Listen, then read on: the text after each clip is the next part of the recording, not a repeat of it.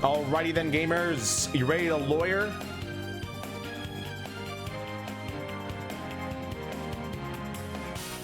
You ready to be lawyers, gamers? Get your evidence list out. Get the extension up and running. It's time to think. Bro, I haven't even fucking started yet, and you're already trying to make me gone.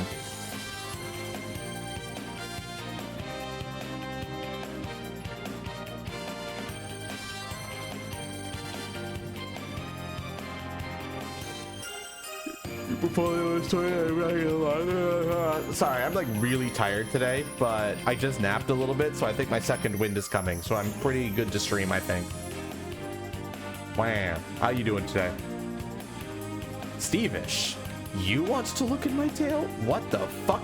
Who are you?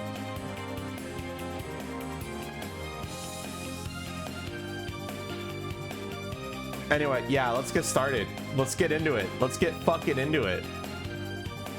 Good tail though, I know, right? Let's just jump into it, chatters.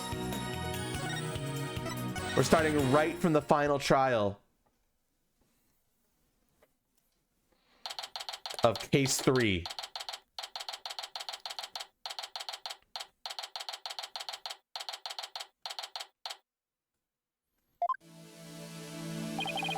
Were you able to sleep last night? Huh? Oh, sleep! Sure, I slept.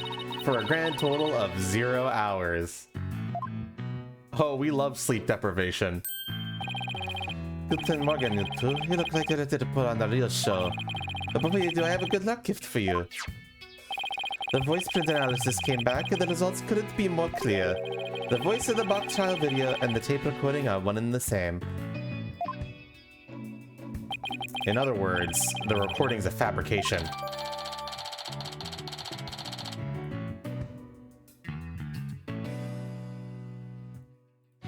It's been identified as a fake. As there's stuff into Azure save you're reserving when you can save an emotional sort for friends. I've never played Voices of the Void, but I know Neo plays it a lot. 1 second. Okay, some fried chicken just showed up. Some Korean fried chicken showed up that my brother ordered a while ago. Let me go grab that.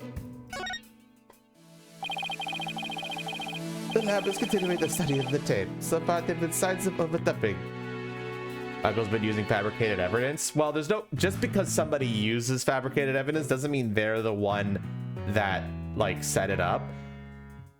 Like, basically, the reason why Phoenix lost his badge is because he couldn't prove that he wasn't the one who created that evidence. But in this case, if the prosecution... Basically, somebody probably gave him that evidence. But we'll see. I'll be right back in just a moment.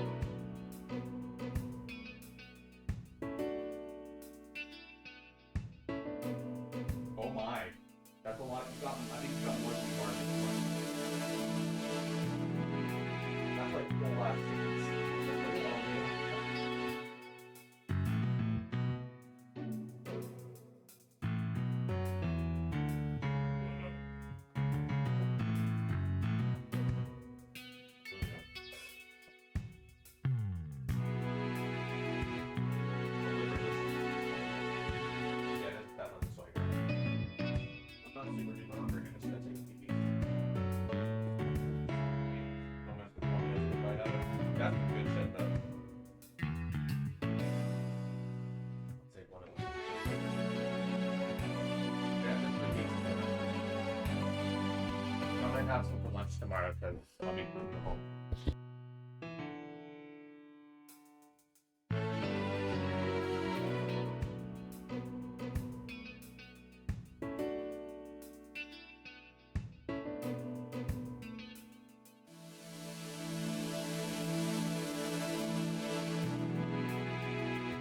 All right, I'm back.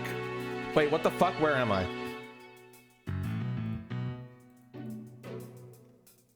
What the fuck happened? What did you all do?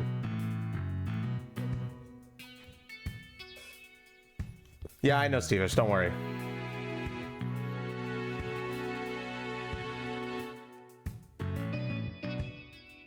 My app just closed. Did it crash or did I accidentally Alt F4 it?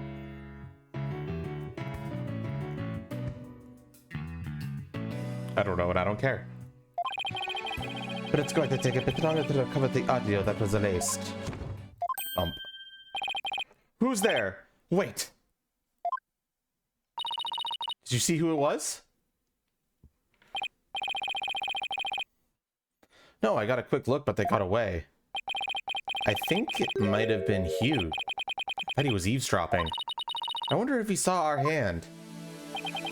Oh, I'm sure he wasn't the only one just now. I bet Robin and Boxgill were listening in too. But make sure that they don't make a run for it. That is my final gift to you. Okay, all that's left now is to reach out to the truth. Reach out to the truth? Did someone reach out to the truth? Hold the fucking phone. Did you just say you're going to reach out to the truth? Hold the fuck up.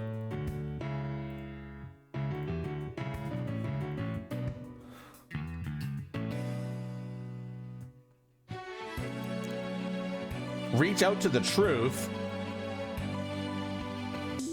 Hold the fuck up. I'm the fuck up. How you doing? Why isn't this? Reach out to the truth.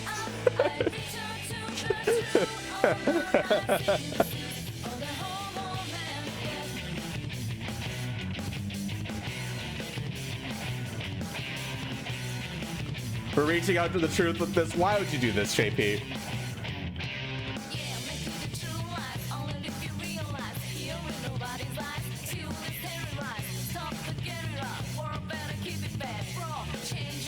I think it did play, Steamer. His music is overpowering it.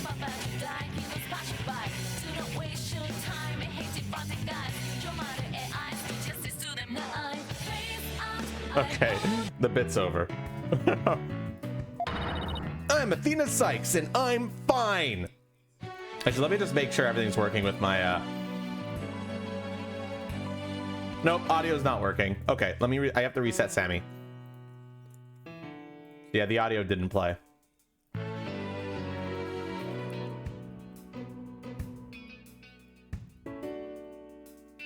Wait, it's not. There we go. Now it is.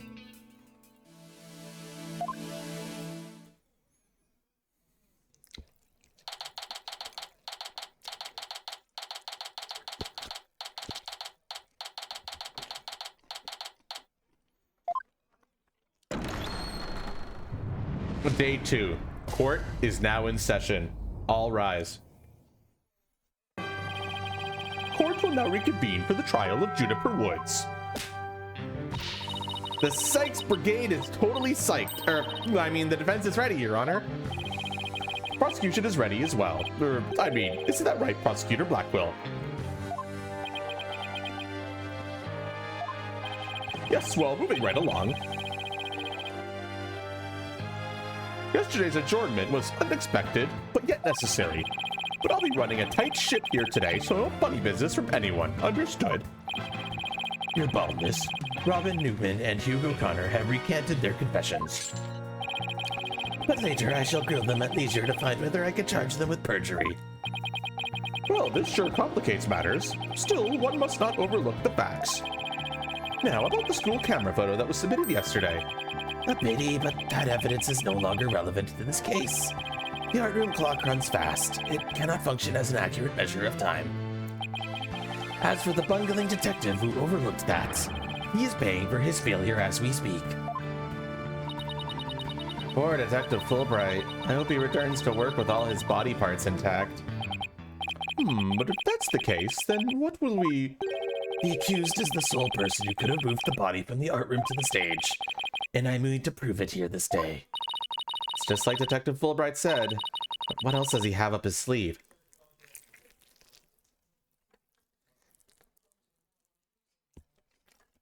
That's for your imagination, Hanataro. Fulbright's getting waterboarded.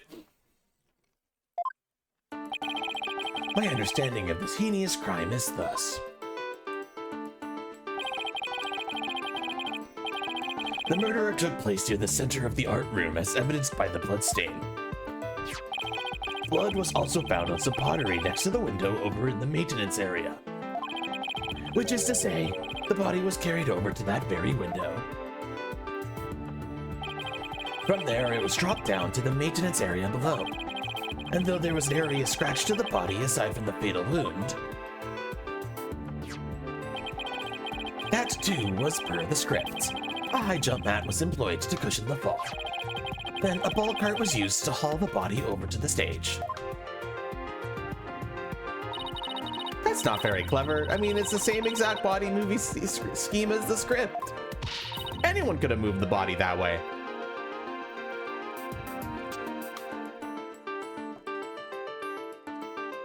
Objection!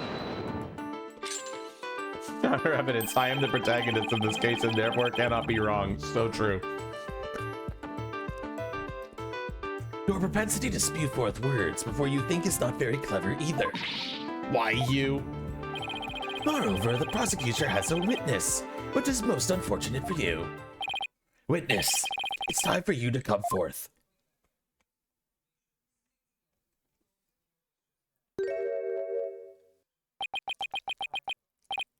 Heh. Well then. Will the witness please state his name and occupation? Hugo Connor. I'm a senior at Themis Legal Academy, and I'm studying to be a lawyer. Yesterday, I told the lawyer there that I would testify to the truth. So, I intend to cooperate fully in today's trial. Happy now, Miss Sykes? What's he up to now?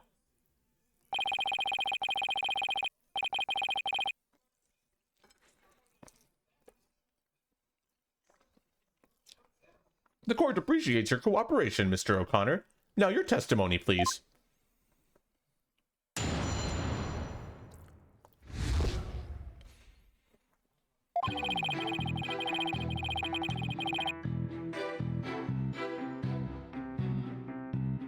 The lecture hall was packed before the mock trial, but the rest of the campus was empty.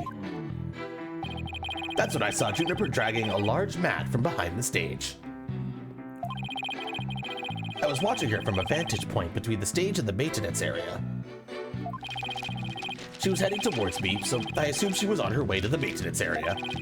But I didn't have time to stand around and see what she did after that. The real truth hurts so much, doesn't it, Miss Sykes? Or maybe you thought I was going to bring up something else entirely against your client. Never a snappy comeback when I need one. He's coming straight at us today using any means possible. To protect the students who had to climb up high when setting up the stage, a mat was brought over to the stage from the storehouse. Hello, Jack. Our client is the student council president. What's wrong with her taking it upon herself to put the mat away after they've used it? Objection! Oh, there is plenty wrong. There is but one mat in the entire school that could cushion a fall from such lofty heights. You're right, I am. Ergo, the mat in question was indispensable to moving the body. It sucks being the last to know everything. I think I get it now. The drag marks we saw behind the stage were made by the mat.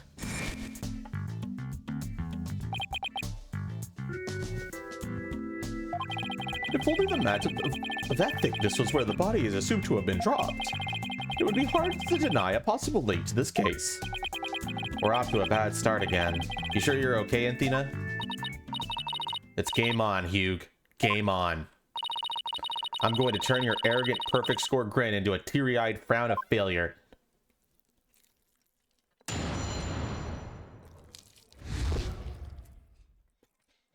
Now I'm going to tell you right now, I already know the contradiction. So, good luck, chat. And not by looking it up beforehand. The lecture hall was packed before the mock trial, but the rest of the campus was empty. Hold it, hold it. Hold it right there. What? I was just getting to the important part. Eager to unsheath your blade, Sykes Dono. Your heavy breath heaves to where I stand. How rude. A human's breath doesn't travel anywhere near that far. So the only issue is distance? You're not denying that you're a heavy breather? I'm just saying that scientific studies have proven that it's not. Hang in there, Athena. No matter how many insults they hurl, it won't affect the judge's opinion of you. What about my own self-esteem?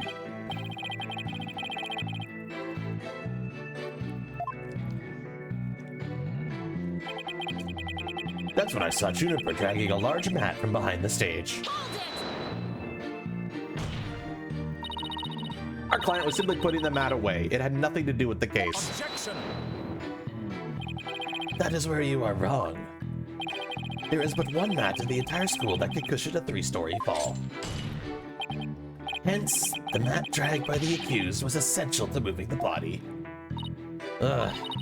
If we win this one, I promise to donate another thick mat to the academy. Now show me how. To show the truth, you'll have my full cooperation.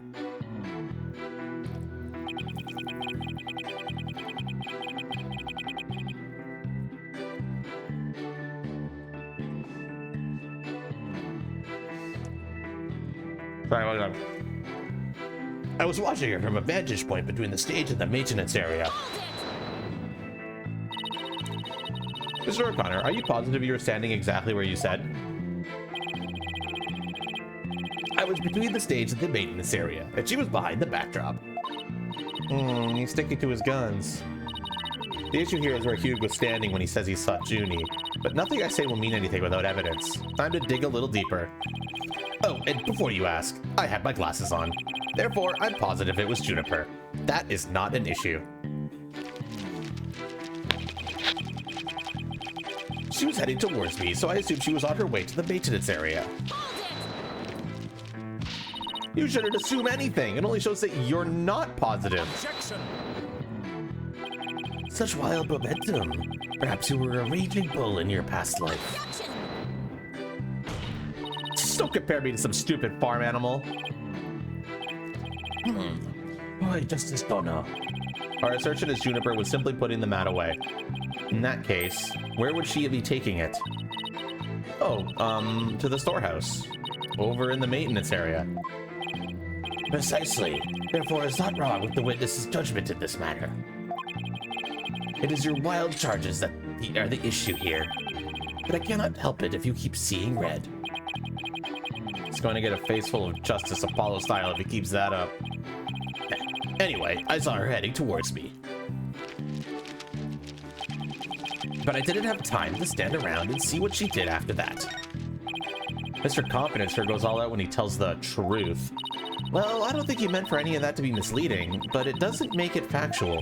Careful now, Athena. A genius like Hugh could be leading you right into a trap.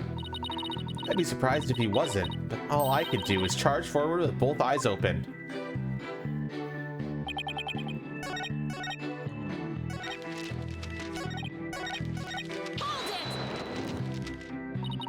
Then it's entirely possible that someone else moved the body, correct? Objection! Are you mad or merely delusional? Everyone was in the lecture hall before the mock trial. The rest of the campus was empty. Ergo, the only possible suspects were the 3 trial participants. I know. Thank you for stating the obvious. I also know that you, Hugh O'Connor, were one of the participants. Mr. Confidence goes all... Okay, we read this already. So right now, we're currently saying Rocketman wants to present on this statement these setup photos. Do we agree with this?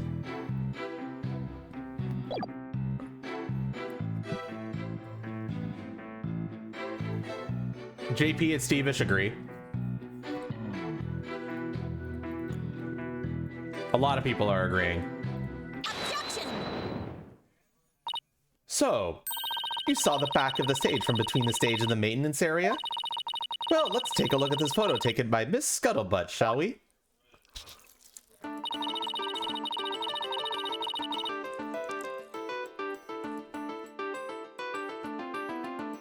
God, you chicken.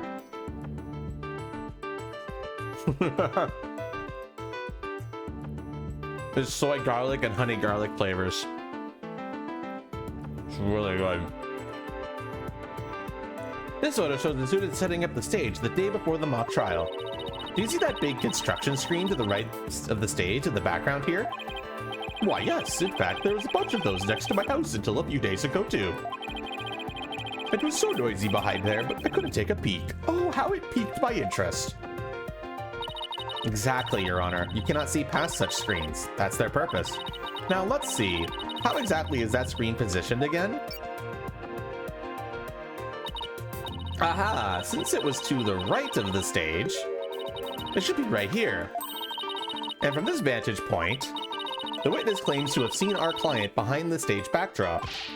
Oh my, the screen would have been completely in the way. That's right. Therefore, the witness couldn't have possibly seen our client from this point. This fucking face, dude.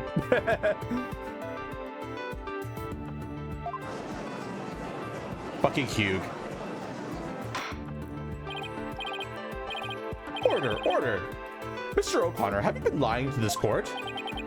Screen, right. It must have slipped my mind. What? Are you telling me Mr. Genius forgot something as literally big as that?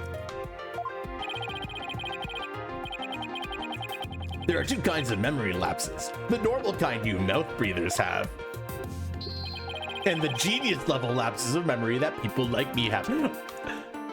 Is he... How can you claim memory loss is like a genius? Shut the fuck up, you're a fucking sufferable prick. Why don't you just admit that it was a normal, everyday brain fart already? Will the witness now please restate what he remembers minus the lapse of memory? That's easy. I was on the other side of the screen. In other words, I witnessed Juniper from the stage side of the screen. You were testifying that our client was behind the stage. But need I remind this court that back of the stage is not visible from the front. To actually see our client behind the stage from the stage side of the screen, the witness himself would also have to be in the same area behind the stage. But in that case, our client would have definitely seen Mr. O'Connor.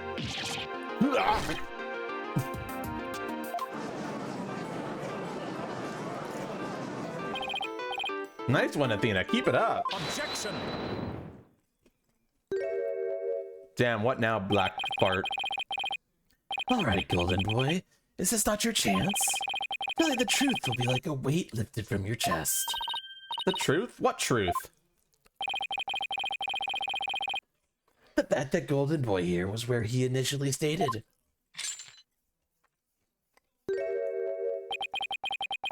That is to say, he was between the maintenance area and the stage. But then the screen would have blocked his view of... Objection! On the ground, yes, his view would have been blocked indeed. But consider how smoke always wants to rise up high. Athena, look at the photo again. Do you think... something on the other side of the screen? Something high enough to see the stage. No way, this crane right here? But I don't remember seeing a crane there on the day of the mock trial. Me neither, but it's probably safe to assume it was moved before you found the body. That's far enough, Prosecutor Blackwell. Remember, you promised. I recall making no such promise. It was you who came blubbering to me about keeping quiet in exchange for information. Nah. What's this about a promise? Is this about whatever Blackwell is using against him? What's it got to do with going into the crane? Golden Boy did not go up into that crane for fun. He was working part-time as a crane operator within school grounds. What? Do you mean to tell me a high school student was operating a crane? The witness... I object to the prosecutor's last statement. There is no proof I ever operated that crane. Actually, there just might be something that proves you did. What? If this whole part-time job thing is true, I doubt it would be limited to a single day. You were probably working at the same site the previous day, too. Is this what you're thinking of, Athena? Yep. As the court can see, this photo captured the crane's operator. And if you look carefully, he bears a definite resemblance to Mr. O'Connor. Are you serious? This is ridiculous. Ah, very interesting. Let's ascertain whether this is as ridiculous as the witness maintains. The defense agrees with the prosecution. Let's bring the facts to light. It's all very well and good, but how do you propose to do that? The person in the photo has one really distinguishing feature. I'm not 100% sure, but it's at least worth a try. We can clearly identify the person in this photo as the witness by examining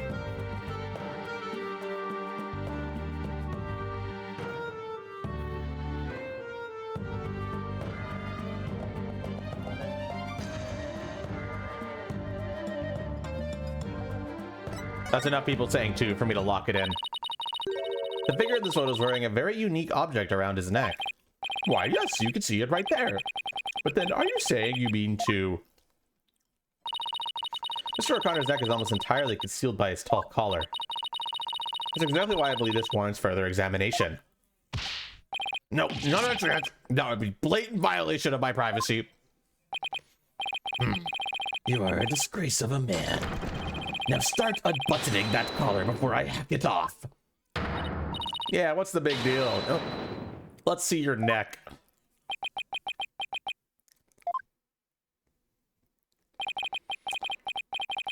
Guess I have no choice.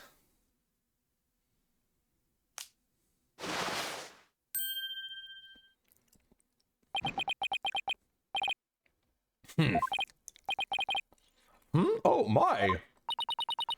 So where did you buy that neckband, if I might ask? I didn't buy it.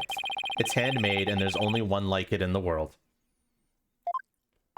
Well, it sure looks like the neckband in the photo. Should we have the photo analyzed? You are one irritating lady. Fine, I admit it. I worked a part-time construction job. It has nothing to do with our school. Operating heavy equipment is no big deal for a guy who can parallel park one-handed. But I never expected one of my jobs would take me to my own school. But when you factor in all of the required tests and apprenticeship period, wouldn't you have to be at least 20 to have a license for operating a crane? Oh, about that. You see, I'm a genius, so, you know. Objection. Let us dispense with this innate charade, golden boy. No, Prosecutor Blackwell, please don't. High school seniors are 19 at most. Thus, they fail to complete the requirements. But that does not apply to you. Does it, Mr. O'Connor? Why doesn't it apply? He's a senior, so he's around that age, right? No, don't, please! Actually, Golden Boy here is 25. He took 7-year break from school.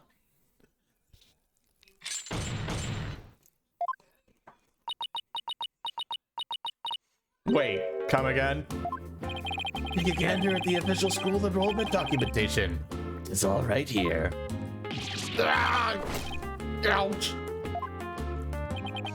25? You mean he's older than me?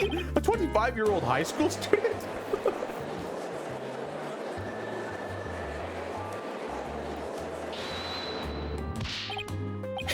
A 7-year break? 7 years? I've just one thing to say. There are two kinds of 7-year breaks. The ordinary kind you mouth breathers take. And the genius kind people like me take.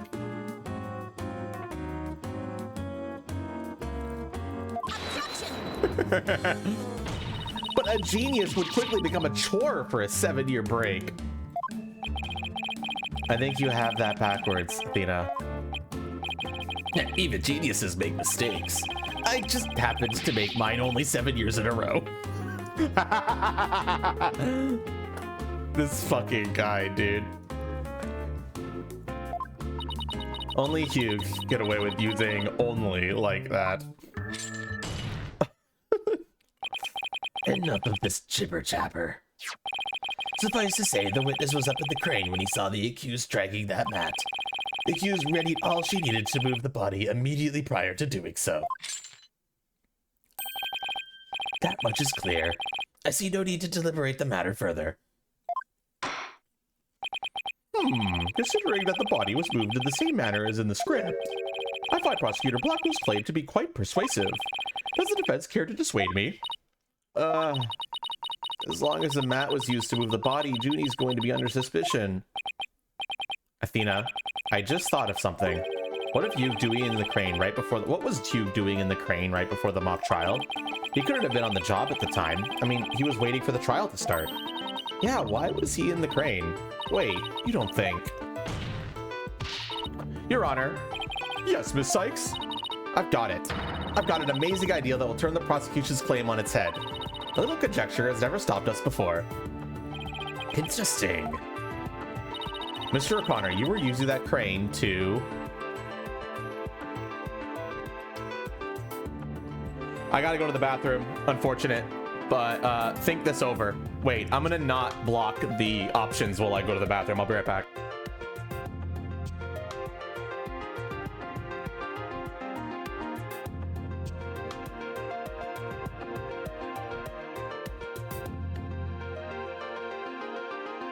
Nice tail. Perfect.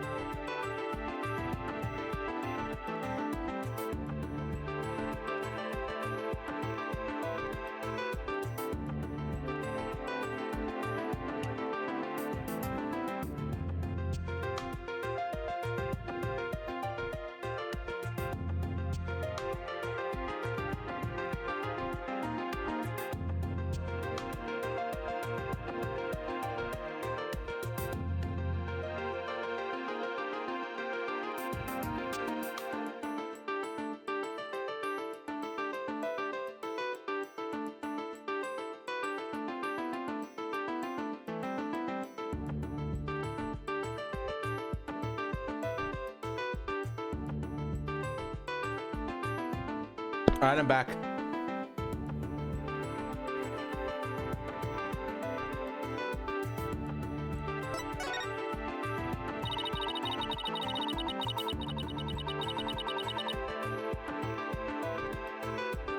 The body was just like it was in the script, so it must have been moved like in the script too. At least, that's what the prosecution believes. How simplistic, even foolish. Those are pretty strong words, Athena. You sure about this? The witness is a licensed crane operator, so he could have used it to move the body. Objection. Well, Golden Boy, care to chime in? I had dissent to say no more on the matter, save that this does not bode well for you. Wait, he's on my side this time? Or is this another trap? Hey, watch this. I could use a bow and arrow one-handed. Wow, that's a crazy level of dexterity. I can even drive a crane with one hand. That's easy. Why are you driving a crane with one? But operating the crane itself is so complex, it requires both hands. Now, I would have the court look at this.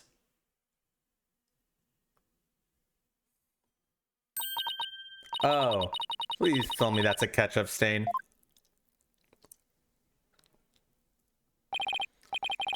You wish. My hand was injured and required surgery. That's the reason I kept my hand in my pocket all this time. I have already verified this with the hospital of treatment. Quite a nasty wound, they say. So, how did you hurt it? I see no need to discuss that. It has no relevance to this case. 2 hands are required to operate complex machinery such as a crane.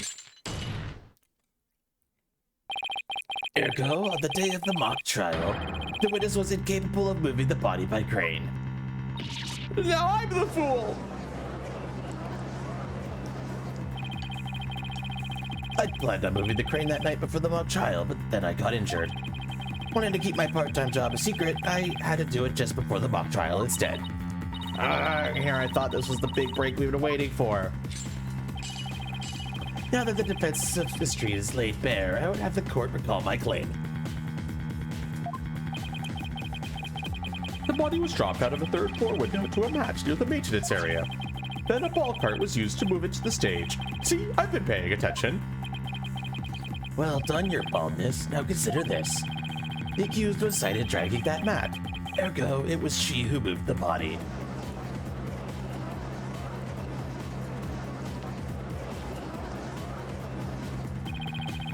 I think you're on the right track, Athena. You do?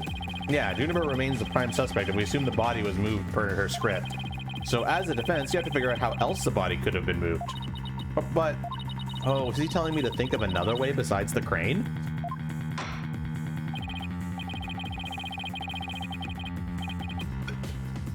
Miss Sykes, if you have a counter-argument, this court would love to hear it. And if you do not, it is time for the verdict. Is that correct, your baldness?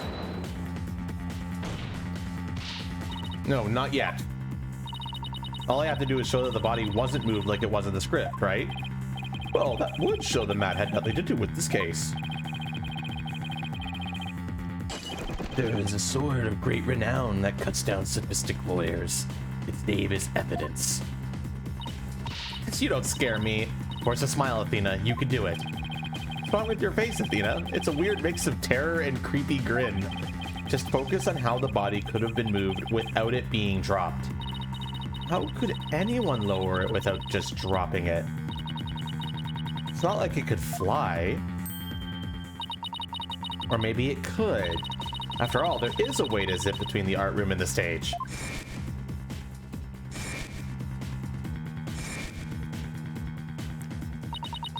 Someone could have easily used that thing. Oh, yes, of course. Miss Sykes, the court would like to see what you have for us.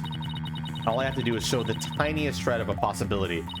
The mat and the ball cart weren't used to move the body. This is what was used.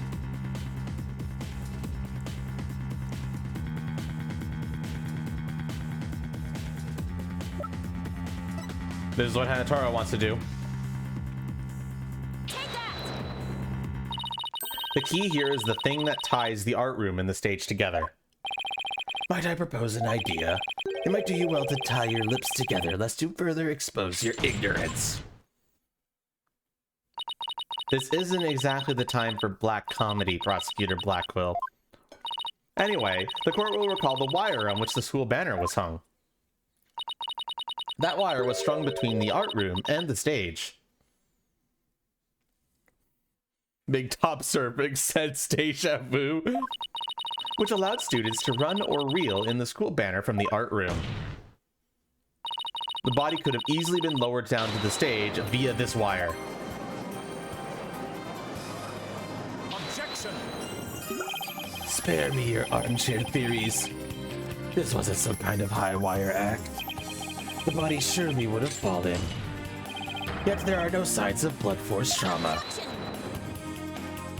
Oh, you surprised me, Prosecutor Blackquill. You didn't actually think I failed to account for that?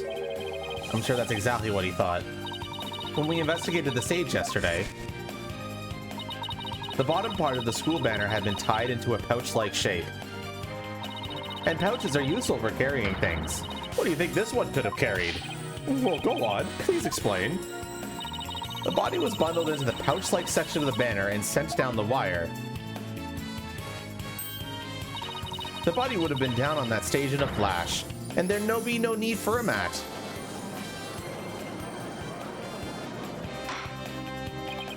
I've heard the phrase, carrying the banner. But the banner do we the carrying? Objection! I've no patience for you and your cheap parlor tricks. Your claim is as shaky as a corpse performing that absurd high wire act. If you have actual objection, then just come out and say it.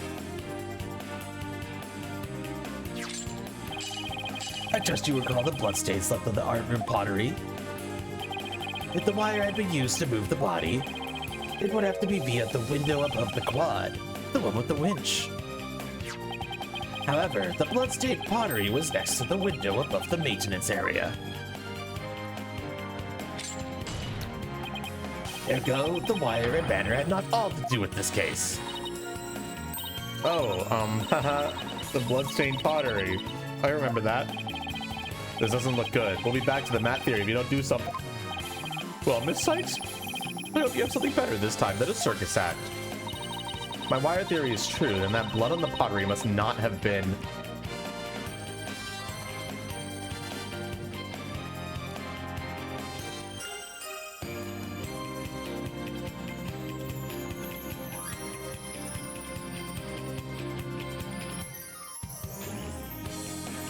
Three people say one, that's enough.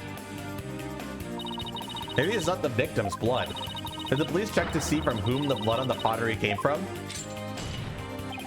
Shame on you, Sykes Dono. Have a little more respect for the constabulary.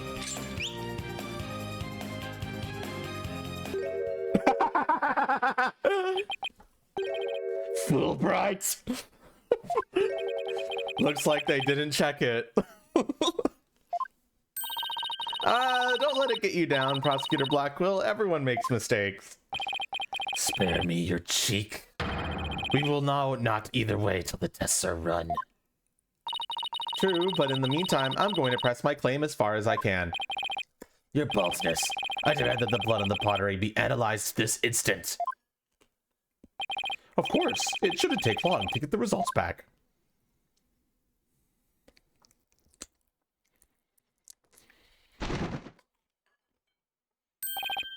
Oh my, that was quick. For history, if it turns out to be the victim's blood. Please let it be someone else's. It seems the blood was not from the victim. What? Furthermore, a comparison with other parties involved with this case reveals that the blood belongs to one Hugo Connor. Score!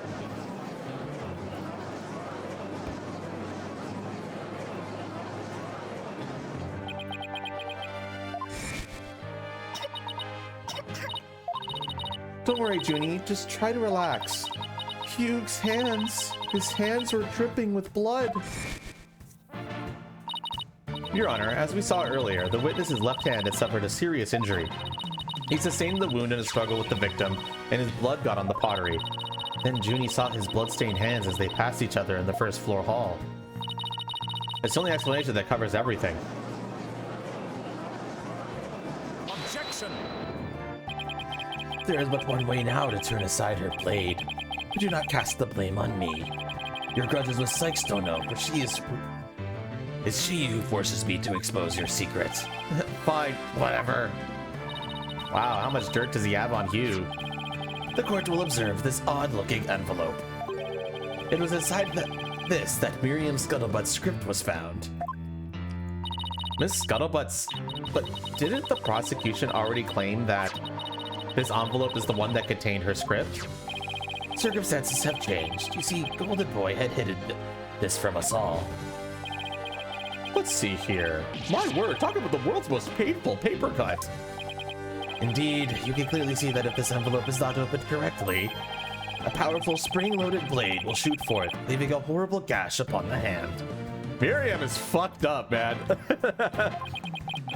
The only one who had been told of the correct way to open it was Constance Court. You really want to see my script that bad? Well, you better watch out. Read it without my permission, and you'll wish you hadn't. Yikes. Miriam wasn't kidding when she said that. The blood on the blade is the witness's. Our genius here tried to sneak a peek at the wrong script, and paid for his foolishness. Ouch! This guy is the worst genius I've ever seen. Don't worry, Athena. The wound isn't that deep. We've still got the wire theory. Yeah, I've got it. Since the blood by the window overlooking the maintenance area isn't the victim's, there is no longer any basis for denying the body was moved using the wire and banner.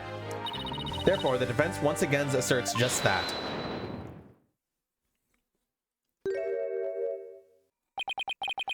Call yourself a lawyer? Don't you see the glaring contradiction in your thinking? Huh? The court would like to remind the witness that his role is not to point out. And you? How can you adhere to such outdated beliefs? But whatever. It seems you've forgotten the two statues that were on stage directly below the wire. A body set sliding down that wire would have crashed into them. Care to explain that away? Why, I believe he's right. The statues and the wire are extremely close together. So the body would have collided with the statues? What if they did collide? Wait, that's it.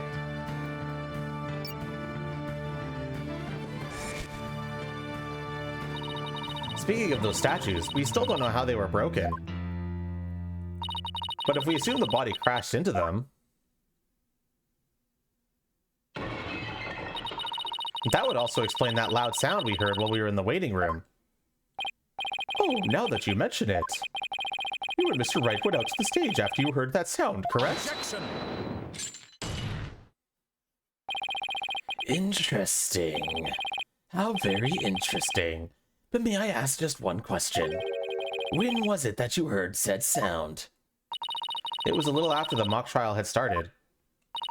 Mr. Wright and I were practically bored to tears in the waiting room when... Yeah! Precisely. If that sound you heard did happen while the body was being moved, that would place it during the mock trial. Oof.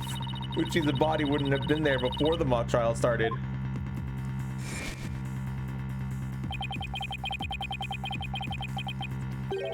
I saw the body. He said he saw the body before the mock trial. If so, then my claim that the body was moved during the mock trial doesn't hold water. Stupid contradiction. It's going to get me and our case killed. The focus on the 3 suspects because the body was moved before the mock trial. That has been the major premise thus far. Your assertion, therefore, contradicts the very foundation of this case. Both sides still lack incontrovertible evidence. Now, should we not also treat Golden Boy's testimony with some level of suspicion? Good point. but Prosecutor Blackwell is on our side. I bet he's figured out the truth behind this case. Well, great. As long as he's not up to something else.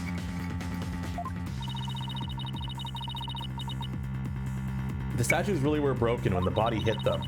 And Hugh's statement about seeing the body before the mock trial is a big fat lie. Okay, Mr. O'Connor, let's get to the bottom of this contradiction about when you saw the body. Look me straight in the eyes and repeat your statement to me. Like I said before, before the mock trial, the body was, you know... I shall only say this once, Golden Boy. You had best tell the truth, and do it now. That is, if your head wishes to enjoy the continued companionship of your body. Yikes! Now, out with it. Do you truly witness the body? Or were you just lying about it? Well, which is it?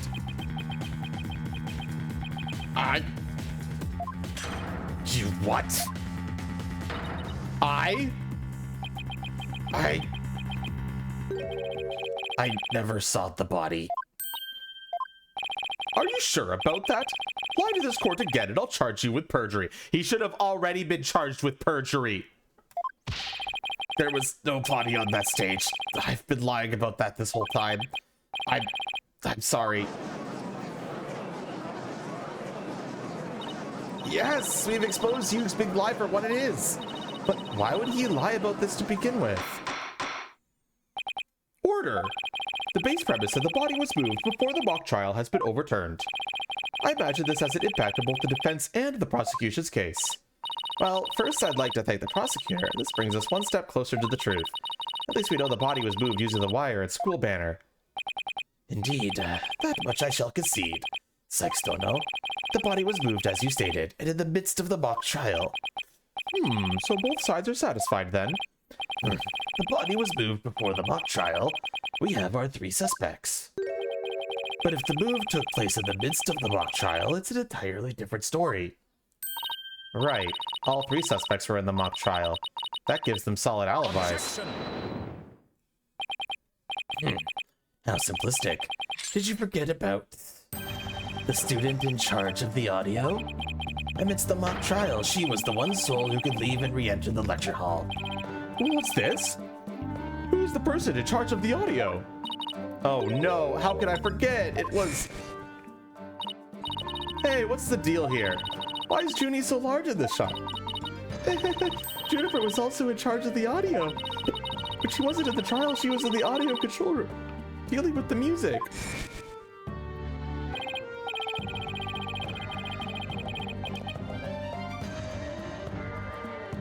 Actually, Japan is innocent until proven guilty. It's just that the general consensus is that if you get taken to court, it's harder.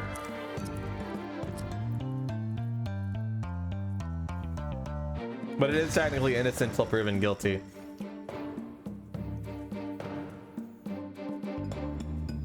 I believe. I don't know. I'm not informed enough. Whatever. Was none other than the accused, Juniper Woods, for she was in charge of the audio.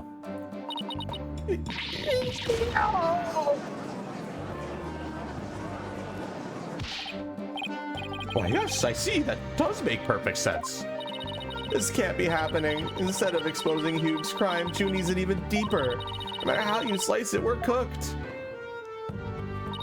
And here I thought Prosecutor Blackwell was on our side, at least on this issue. The Twisted Samurai strikes again. Twisted? It's more like dirty rotten. Your baldness. It is time to put an end to this farce. The prosecution has presented quite a convincing case, but the defense has one last chance to voice any remaining objections. Well, Miss Sykes? Apollo, what are we going to do? I've got nothing left. Nothing. Nada. Nint. I've been trying to think of something, but I'm drawing a big blank too. Poor Junie. Unless we figure out something, she'll be... objection. Objection. Well, I object to...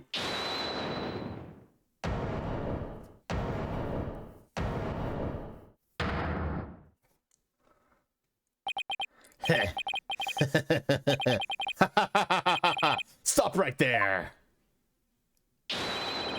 all ears to me. It's time you heard about the rare genius of Hugo Connor.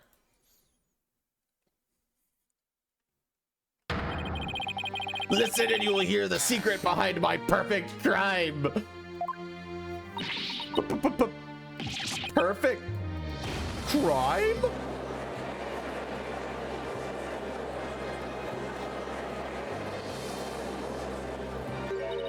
Wait, this is some serious deja vu. Didn't we just go through something like this yesterday? Yes, we did. It said better not be another one of his enraging traps. The murder, the moving of the body, the cover-up, it all sprung from my brilliant mind. Well, go ahead. Arrest me. The real killer is right before you. Order, I say. Mr. O'Connor, you already confessed yesterday, then earlier today recanted your confession. As you mount me this to comprehend my genius, the end justifies the means. Now bow down and kneel. Kneel before my great and maddening intellect. Objection! Enough. The only thing maddening is the ignominy. Fuck, what is that word?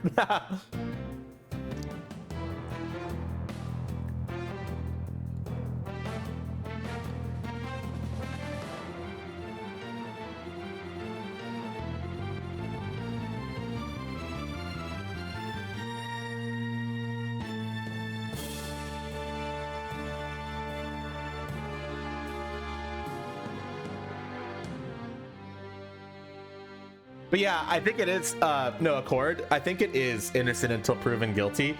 I think the big difference with Japan is that they don't actually take anything to court until they're like 99.5% sure they're guilty. So basically, it's harder to take something to court than it is here. That's why it has a 90% conviction rate. Although I'm not 100% sure about that either.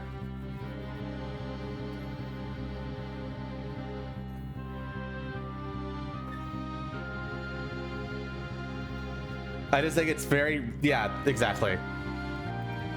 Essentially, they have a high conviction rate because they only take things that they're confident in to court. Things they're not confident in don't go to court.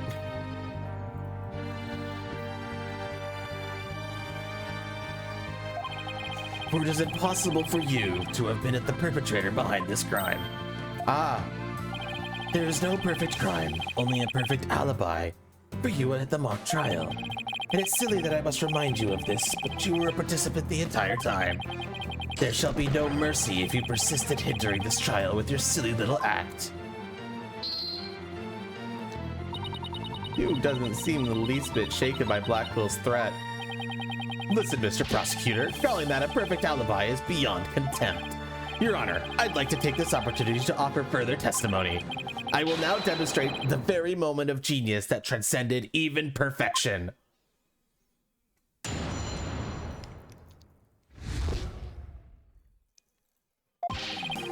You won't believe this, but he used the body double. That wasn't the real me at the mock trial. That means I didn't almost lose. My body double almost did. I slipped out stealthily while my double took care of the trial. I had the run of the campus. In short, I'm the killer. Juniper's innocent.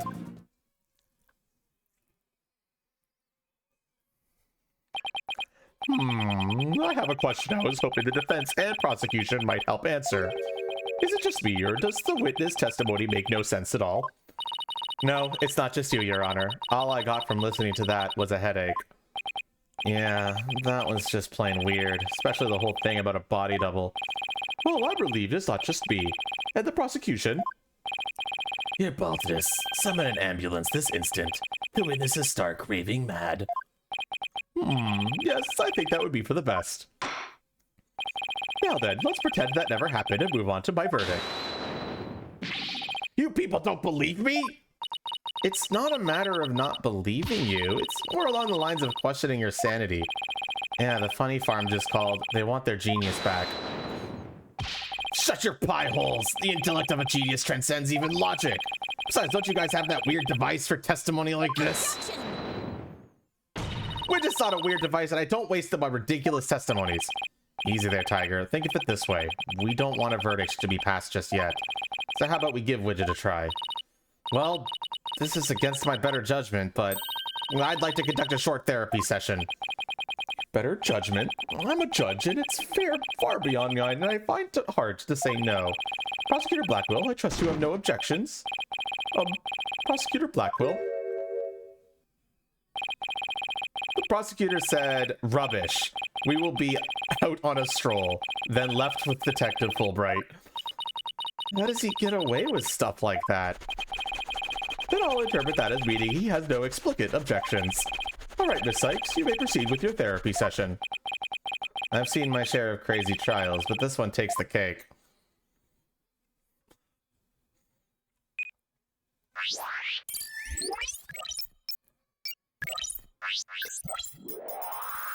Bro, it's fucking done with you.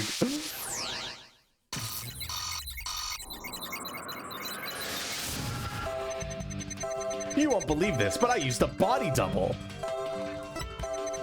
That wasn't the real me at the mock trial. That means I didn't almost lose. My body double did. I slipped out stealthily while my double took care of the trial. I had the run of the campus. In short, I'm the killer. Juniper's innocent. I don't get it. His confession is overflowing with happiness. Maybe he enjoys thinking about how his musk-breather can't comprehend his genius. But this goes way beyond normal happiness. He seems to take an insane level of delight in his confession.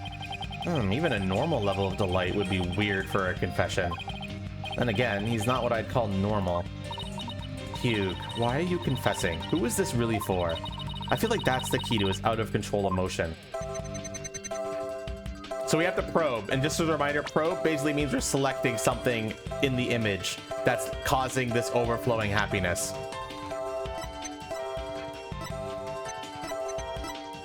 JP is saying to put Juniper Woods here. Do we agree with that?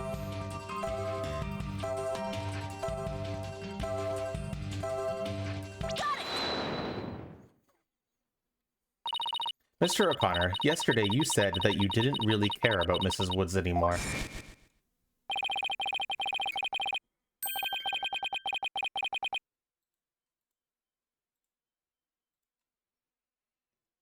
I already told you, Juniper, so I might as well tell you. I don't really care about her anymore. What? Why? Yeah, well, Juniper reported my secret to Professor Court. His secret? Oh, the bribe. She wanted nothing to do with me because I had disappointed her. That's why I don't care about her anymore. I was never trying to protect her. My confession was always about one thing and one thing only. The truth. Mr. O'Connor, you feel great happiness in the fact that you might help set Miss Woods free. So much that it overshadowed all your other emotions. What are you... I can hear it clearly now, Mr. O'Connor. The discord you've been trying to suppress. People don't normally feel like you do when you confessed. So Hugh really was trying to protect Juniper? Yes, I'm sure of it. Hugh's feelings for her are the real deal. But that means his confession is... We figured out the obvious, have we?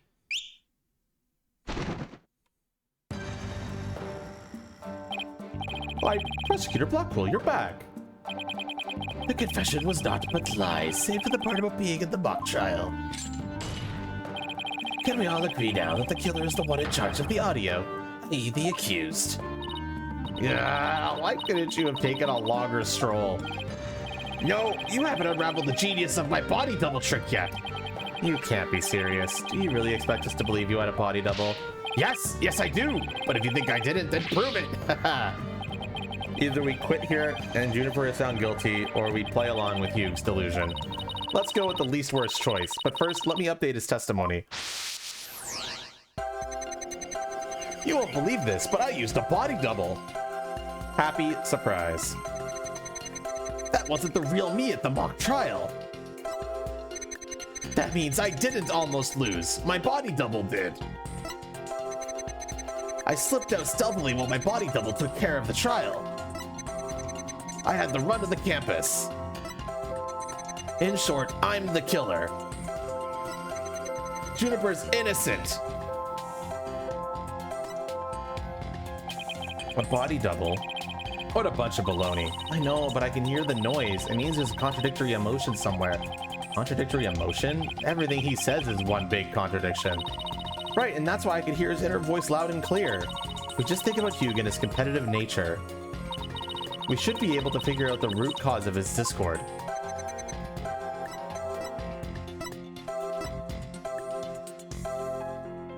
This is a statement that you want to put in? Or do you mean this statement? Because this is statement 5.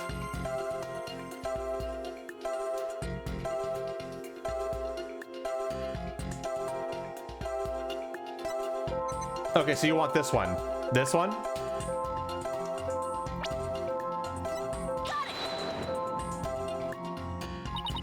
Mr. O'Connor, this emotion is inconsistent with your testimony.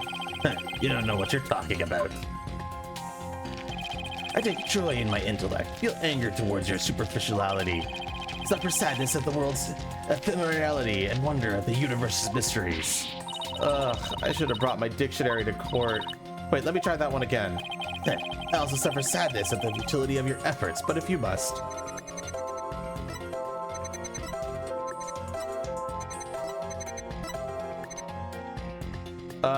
Quill wants to present happiness on this statement.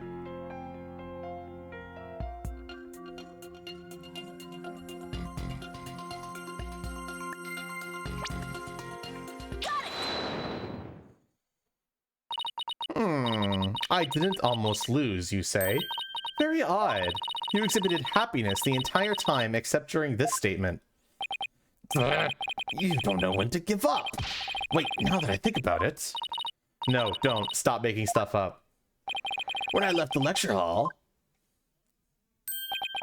it was during Professor Mead's pre-trial speech. That's when I moved the body. I then slipped back in just before the verdict. So you're saying you were there the moment your double was about to lose? Yes, I was. Naturally, I wasn't happy when I saw that.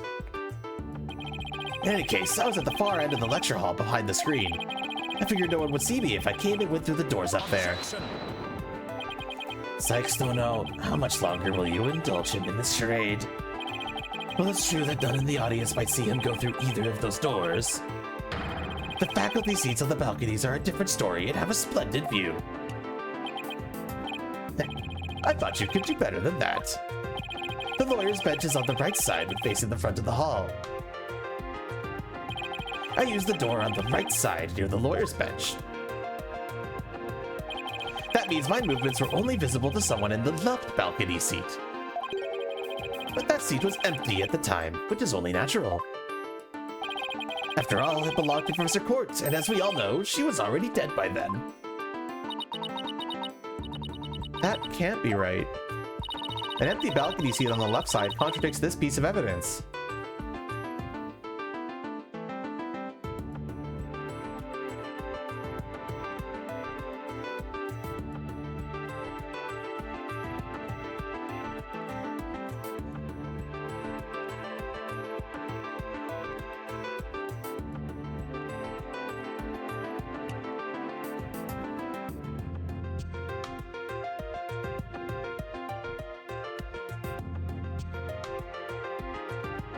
Rocketman wants to present the lecture hall diagram.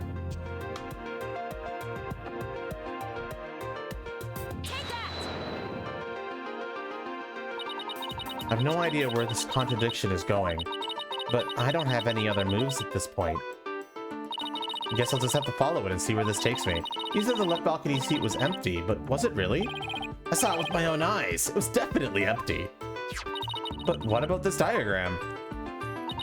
According to this, Professor Means was supposed to be seated in the left balcony seat. But if you left the lecture hall during his pre-trial speech, he would have been standing there at his seat addressing the students and faculty. No, this can't be right. You do no one any favors by exposing the falsities of his confession. I've told plenty of lies so far, but this part is true, I tell you. There was nobody in the left balcony seat. You gotta believe me. It doesn't seem like he's lying this time. Okay, Mr. O'Connor, let's have you testify again, but this time don't spare any details. You got it. I'll repeat it as many times as you like. I mean, my ingenious escape act warrants repeating. Consider I'm the real killer. All I really care about is whether that seat was empty or not.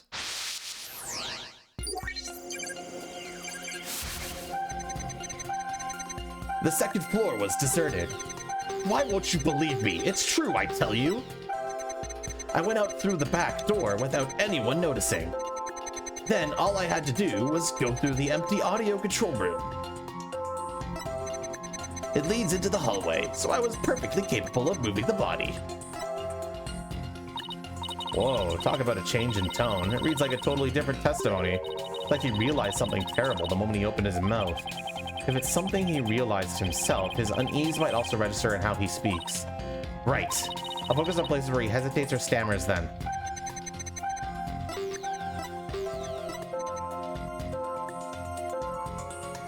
This is the statement I think you want to present on, right?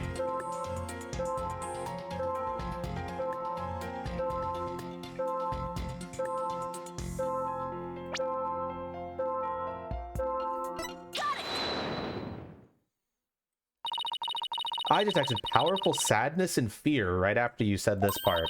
It's as if you said something you shouldn't have. What's wrong with you? You shouldn't reveal the person's inner feelings for all to see. Mr. O'Connor, it's you who is revealing your inner emotions by the way you speak. Plus, I have a good idea about why you're feeling sad. You're a horrible person. Can't you just leave me be? You said that you went through the empty audio control room, but that's not true, is it? There was somebody who returned from there once Professor Means finished his speech. And that someone who was in the audio control room was...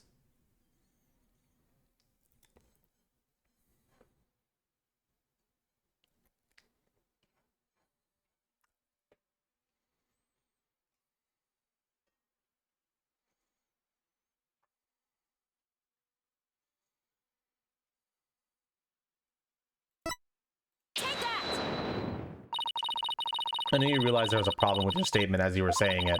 That's why you felt so uneasy. If the audio control room really was empty, that would mean Miss Woods was roaming around the campus. Mr. O'Connor, if you really want to protect Miss Woods, just tell the truth. If you believe in her, revealing the truth is the same as protecting her. Juniper's innocent. That's the truth. But in this dark age of the law, the truth could be easily twisted to serve anyone's needs. When the end justifies the means, your only choice is to fight back with lies. Hugh's heart won't hold out under this battle between truth and lies. Is there something I could do to make him recant his false testimony? I fear nothing now that I have lost everything. Go ahead, Prosecutor Blackwell. Cut me down if you wish. I thought you'd never ask. With you gone, we may swiftly proceed to a verdict.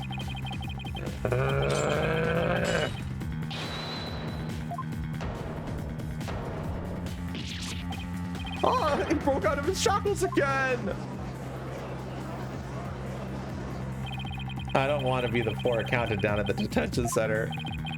Hugo Connor, in deference to your valor, I will limit your suffering with one clean blow. Could you wait just one moment before you cut him down? Do not come between a samurai and his foe, Sykes Dono. I never learned about this in law school.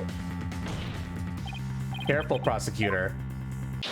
Remember that shocking experience you had last time. Very well, Golden Boy may live. For now.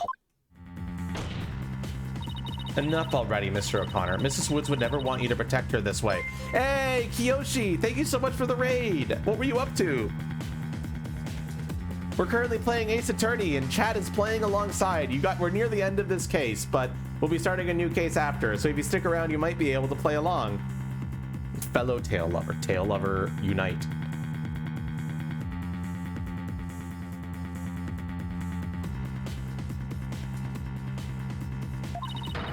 She values the friendship between the three of you more than anything. That's where you're wrong. He doesn't feel anything for me now. What does it matter anymore? I might as well tell you everything. This is, no doubt, news to you, but I am not and never was a genius. Sorry, but I already knew. Me too. And don't forget me! Though, in all fairness, it was pretty obvious. How's the case going? Good. I thought he was a genius at first, but The stuff he said was crazy. I agree, Miss Ash. I don't need to rub it in. Just shut up and listen. It all started several days ago. I accidentally learned that my parents have been paying good money for my grades. Hey! Chiarda Volley, thank you so much for the follow. Playing Call of Cthulhu? Hell yeah. But that's bribery. So the bribery wasn't Hugh's idea. All of my perfect scores were the product of cold hard cash, not genius. 6 out of 10 game of the ending was pretty good. That's good. Even worse when I confronted my parents about it over the phone. Juniper overheard me. Oh my, what terrible misunderstanding. I've been living a lie. I don't know what else there is to say. I'm no genius. I'm completely worthless.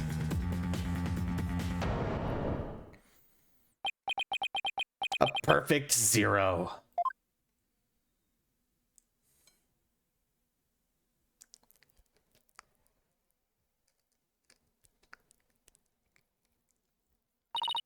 Hugh. Even so, I still wanted to make it up to Juniper for disappointing her like that. That's why I wanted to clear her name by pinning the blame on me. I mean, she probably hates me now, so it'd be a relief for her to see me locked away. If you were trying to help her, then why did you testify against her? You were the ones who told me to tell the truth yesterday. So I thought if I did, it would help her. He wasn't trying to provoke us? It looks like we seriously misunderstood him, in more ways than one. At the detention center yesterday, Junie was in tears when she opened up to me. But the truth is, the friendship between the three of them is still rock solid. There was something that could help me prove that to Hugh. We even have proof of our friendship. Yeah, as long as our friendship lasts, you can bet we'll be carrying them around. I know. What about that proof of friendship they mentioned? I wonder where or what it is. I didn't buy it.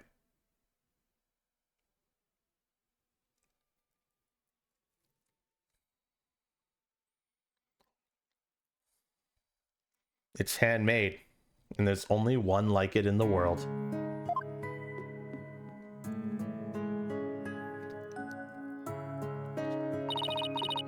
Maybe it's... No, that's definitely it.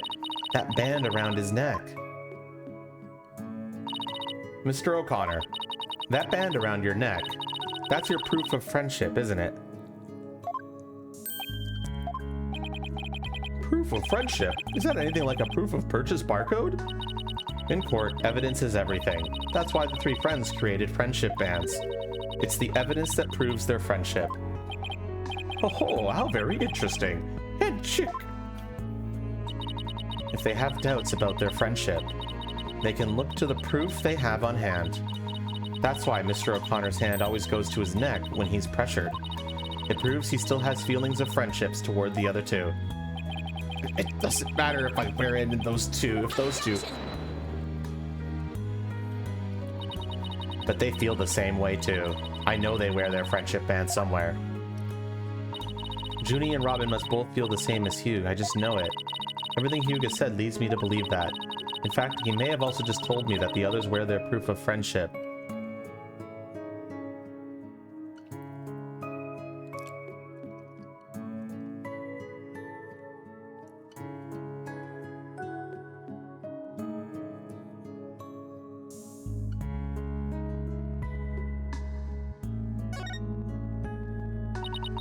All we have to do is think back to their testimonies. Ready? Miss Newman holds her arm when pressured. And Miss Woods holds her wrist. I know Miss Woods very well. She would never abandon her friendship with you over something like this. And taking the blame for her will only succeed in making her terribly sad.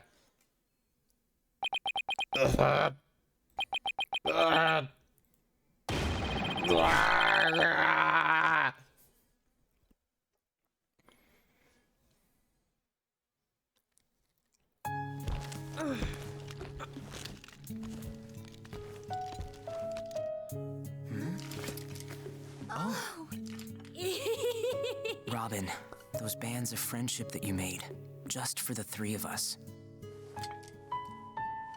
You may have forgotten about them, but not me.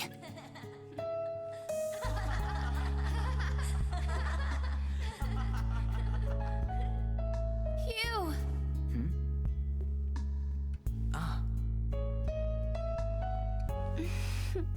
Hey, Hugh!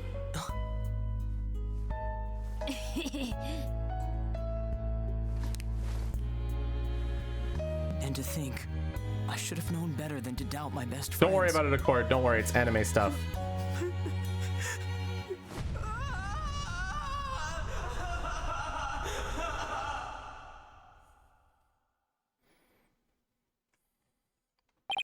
I didn't kill anyone. And I didn't have a body double. I didn't move the body. I didn't even see it. And it may look like I'm speed reading Zen and the art of mastering the bar exam, but I haven't read a single word. Well, you could have fooled me. In fact, you did. Hugh. So, Miss Sykes, can I place my trust in you? I'm going to save Junie. So yes, you can place your trust in me. Then am I to understand that the witness is recanting his confession? Yes.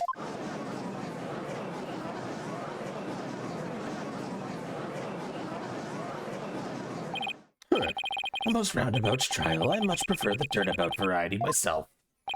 Now we are back to the fact that there was but one suspect who lacked an alibi, which is, in the end, the truth you've been seeking this entire time. So we're back to square one. Now I'm exhausted and depressed. Probably doesn't matter at this point, but I might as well update the mood matrix.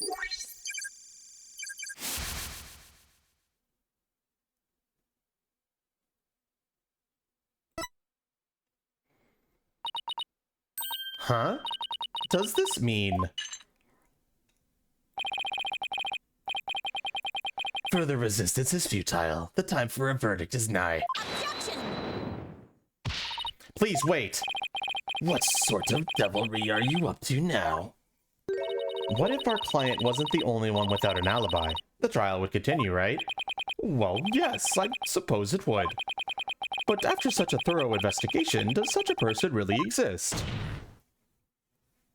Yes, we found someone. It may have seemed like a major roundabout, but Mr. O'Connor's testimony has cracked this case. There's no more noise. Hugh is telling the truth now. During the mock trial, the balcony opposite to him really was empty, which now means there is one person unaccounted for.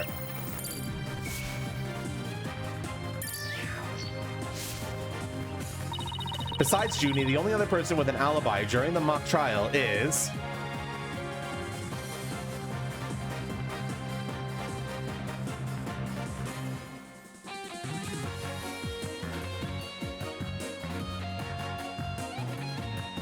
JB, what the fuck kind of word salad is that? A wrist go fucker.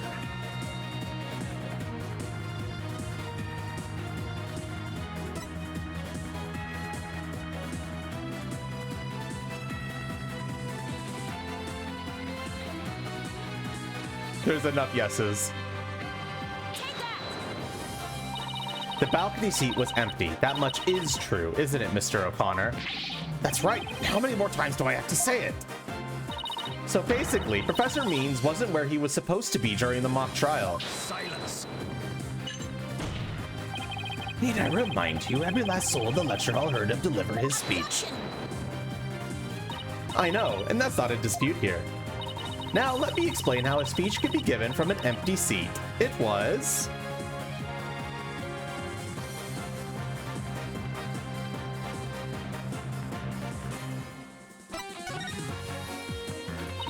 What if the speech was pre-recorded? That's the only way the speech could have been delivered from an empty balcony seat.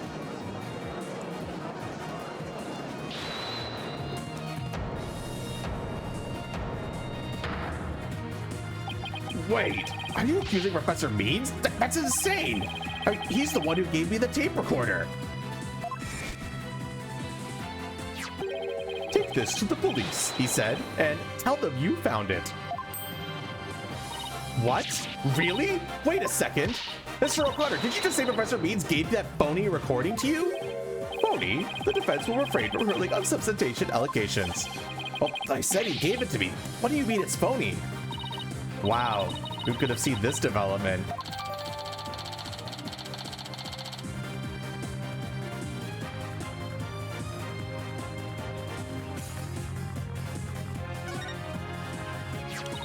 The voice shouting "You're a goner" as recorded on this tape was dubbed onto it using the line our client said in the mock trial video.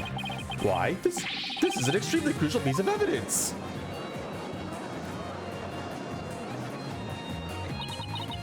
Mr. Means gave Hugh the phony tape.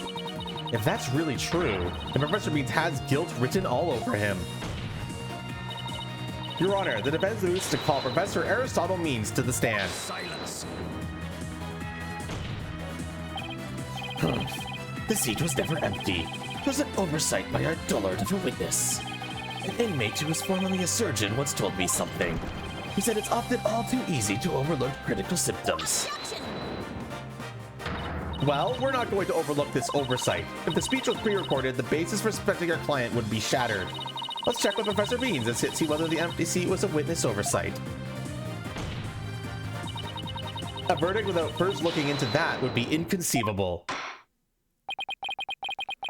That's enough, both of you. Now here's my opinion on the matter. While the surgeon overlooking critical symptoms is a problem, a witness's oversight too must not be overlooked. Thus, as to a matter whether Professor Beans was or was not in his faculty seat, I believe we must ask the professor himself. I agree. Professor Means should be here in the gallery today. Do as you please.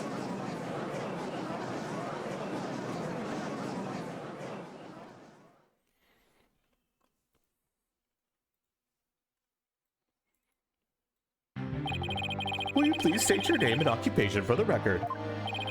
Certainly, I am Aristotle Means. I teach the lawyer course at Thebes Legal Academy, and let me add that while I welcome any opportunity to assist with the trial, I don't care for this undue suspicion. Don't worry, Professor. We're just interested in the mock trial video right now. We just need to take another look at that speech you gave. Can we count on your cooperation in this? Very well, if that's all you're interested in. Please proceed, Miss Sykes. I need to find some sort of evidence that shows this speech was pre-recorded. Alright, I believe we're ready. Let's roll the video.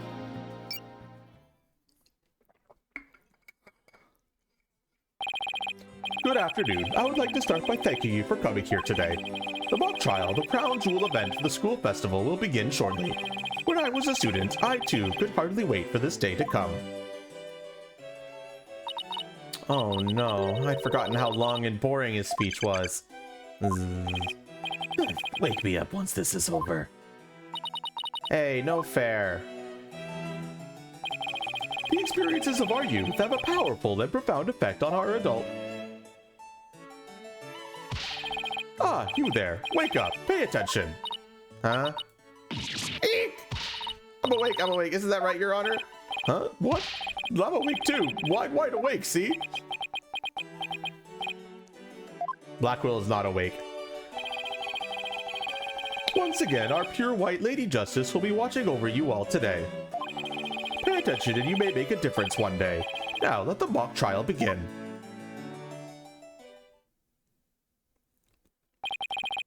That's about it. One of my better speeches, if I do say so myself. I even saw some of our students with tears in their eyes. He's obviously not familiar with the phrase bored to tears. Listen, Sykes Donnell, if you have subjected me to this epic study in tedium without purpose, Taco will feast on your tongue after I cut it out. But you were asleep the whole time. Oh, Miss Sykes, did you notice anything strange about that speech? Can I please hear that last part again? Once again, our pure white Lady Justice will be watching over you all today. There, I finally found what we needed. Professor Beans, I have only one question about your speech.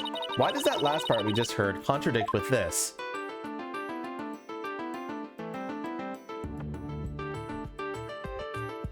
What are we selecting, chat?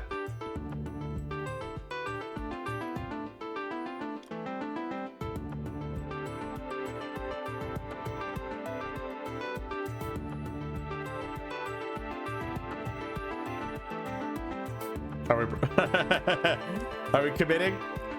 We are. The professor said the pure white Lady Justice would be watching over them. The Lady Justice in the video isn't even close to being white. It's as gold can be. I'm not sure I could wrap my jaw around to test its authenticity. I didn't say it was made of gold, Your Honor. Now, it is true that the statue is pure white, but it broke before the mock trial began. The one you see here is a replacement. Oh, well, that's a shame on every count. Ironically, this golden statue sticks out like a sore thumb compared to the white one, meaning the professor wouldn't have made a mistake in its color if he'd been present.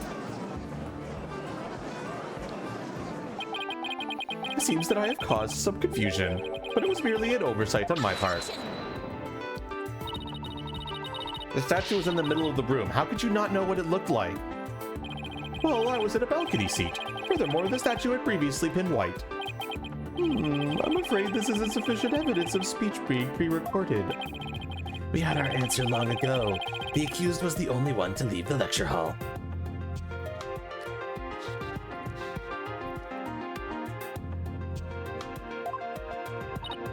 No, wait. There's got to be something that can prove that the speech is pre-recorded. According to the mock trial video, the speech started here and ended here. It was a little over 10 minutes, but I doubt anyone wants to be tortured again. It was only a little over 10 minutes? It felt like it went on forever. Have you figured out how long it was? Easy. There's a timestamp in the top right. All you have to do is subtract the time the speech started from the time it ended. The speech goes from the 10-minute mark to 20:35. Wait a second.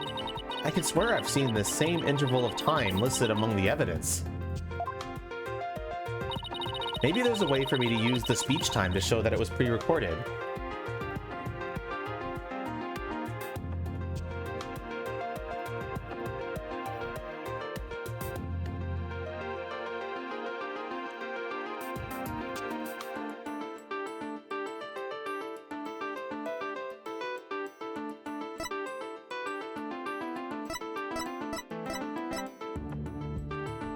Are you sure about that?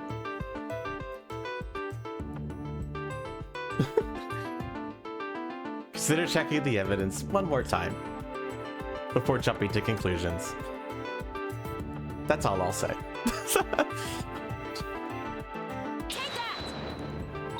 The speech was pre-recorded, and iProof is right here. I'm sure of it mentally, physically, psychologically, you name it. You're sure you're sure? Huh? Oh, well, yes, I'm sure. I think. Perhaps this penalty will help you make your case with more conviction. Let's see. The speech took a total of 10 minutes and 35 seconds. 10:35. Where have I seen that number before?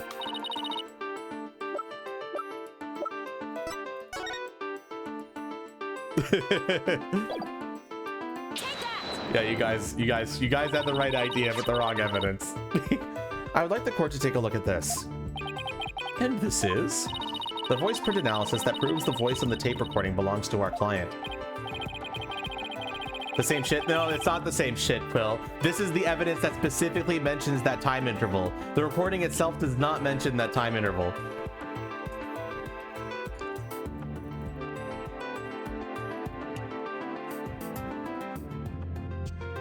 Very important distinction. Yes, but didn't we just establish that the voice of the tape recorder was a fabrication? We did, but what I'd like to focus on is the noise that's also there. Noise? Yes, the defense believes it resulted when the tape's previous recording was erased. And what do you hope to prove with that? The length of the noise is what's important. It's 10 minutes and 35 seconds in all. And what did the timestamp read at the moment Professor Means began his speech? That would be exactly 10. Now let's fast forward to this long-winded exercise in boredom to the end. Okay, stop. The video timestamp now reads 20:35. Based on this, we know the time it took for the speech alone. Right, subtract 10 minutes and you get 10:35. 10 minutes and 35 seconds? Right, 10 minutes and 35 seconds, the same as the noise on the tape recording. I assume you all understand what this means. Professor Bean's pre-recorded speech had been where the noise is now. Silence. You seem rather confident considering this is a mere happenstance match of numbers. But is it really just numbers? The lab is continuing the study of the tape. So far they found signs of overdubbing, but it's going to take a bit longer to recover the audio that was erased. The police are analyzing the noise as we speak. It won't be long until we know what was originally there.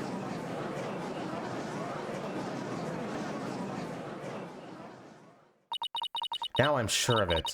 The professor was trying to create an alibi with the recording by pinning the crime on Junie. Well, he's not gonna get away with it. Not on my watch. Miss Sykes,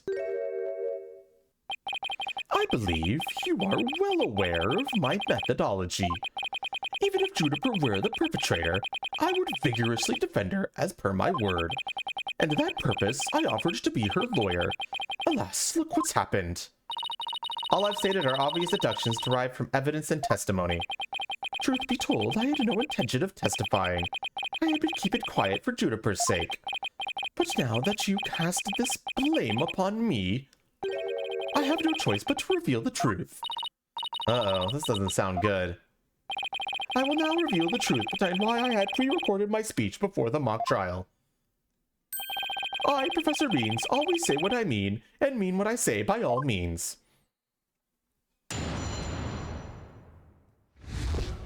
Professor Bean's testimony. The defendant came with me to what she said was a very important and by necessity secret. She asked me to pre-record my speech and come to the audio room during the mock trial. Juniper confessed to the murder and asked that I get her declared innocent in court. She also said I'd become an accomplice after losing my alibi due to the pre-recording. But when I said I would protect Juniper, I meant it because it's the humane thing to do. Oh my, so you're saying the defendant threatened you? This has to be a lie. I mean, everything about it lines up too perfectly to be true. On the most consequential of occasions, let me be completely frank with you. Juniper has truly taken to heart my teaching that states the end justifies the means. I don't believe you. When she asked me to defend her, she said I must also prove her two friends innocent. Her two friends, the witnesses? Correct. Hugo Connor and Robin Newman. I was to ensure all three walked free. All three were to achieve their dream. That was the result Juniper was seeking. And she was even willing to threaten me, her own professor, to that end. You no doubt had high praise for her ruthless tactics. Yes, well, that is why I vowed to vigorously defend her, despite her threatening me.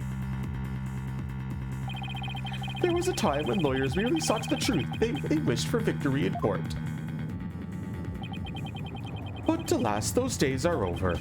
Now in the defense of justice, order and all that is good, the end justifies the means. I am so sick of hearing that phrase. Though it truly grieves me so, I must tell you this. Forsake the truth if it is victory you seek. Steal your self for this new courtroom reality. That does it. He's gonna regret dragging those dismal, depressing ideas in here. He's already surrendered to the dark age of the law. It's up to me to fight it. Why so silent, Psych Donald? Something the matter? This is a court of law. It's no place for long-winded talks about idealistic principles. That's why I'm going to let the evidence do the talking. Let's not get carried away now, Miss Sykes. It will not do to have you attempting to discredit my doctrine. Do not force me to rectify the situation. No, go ahead and rectify it. Only if I lose and you win, that is. My head, my foot is gonna kick my means its butt. The defendant came to me with what she said was very important and by necessity secret. I doubt our client would have come to you for something like that. You have a point there. If only Professor Court had been alive, I suspect Juniper would have gone to her instead. So, our client came to talk to you after Professor Court was dead? Let's go through this step by step, shall we? First, Juniper came to me that day. She asked me to pre-record my speech and come to the audio room during the mock trial.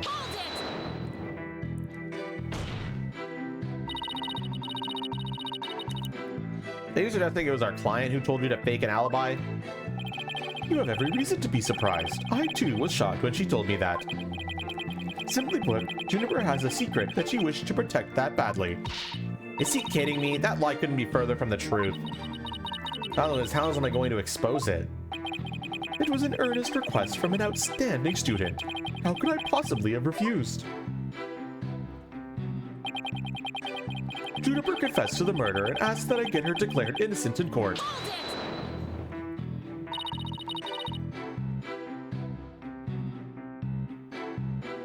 Did you consider that a threat? Yes, but it's now you whom she passed her demands on to. Miss Sykes, you must realize that you too are being used by Juniper. What? Your Honor, I ask that you too do not let her vain weakness and innocence fool you. Juniper Woods is quite clever and extremely tough. And perhaps most important of all, she is a fervent follower of my teachings.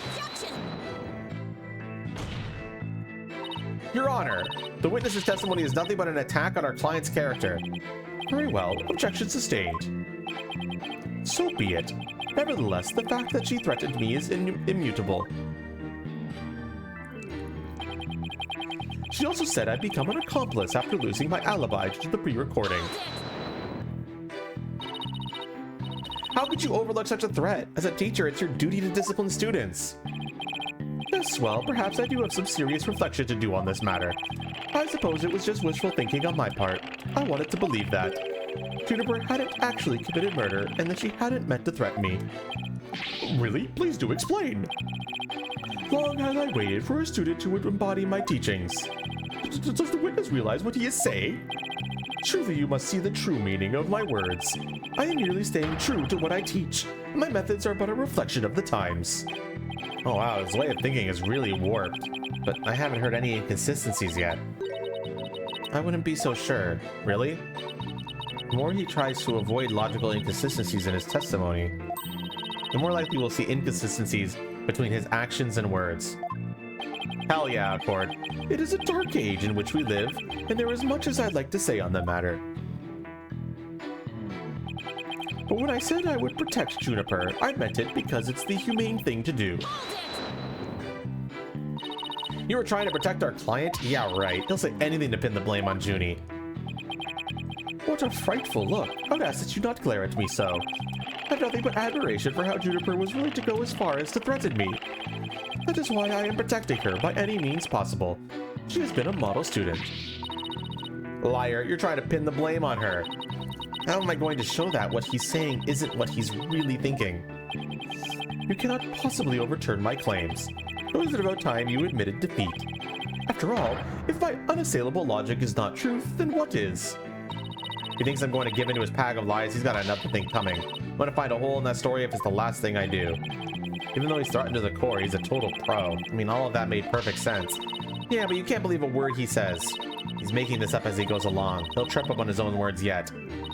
Time to see how consistently the professor's testimony matches up with his actual actions. Okay, chat, what are we doing?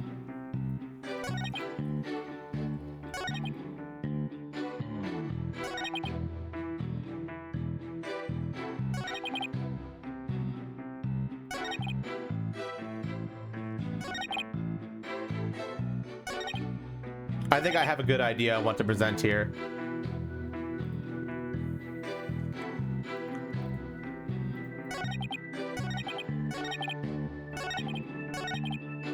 So here are the statements. The defendant came to me with what she said was very important and by necessary secret. She asked me to pre-record my speech and come to the audio room during the mock trial. Juniper confessed to the murder and asked that I get her declared innocent in court. She also said I'd become an accomplice after losing my alibi due to the pre-recording. But when I said I would protect Juniper, I meant it because it's the humane thing to do. You guys think about it? I'm gonna go refill my water and get some more chicken.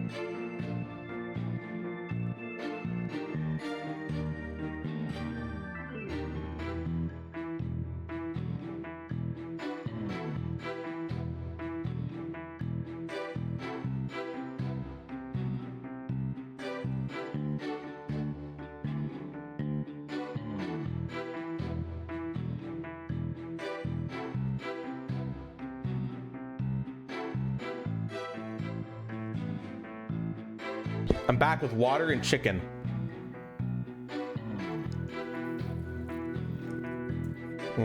Delicious. We got a few ideas in the chat. What are we thinking?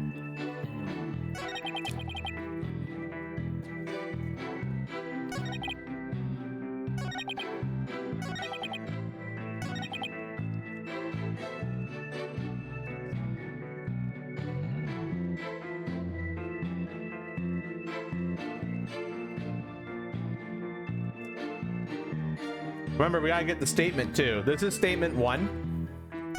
This is statement 2. This is statement 3. This is statement 4. And this is statement 5.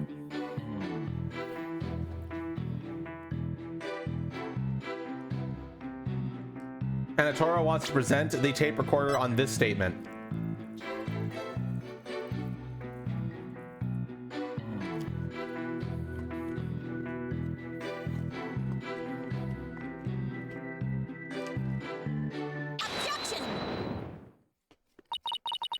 So let me get this straight. You were trying to help Miss Woods? Ha! That's nothing more than a bald-faced lie. No offense, Your Honor. Such defamation of my character and your hair policies. Your Honor, it is an outrage. Miss Sykes, will you clarify her statement, but leave my hair policies out of it this time? Yes, of course, Your Honor. Now, please take a look at this. The witness gave this tape to Mr. O'Connor. Then he slyly whispered, "Take this to the police and tell them you found it." There was no whispering, slightly otherwise involved. I simply did that out of kindness.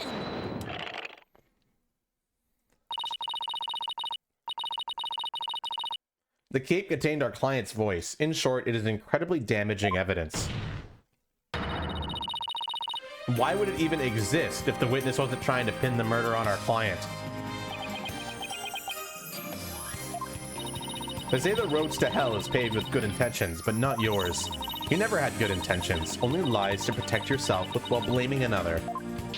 You, Professor, are the embodiment of the dark age of the law.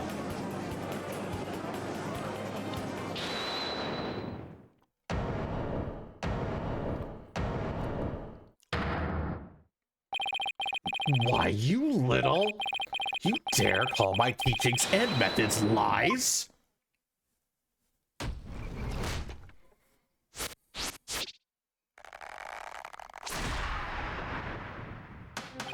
Nemus Legal Academy is a proud institution. It's the most powerful in the world.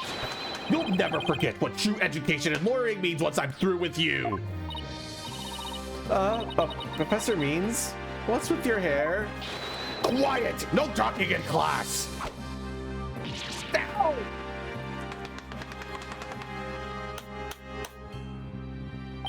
Eyes and ears up here, everyone. Whole room is now in session. We will begin with roll call. Athena Sykes. Huh? Oh, here? Apollo Justice. I'm fine. I mean here. Fool! The proper response is here without any extraneous information. Ouch! I mean, here. Next, Your Honor. Here. See, class? That's the proper way to answer. Simon Blackquill. I said Simon Blackquill. Are you here or not? There's always one, isn't there? Well, then I'll just mark you absent. Now get out of my class this instant. Get out? Very well, if that is your wish. Who am I to defy my homeroom teacher? Is that such a good idea? Prosecutor Blackquill is free of his shackles. It just so happens I was a member of my old school's disciplinarian committee. But is that really so shocking? Constabulary lapdog to teacher's pets. What a malleable much you are, Fool Bright.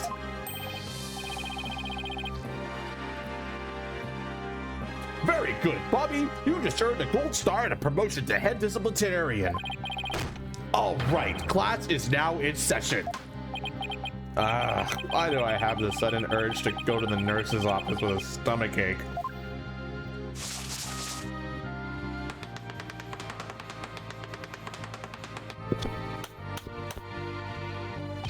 Pay attention. I am not the killer. Juniper is. This will be on the next test, so you better be listening. Objection! Professor, you created the phony tape to put the blame on Juniper. Plus, you were the only one who could have moved the body during the mock trial.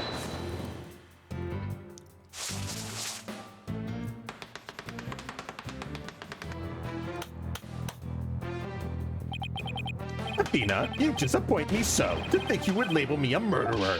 Now pay attention. The murder occurred on the 23rd between 6 and 8 p.m. But I was already home by that time. So how could I have been involved in this crime? Professor Means, can you really prove you had already gone home by that time? Can you prove that I was still at school? No, I can't. So you admit it. Well, you just earned an extra credit for your honesty.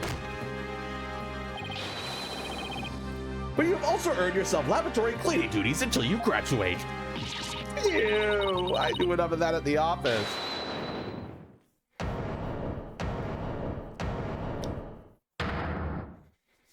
No way, man! I totally object! Robin? I can't believe I fell for the Professor Silvertongue's lies. Why, you? How dare you talk about your teacher like that? I'm not listening to you anymore, man! No way, no how! Now I have a confession to make. You know those two statues that were on stage? I didn't make them all by myself! The statues on stage? Do I want to know where this is headed? I was able to finish one of them, but the last bell rang before I had time for the other one. So I asked Professor Means to make it for me. In other words, the professor was there on the stage after the last bell? Right, and it would have been way past 7 p.m. before he could have finished. Professor Means was still at school? This is incredibly important testimony. The professor told me, I'll take care of it. Bakiri granted. These pictures only show him being there at 6. He's basically saying, I went home after this. I think.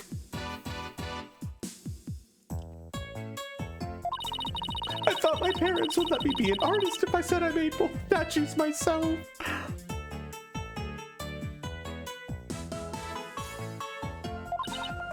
Oh, I'm so sorry for not telling the truth.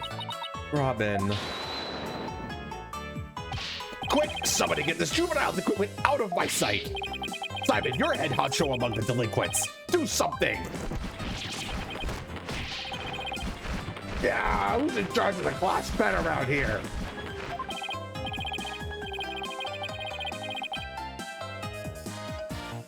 Not interested, but if you want a class in swordsmanship, I'm your man. Of course, only real blades were due. No swords in school. All weapons will be confiscated. Ah! Nurse! Where's a school nurse when you need one? It would seem Sykes-Stono seeks a showdown, Professor. In which case you would do well to draw your staff quick as lightning. Very well, then I'll just have to prove my innocence myself. The real lesson begins in second period. Prepare to be served old school style. What does that? Oh, never mind. Your testimony, please.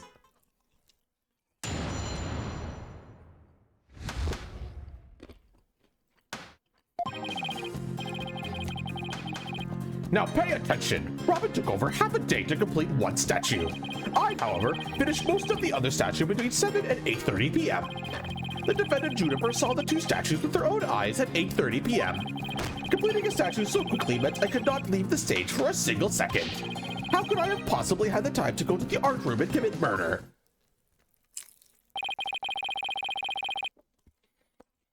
You're saying the defendant saw the finished statues.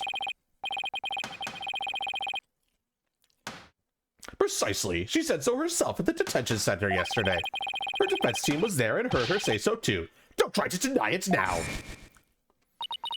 That evening, I went back to my dressing room to get something I'd forgotten there. It was well after the last bell rang. I'd say maybe around 8:30. That's when I noticed that both state statues were finished. They were quite large and they were each covered with a white sheet, but I could tell.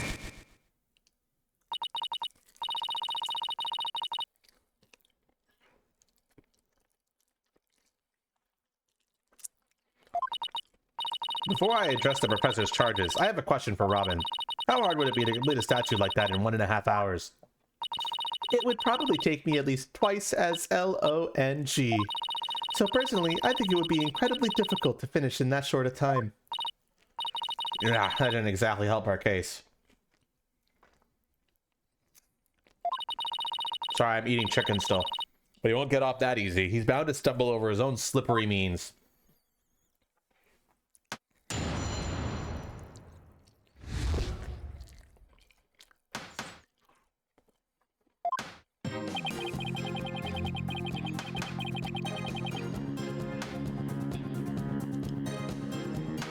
Robin took over half a day to complete one statue.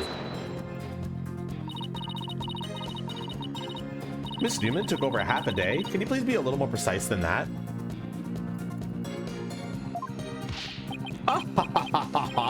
What a wonderful question. She was having quite a tough time, you see. The Secretary Gavin statue alone took her from morning hours into the evening. Well, it's a rather large statue after all.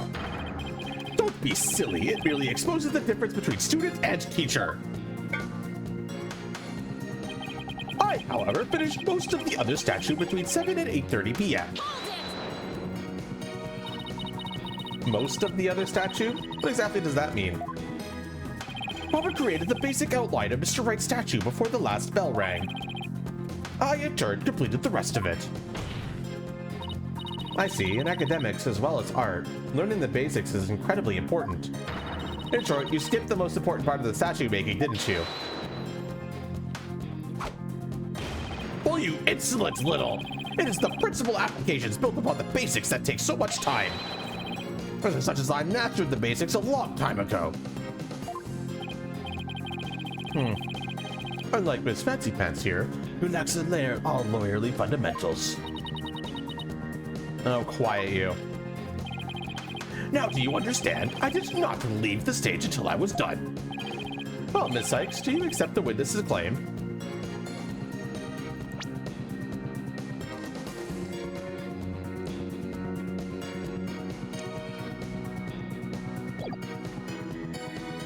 Any issues, chat?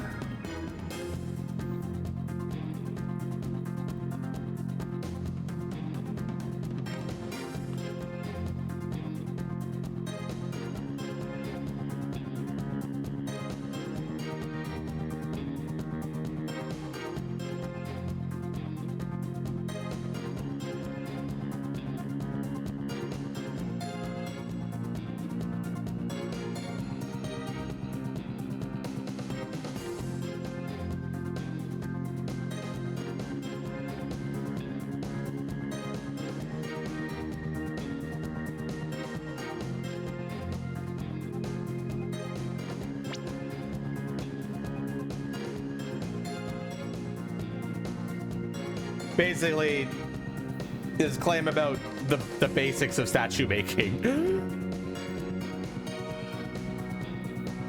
That he skipped the most important master of statue making.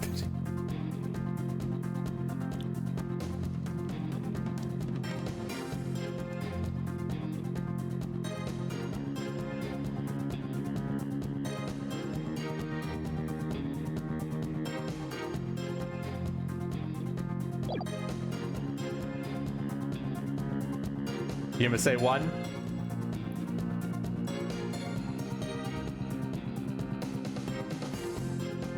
We can also press other statements and then come back to this later if you guys don't know.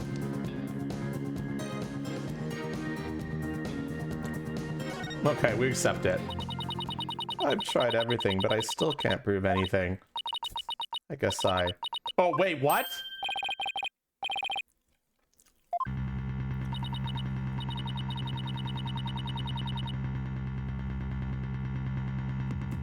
Oh, okay.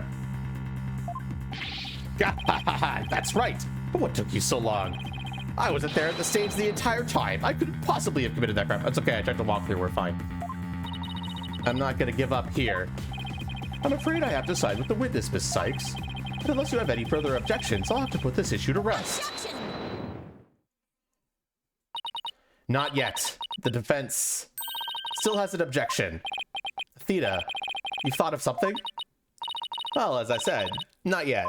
Oh, so it's time for legal smoke and mirrors. Not yet, Athena. It's not yet time to quit. It's times like these when it seems like there's no way out that you have to... Yeah, I have to turn the case upside down. Instead of focusing on whether Professor Meads could have gone to the art room, I should focus on how he could commit murder without going there. This seems our young lady has a real bona fide idea. We'll use any means necessary, even casting stones, if it'll distract her. Ah, who brought the bird to school? Sextana, if I hear one word of your usual jibber-jabber, I shall have your head. The murder occurred in the art room, yet the witness was on stage. How do you propose to fill the vast gap between these two key facts? If I accept the premise that the professor was on the stage the entire time, the only other answer is that we've got something else wrong. Wait, that's it! Every last one of us made a huge mistake. We were totally wrong about...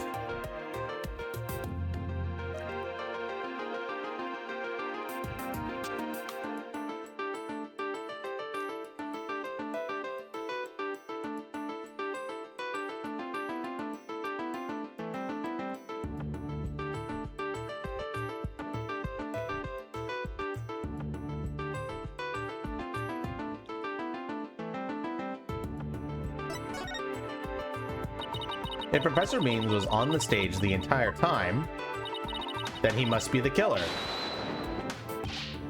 Ridiculous! The defense has become utterly incoherent. Objection! No, it's just the murder wasn't committed where we thought it was. Continue, Sextana. Okay, the murder was actually committed here.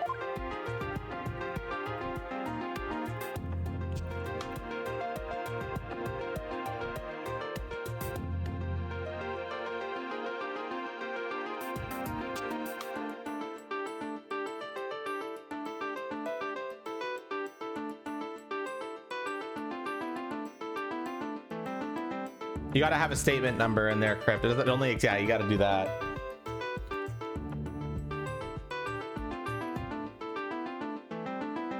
Take that!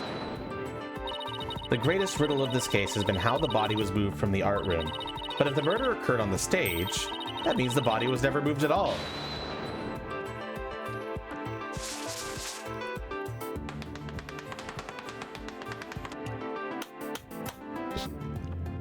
Silly girl, when the body was found, there wasn't a drop of blood on the stage floor. Surely there would have been some blood if that's what the murder committed. There wasn't any blood on the stage? Really? But there was something on stage at the time of the murder that's now bloodstained.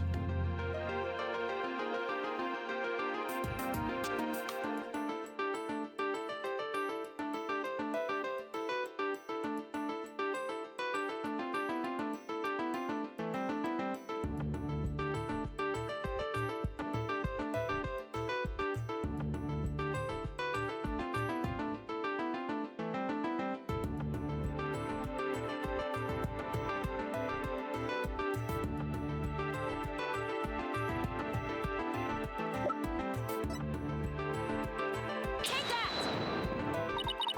It's true, there was no bloodstains on the stage floor, but there was something on the stage that did have a bloodstain, and that would be this school banner. No blood would have gotten on the floor if this were under the victim when she was killed. Oh my, that's quite a compelling theory. Silence. What is it now? My theory makes perfect sense. That was a pathetic attempt. You must put every inch of your body into your attacks.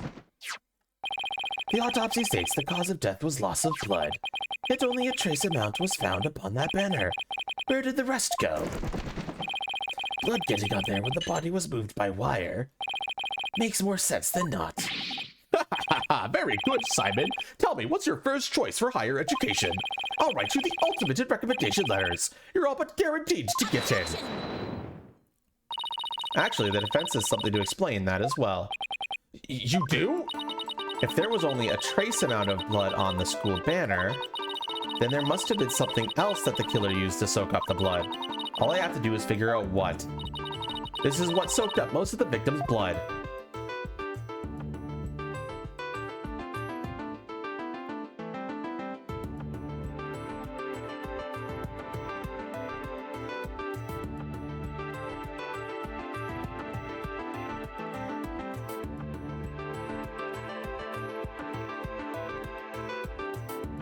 Accord, we're poking a picture on the screen here.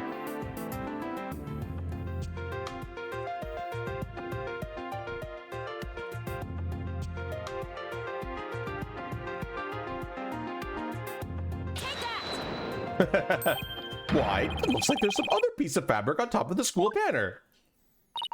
It's the Gavineers banner that had been specially made for the school concert. Since it's on top of the school banner, the blood would have hit it first. It could have easily absorbed most of the blood like a dishcloth, and only a small amount would have soaked through to the school banner below.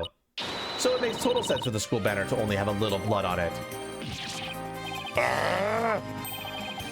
So that banner absorbed the blood like a dishcloth. Yes, that would explain it.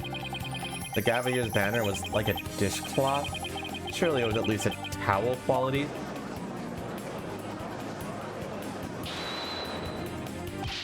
Simon, don't just stand there, do something! Silence. Sykes don't know. You are learning to wield the blade quite well. But how will you respond when I come slashing at you like this? The remnant of a large bloodstain was detected in the art room. But why would there be blood there if the murder occurred on the stage as you claim? The bloodstain in the art room was faked. How? I'll tell you how. All that was needed was something that could transport the blood upstairs. And that something was a piece of evidence we just finished discussing. The killer used this to bring the victim's blood up to the art room.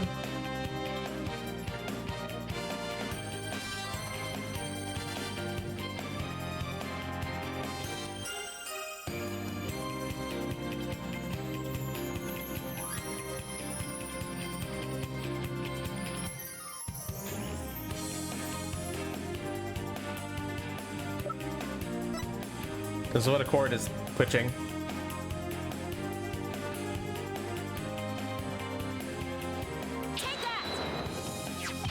To think you stoop so low to present mere garbage to this court. It's only garbage because someone tried to destroy it by tossing it in the incinerator. That someone was most likely the killer seeking to get rid of crucial evidence. The killer used the wire to bring the blood-soaked Gavineers banner to the art room. Then the blood was wiped onto the floor to complete the ruse. It makes perfect sense.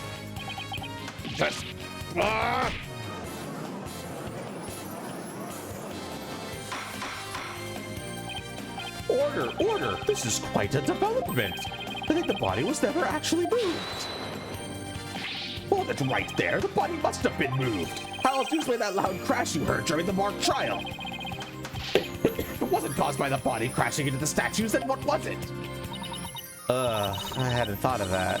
That loud crash wasn't the body hitting the statues. Then what was it indeed? The knot on the school banner shows that something was carried along the wire in it. So that's true, I know what I have to find. Something that was in the art room before the murder and then on stage after. The object that was sent down the wire to crash into the statues was...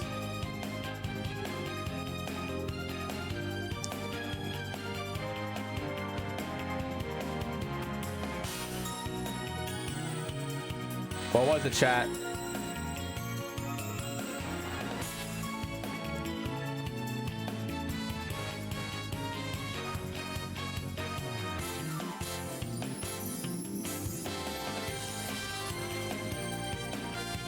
But you've seen this case before, Bakiri, so...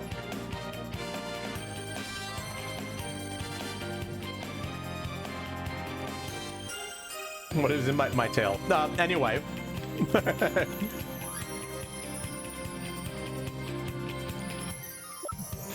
Accord wants to present Lady Justice.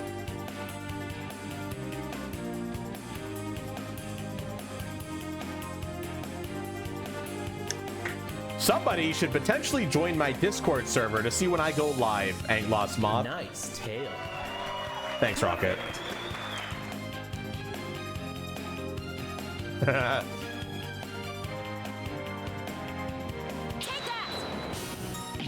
Ah! That statue?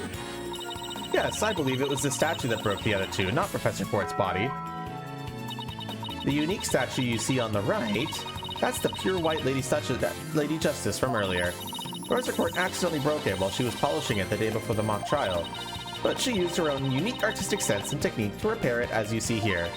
Nobody would have guessed that it was originally Lady Justice. Silence. Are Perhaps you're onto something. But why, pray tell, would anyone move that scraphead relic in such a tedious manner? Excellent question, Simon. Keep them coming. You know why, but the fact that you won't acknowledge it shows how twisted you are. Lady Justice was moved during the mock trial. During that time, Professor Means was fabricating an alibi with his pre-recorded speech. If we consider the facts, then Lady Justice was moved in order to...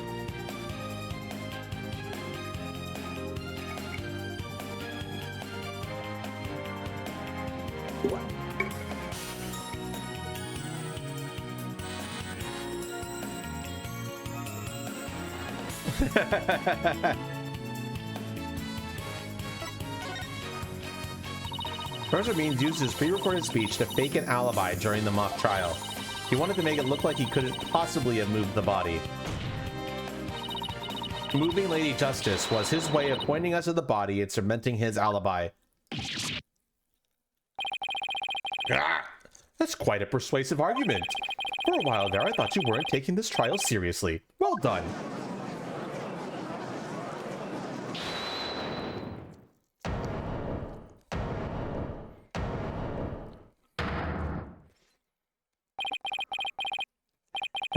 You should never underestimate me, Athena Sykes.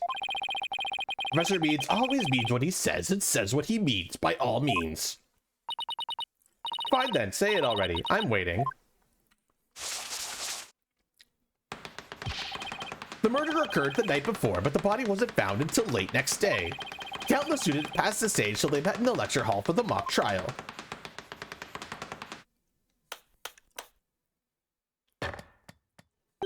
So answer me this. Why didn't anyone see the body that entire time? That can be explained by... If the victim was murdered on stage and left there, the body would inevitably have been discovered. And of course, there was nowhere to hide a body on stage. This is not good, Athena. Our claim this close to us beating to a pulp. I know, but we've come so far. Consider yourself schooled. I couldn't have possibly killed anyone. The killer is none other than Juniper Woods. It always has been and always will be. Mikiri, stop saying things. I know you've seen this. Just wait a minute. Poor Juniper. She must be seriously regret having asked you to defend her. And to add insult to injury, you nearly had Hugh convicted for murder. Surely you haven't forgotten that little fiasco. Ah!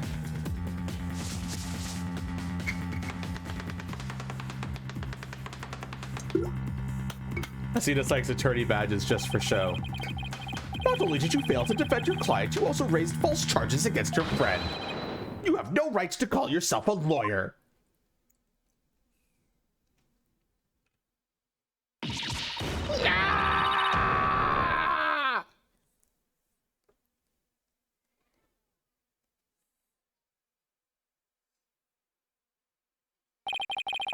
But if this trial proceeds in the same manner and ends in the same way as the mock trial, would you not lose everything you worked so hard to gain?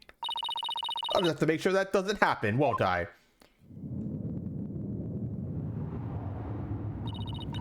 Don't tell me I failed once again. Failed to save someone near and dear to me. I've worked so hard to become a lawyer, and I've even studied psychology. Has it all been for naught? Am I just doomed to relive that all over again?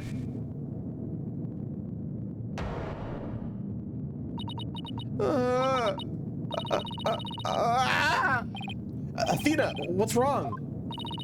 Breathe in, breathe out, breathe in, relax. Athena, breathe. It's not working. Everything's going dark.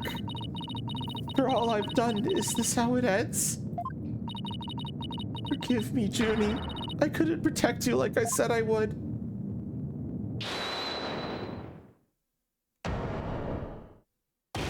You leave Athena alone, man! She's the one who saved me! It was because of Athena that I could stop hiding and start living my life as a girl again. And she saved the friendship between Hugh, Juniper, and I. I think you're an awesome lawyer, Athena. One of the best.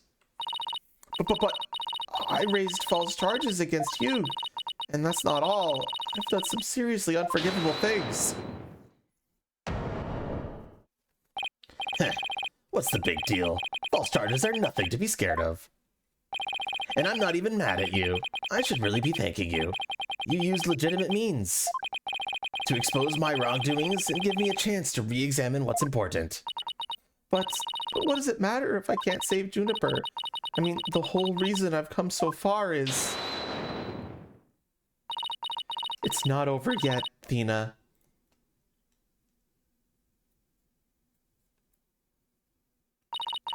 Even now, at this very moment, I still believe in you. Junie, I know you better than most people, Athena. And I know you'd never surrender to the dark age of the law like that prosecutor did. Thank you, Junie. But I feel like I could barely breathe. I don't know what to do. Silence. Stop your bleeding this instant. You look like an utter fool. Prosecutor Blackwell? There is one who awaits you, is there not? And that is the reason you have studied so very hard.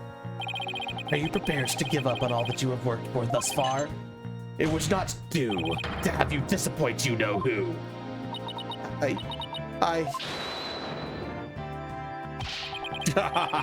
You're wasting your time. You have nothing on me. No evidence or anything else to establish my guilt. You are helpless before the might of lawyers from whom the ends justify the means.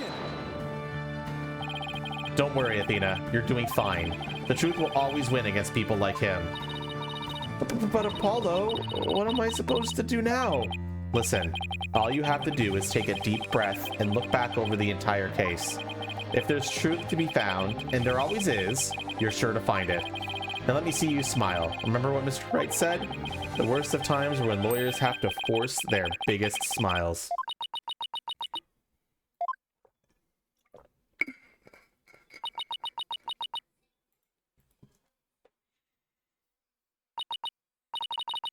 Thanks, everyone.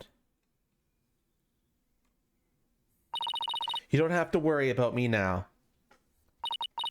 The worst of times are when lawyers have to force their biggest smiles. Athena Sykes is psyched and ready to rock. Prepare for your utter defeat.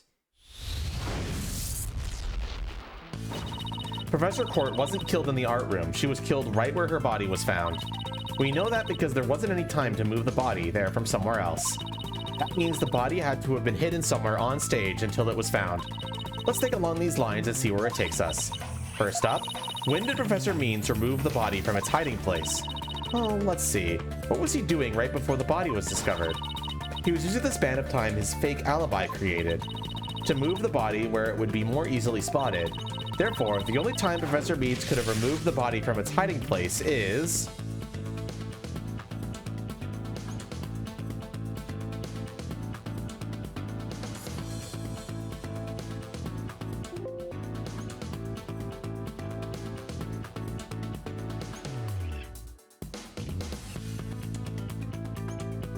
That's 3 votes for 2.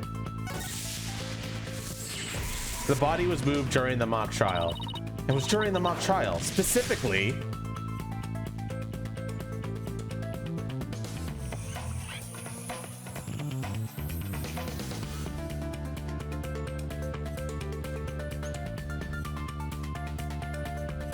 Nice tail. Perfect.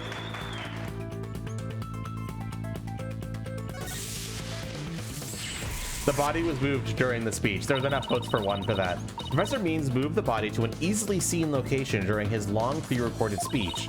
The professor also moved something to the stage that wasn't there before. Specifically...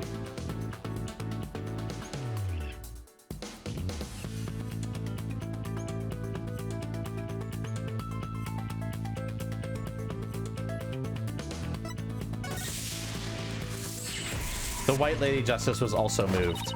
During the mock trial, Professor Beans wrapped the White Lady Justice in the school banner and sent it zipping down the stage with a crash, killing 2 birds with 1 stone. He drew attention to the body and made it look like the murder occurred in the art room. But was there anywhere to hide a body on that stage? It doesn't seem likely. No, there had to be someplace. Wait a second. How about something that should have been finished, but was only mostly done? Something was used to cover the body up, but it didn't draw undue attention because it looked like it belonged there on stage. In that way, no one would suspect there was a body hidden inside. What was already on stage and capable of concealing a body?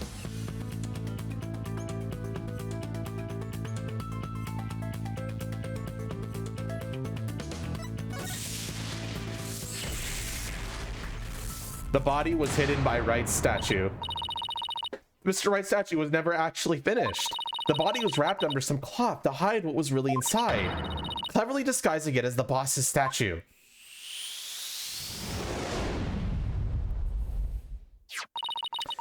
Miss Newman gave up on the Wright statue, yet Professor Means finished it in a single night. Yes, what an impressive feat that was. No, his so-called work of art deserves none of our praise. That's because it was only a facade to hide his real work. The murder of Professor Court. Come again? I'm afraid I don't follow. He hid the body by making it look like the statue of Mr. Wright. With the body wrapped under a piece of cloth, it looked just like a statue. What? I second that. What? Now this is getting interesting. No, this is getting preposterous. How would such a thing even be possible? We'll never know until we try. Uh-oh. I think I know where this is going. Okay, Apollo. Time to turn me into a reasonable likeness of Mr. Wright. I'm going to pose like the statue, like so. Now I want you to wrap me up in a cloth so that I look like a statue. I hate to ask the obvious, but where am I supposed to get this magical cloth?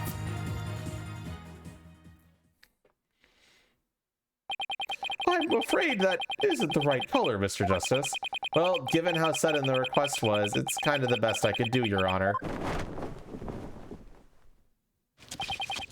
Alright, I think that about does it.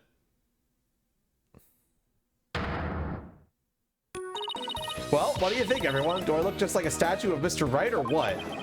Looks like some random person to me. Weren't the statues a pair of busts? Phoenix Wright has that spiky hair on the back of his head. Forget the hair. The statue's head is way bigger than your average person's anyway. Gotta hand it to me for trying anyway. Wait! That's it! The hands! Her arms are raised over her head and there are dark bruises around her wrists. Yeah, the professor was probably tied up with something. The marks on her wrist indicated she'd been tied up. Apollo, tie me up in a new pose. Wait, you're not into this kind of thing, are you? What? No! Besides, it was your idea. Just tell me how to tie your hands already. Professor Court's wrists were tied together, and I can't help but think that's related. How should I arrange myself to match the shape I want, given her hands were tied?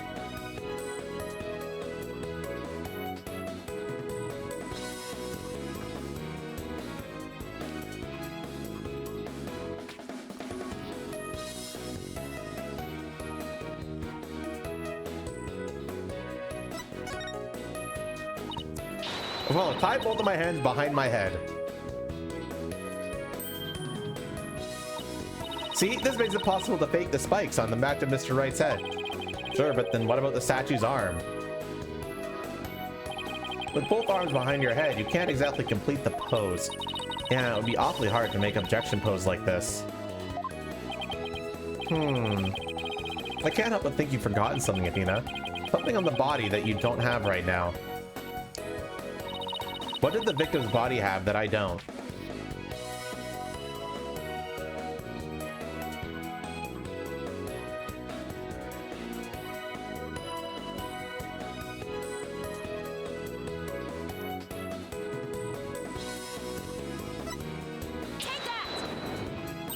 Oh, right, there was an arrow sticking out of her side. Come on, take that and plunge it into my side. Well, what are you, crazy? Fine, then go get some duct tape. Lapido Schnell. All right. I don't need to know the other languages to know bossy when I hear it. Blackwell's just watching, yeah. The fatal arrow to the side. spiky hair created from 2 hands. A masterpiece in the making. Now cover me with that cloth. I'm gonna make the arrow stand out, okay?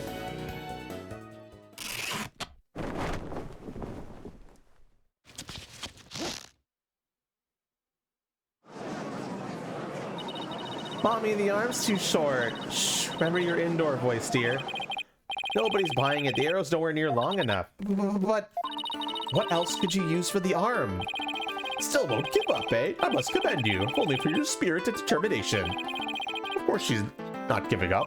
After all, she's put me through. She owes me an explanation, and one that makes sense. Now, disappoint me again, the penalty will be doubly painful. Yikes, I guess I better get it right this time. Think, Athena, think. Mr. Court was murdered when she stopped by the stage to see Professor Means. It wasn't premeditated. He must have used something close at hand in his little ruse. Apollo, show me those stage setup photos again. Like that, right now? Okay, hold on. Please, please, please, please be in this photo. This has to be. The arm of Mr. Wright's statue is really this right here.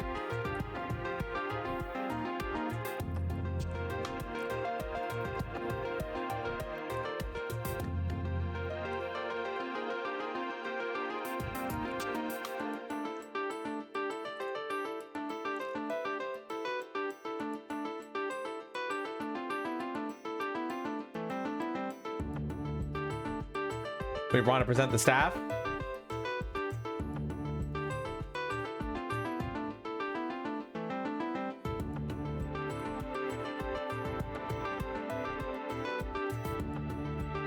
Nice tail. Perfect. Ah, it was the tail. Of course it was the tail.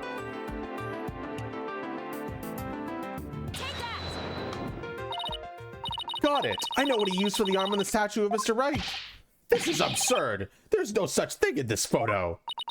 Don't play dumb with me, Professor. It's the staff you have right there. It's a staff? This is the spear of a great legal warrior. Whatever, just hurry up and lend it to me.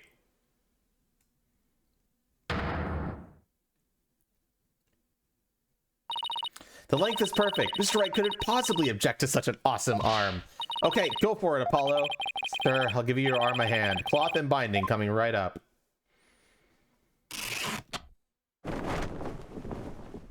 He didn't really have a choice, Bakiri. Objection!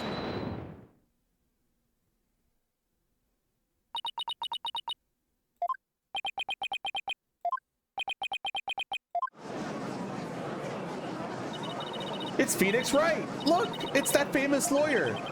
That's definitely him. I know that pose anywhere. We did it, didn't we? Well, am I not the spitting image of the legendary Phoenix Wright? The man who will bring us out of these dark ages and into an area of brilliant golden light. Golden light? All I see before me is the pink specter of a man. That's just because Mr. Wright likes his statue. He's positively tickled pink. Get it, Apollo? He's tickled pink. That joke deserves a pink slip. It seems the gallery is quite impressed with the defense's sharp thinking. And the witness? Bah, the semblance is nothing more than a coincidence. Not so fast there, Buster. Unfortunately for you, I can prove my theory to be more than mere coincidence. To prove that his spear was thrust into the victim, all I have to do is...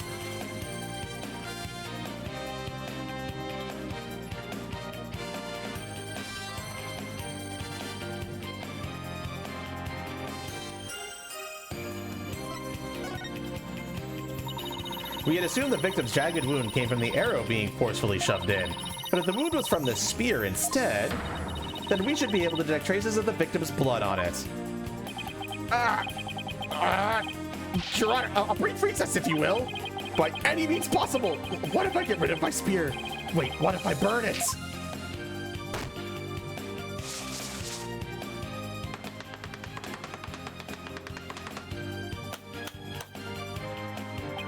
If I do that, I'll be found innocent.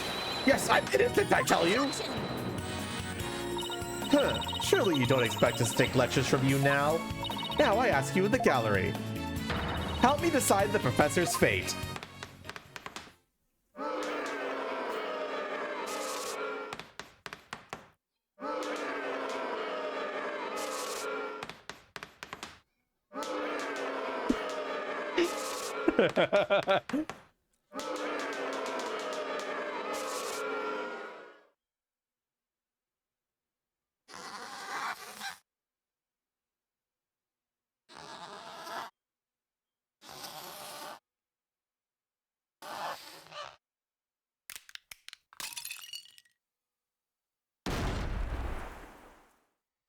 Bop.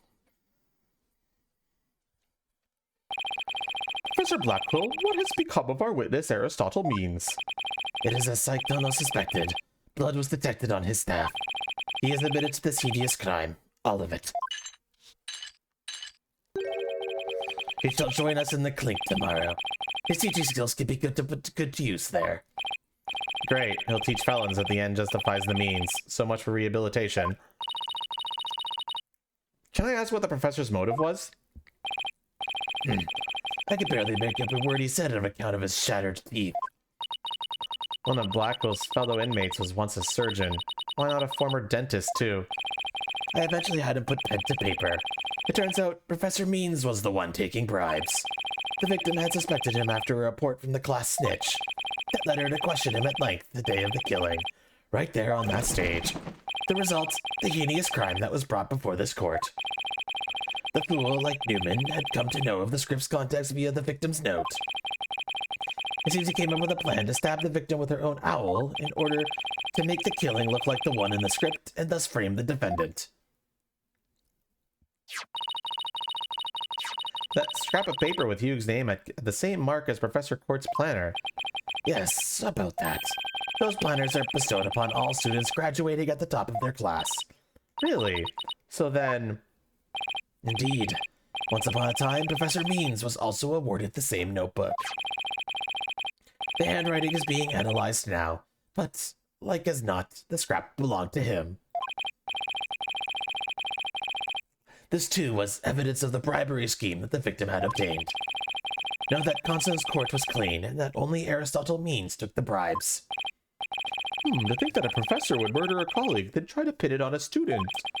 If this is the dark age of the law, then we can only hope a brighter future awaits. The first step is to hand down my verdict for a promising young lady. This court finds the defendant, Juniper Woods.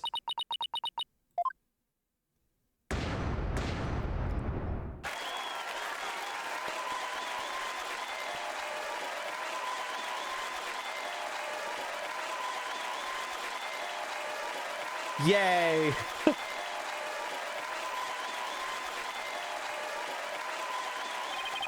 I wish you all the best on your roads to becoming a courtroom judge. We will need young people like you, if we ever hope to restore the law to its former glory. Yes, Your Honor. I'll work as hard as I can. Maybe one day I'll be able to work with all of you to make a difference. Proudly serve Professor Court's memory. Do not let her death be in vain. That's the last thing I expected to hear from him today. Court is adjourned.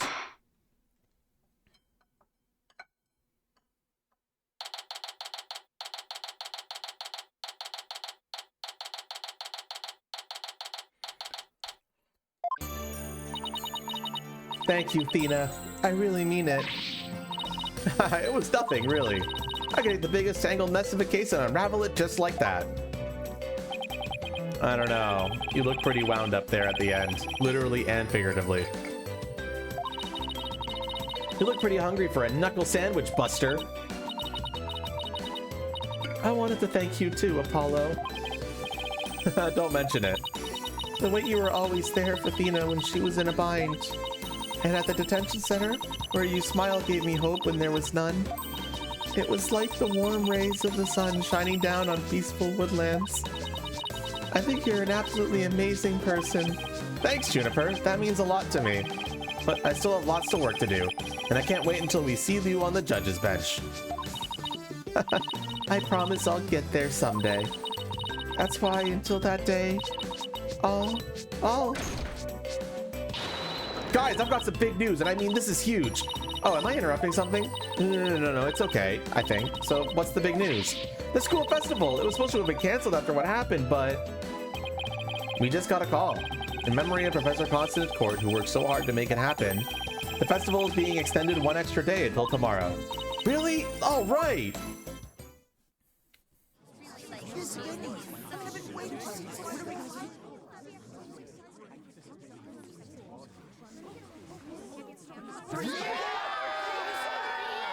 We've got a special treat for all of you. A love letter for Themis Legal Academy.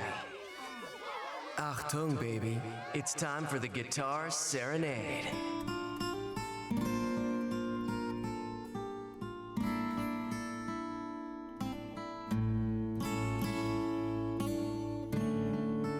You're not safe from the video.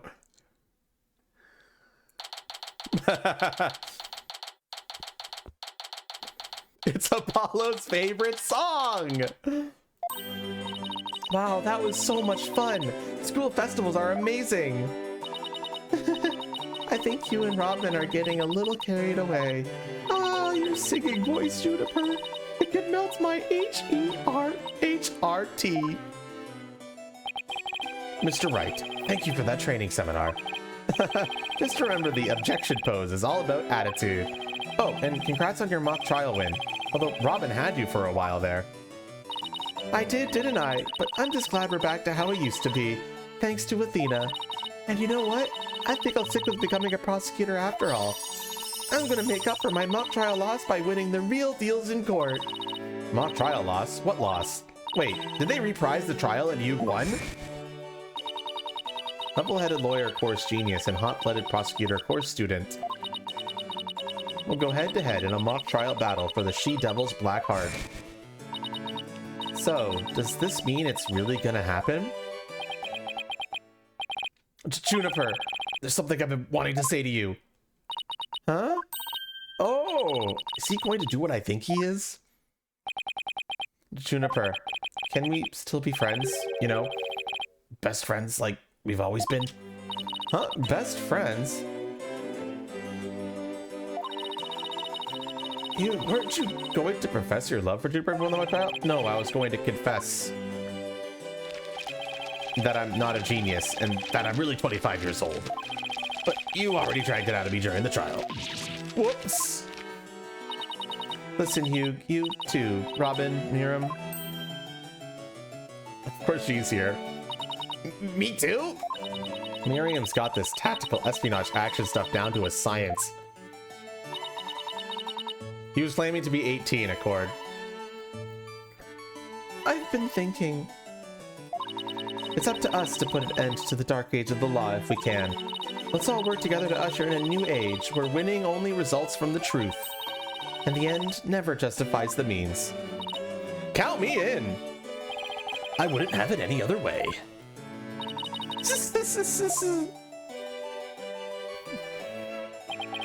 Best friends forever, huh? No matter what anyone says, nothing beats true friendship. You bet! And what about your BFF, Apollo? Aren't you a bit old to be using that word? But yeah, he's the best friend a guy could have. Which reminds me, we're supposed to meet up and gossip about the new girl in the office. Hey, no talking about me behind my back. So what kind of guy is he anyway? Well, if I had to describe him in one word. And so, after some slight arm twisting, Apollo promised to bring me to meet his friend.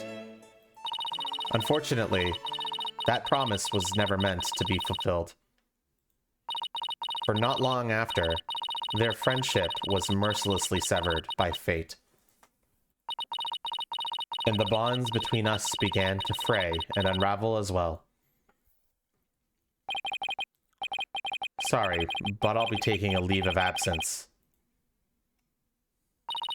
Even now, those words continue to ring in my ears. The discord in our ever-cheerful Apollo's voice made him sound so cold and distant. Why, Apollo? Why? Why would you leave us all behind?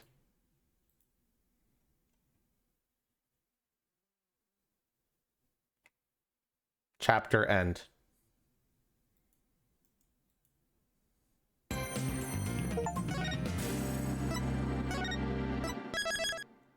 We're jumping right into it, and I'm gonna tell you right now, this case starts with a trial segment. Get your butts ready. You're still thinking, chat, but we're gonna take a short break for me to stretch a bit. Get your noggins ready. It's time for another trial segment. But yes, break time first. I'll be right back.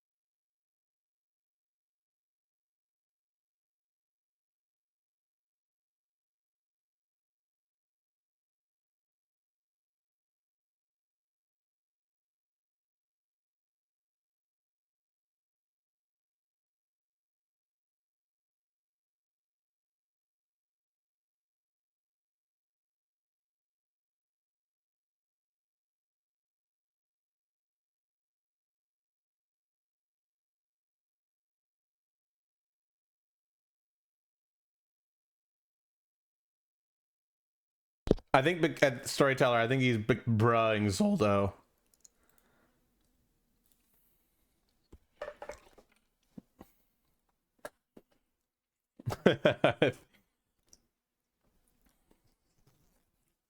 All right, gamers. My mic glitch? What's wrong with my microphone? Testing, testing. 1, 2, 3. It sound okay? I said he was Bakiri was bruhing Zoldo, not you.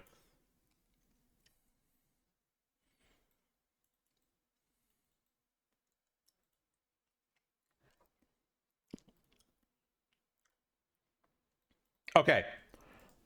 Let's get into it, chat. This is a very important case. And the reason it is an important case, you know what that means? Don't actually fucking do it, Steve-ish. Are you actually gonna fucking do it? You motherfucker. You... He's gonna fucking do it, I think.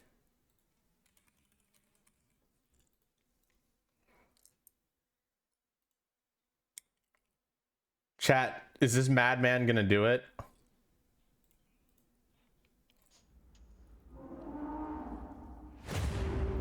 Why is that bad? Don't worry about it. Chat, this next case is very important. The reason it's very important is simple. This case is essentially, it's called case 4 and case 5, but it's much more accurate to call these two cases one big case. So get ready. This is the beginning of the end.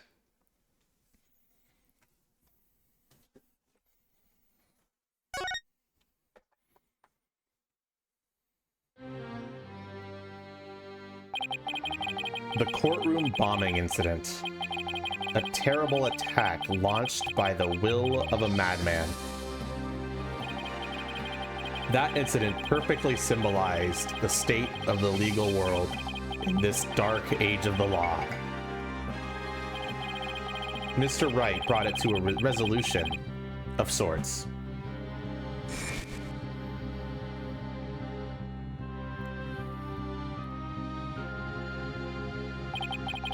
Ted Tonate was discovered to be the one responsible for the bombing. If only it were that simple. Somehow, I can't help but think.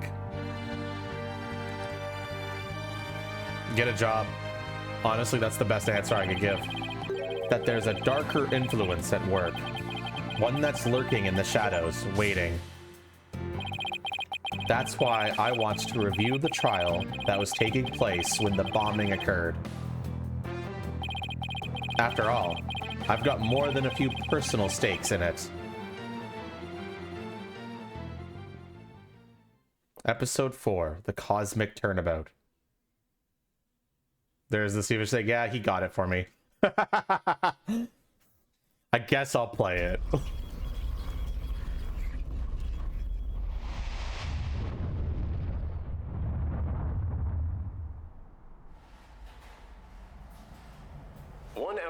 Until launch. Please begin your final equipment check. Check complete. Everything's A-okay. We're ready here whenever you are.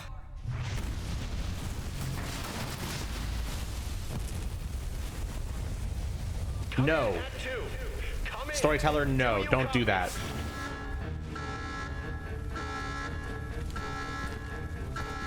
Do not do that.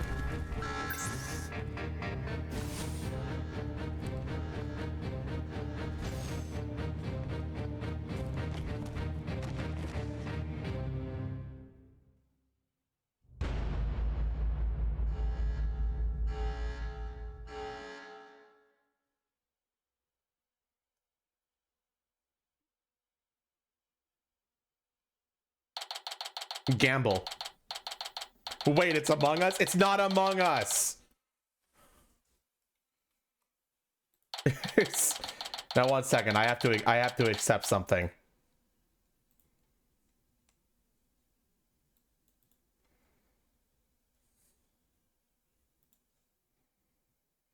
All right. I guess we might even play that tomorrow. I'll be real.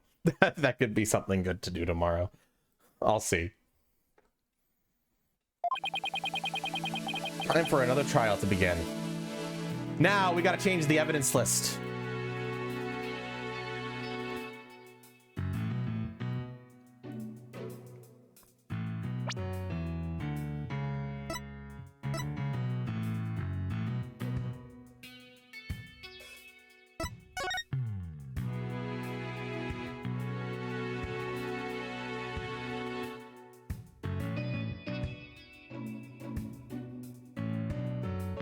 And that means more pictures I have to take.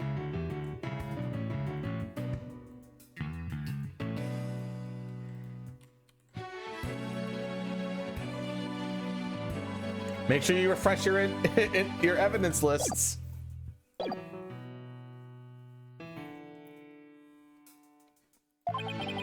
But this one is different.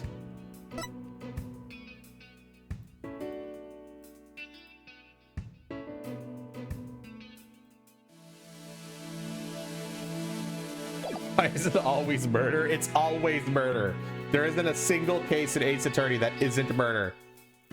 Straight up.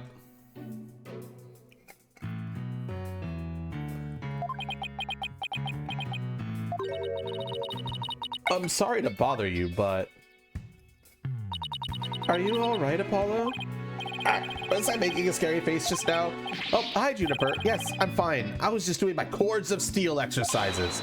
Now I'm all ready to go. Yes, knowing you, I'm sure you'll be just fine. Oh, I brought you a present from my garden. Is this lotus root? That's right. My grandma says lotus root is good for your eyes. She even says that if you look through the holes, it can help you see into the future. It's for good luck. Maybe later you can cook it and... Thanks for this. I'm gonna have some right now. Oh my. Kind of tough though. You can't eat it raw, but thank you for the enthusiastic try. Oops, she didn't think me weird before. She will now. I've got to calm down. Apollo, I'm sorry I'm late. Hi, Thena. Junie, I didn't know you were coming today. Did you come to cheer Apollo on? Oh, I get it. You sly little thing, you. Athena, stop. Quit kidding around, Athena. The trial's about to start any second. Is everything all set? Oh, Apollo, when will you ever figure it out? Figure out what?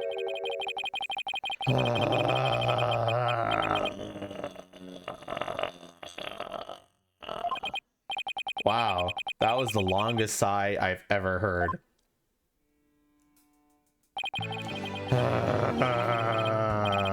This is it. It's all over for me. They're gonna find me guilty. This is our client, one Mr. Solomon Sol Starbuck. He's a very famous astronaut who happens to be an acquaintance of mine. You wouldn't know it right now, but he's usually a very upbeat and driven person. The scene of the crime this time happens to be the Cosmos Space Center. Back in high school, my best friend and I went to the almost little too much.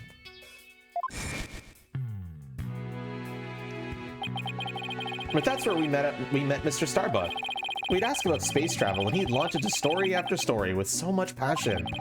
Back in those days, the man was 100% my hero.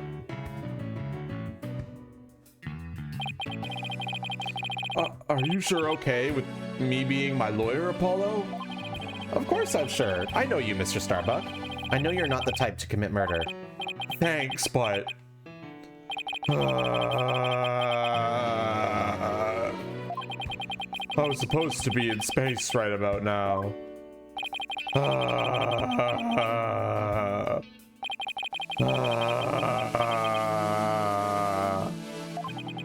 He's so depressed, it almost seems like an act.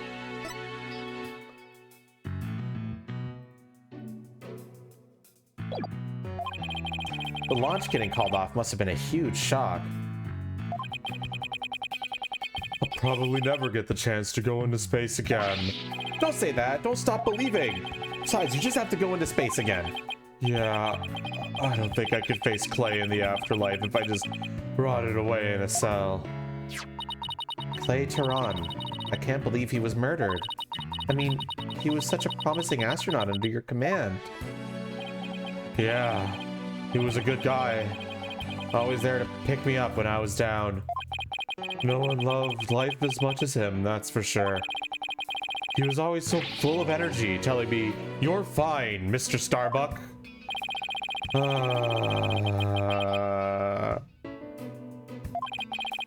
How could something like this happen to a guy like him, huh? I've never seen Mr. Starbuck so down.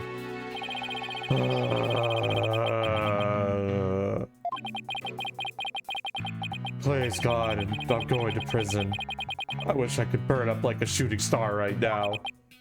Mr. Starbuck, you'll be fine. What's with the yelling?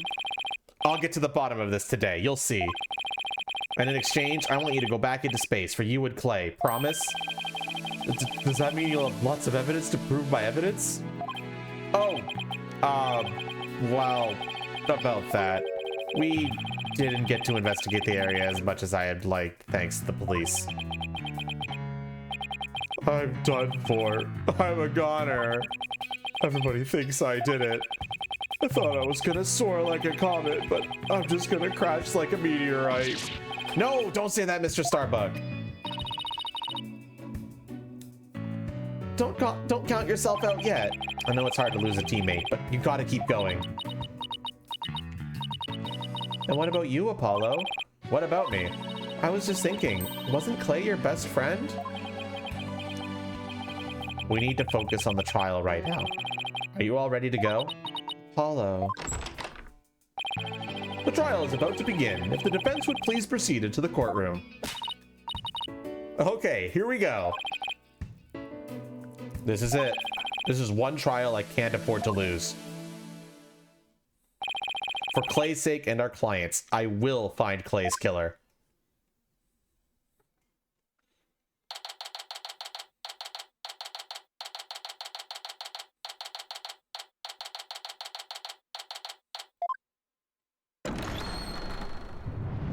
Day 1. Court is now in session. All rise.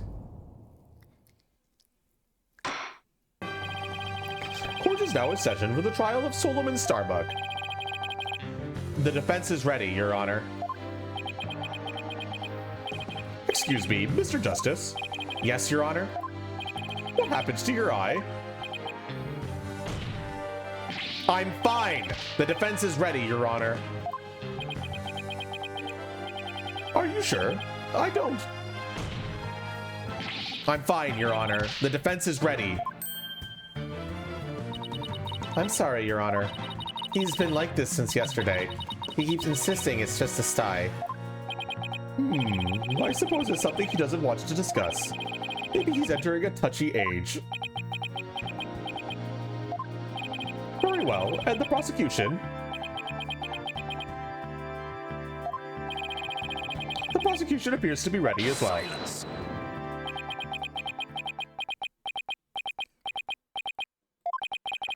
Not yet. I'm not quite ready yet. Hmm?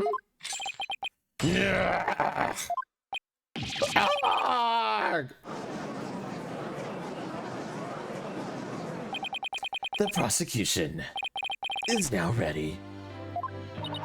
Well, it didn't take him long this time. What's up with Blackquill? Now then, I shall give the opening statement. Silence. I'll do it. You will? What an unexpected surprise! This time I can't leave it to anyone else. I see. Something is off with the two of you today. You both seem different somehow. Very well, Prosecutor Blackquill, your opening statement, if you would. It was just yesterday. This case is spicy. Steve, is the best way to think about it is that this case is the beginning of the end game. This case, Trial 4 and Trial 5 are essentially the same case. This is the beginning of the finale.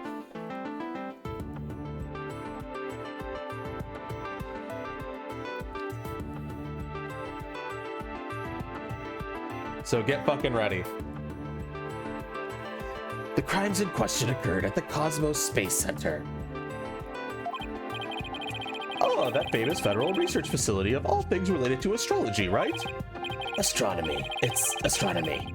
Anyway, a rocket was set to launch from there. Hi, Kite. But at 9:28 a.m., before they could even move the rocket to the launch site,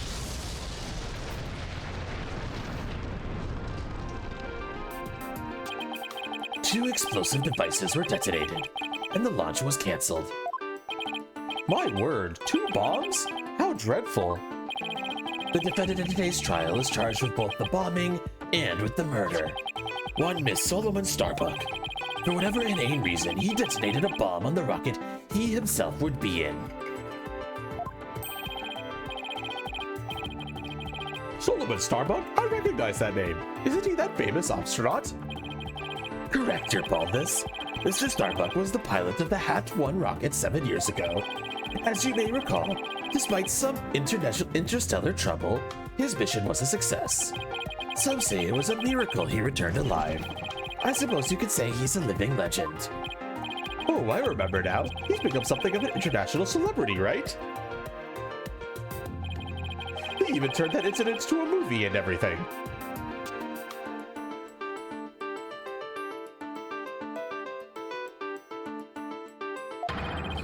got a real space pioneer in court today. But even heroes tumble from their lofty heights. Returning to the subject at hand. Oh, yes.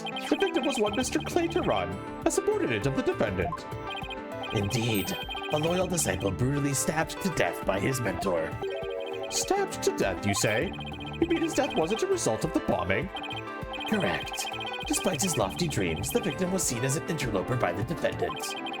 And so he was sent not into space, but the universe which we mortals cannot see.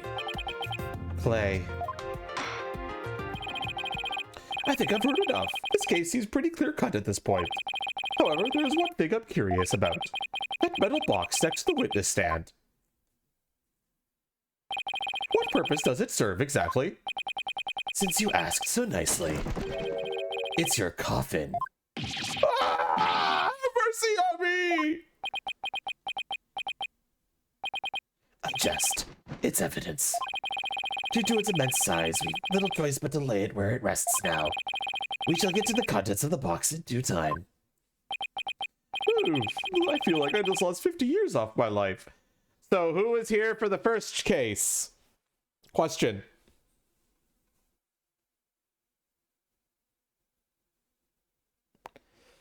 Who here remembers the first case? Because if we remember from the first case, there's currently a body in that box.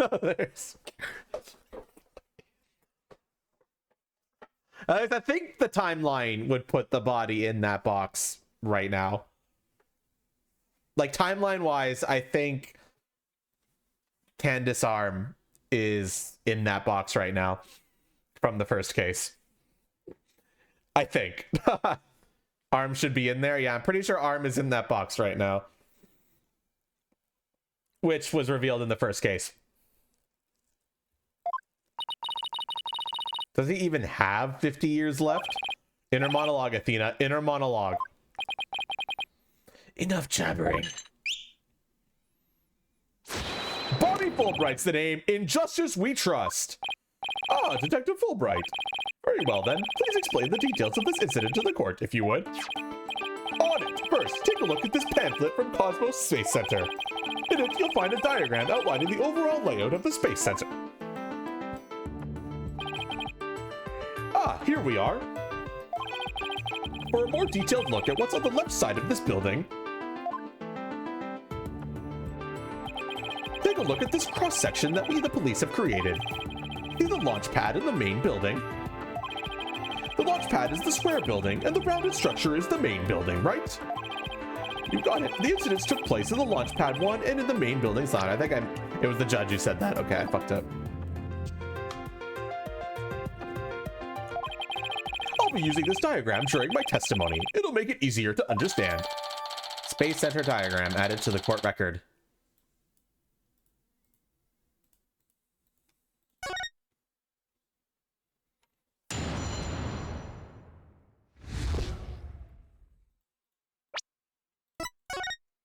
Before we go any further,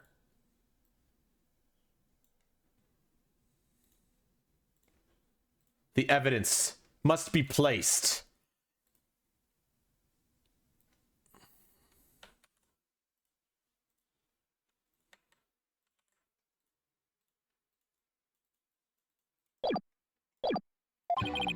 Just before the rocket was set to launch, 2 bombs went off. Boom, boom!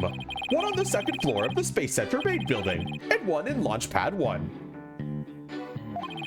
Thankfully, only 2 astronauts were in Launch Pad 1 at the time.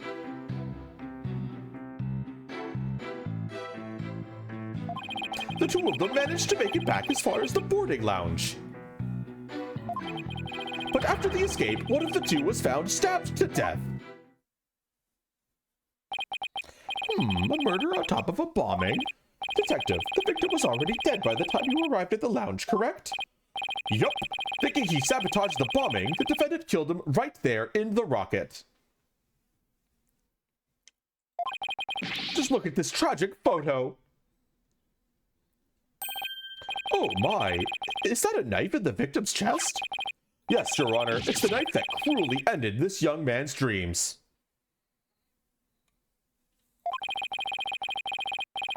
We've couldn't get any prints off of it though, because the defendant was in his spacesuit. Utility knife added to the court record.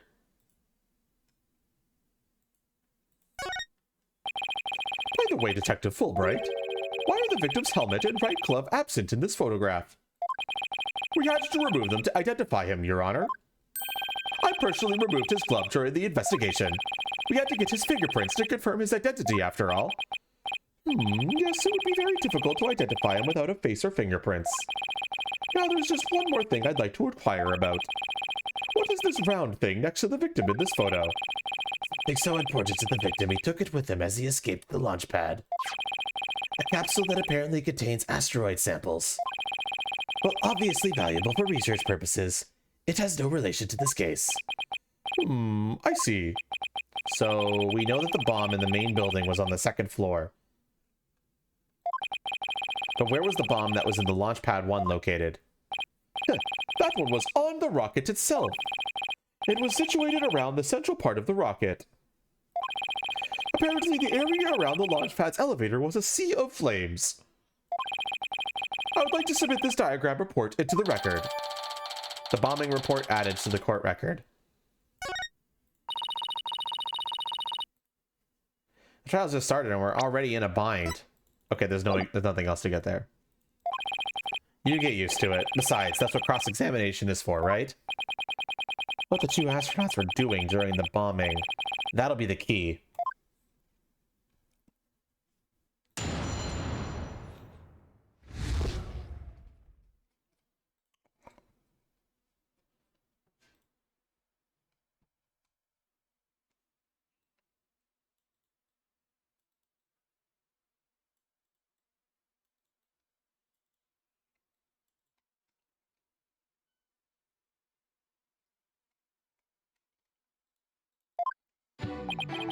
Just before the rocket was set to launch, two bombs went off.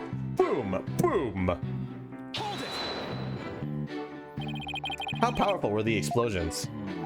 Well, the one in the main building wasn't strong enough to bring the place down. But the room it went off in was burned black. Thankfully, nobody was hurt. Due in large part, of course, to me stepping up the lead to evacuation. Wait, what were you doing in the first place, Detective Fulbright? Ha ha ha! I'm Bobby Fulbright, hero of justice. I'll be there whenever and wherever people need my help. I'll go to the other side of the world, or even the edge of the universe. I'm not sure he knows how far that actually is, but I guess I'll leave that one alone. Admirable decision, Justice Dono. What did he decide? Anyway, could you describe what it was like at the Space Center at this time? The bomb cut the power to the central bank of elevators in the third floor lounge. It was pitch black in there, I tell you. However, the security cameras and whatnot were running on emergency backup. And how did the evacuation go? I immediately and heroically whisked people down to the Space Center basement shelter. The basement shelter? Yes, there's an emergency shelter beneath the Space Center. Now, he's also a detective storyteller, or like just a police officer in general, so...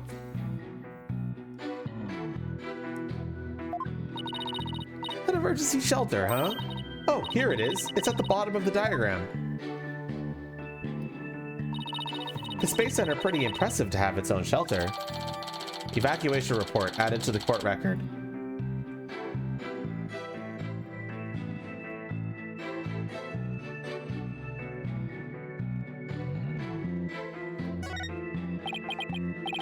The power outage and evacuation seem unrelated to the murder at this point.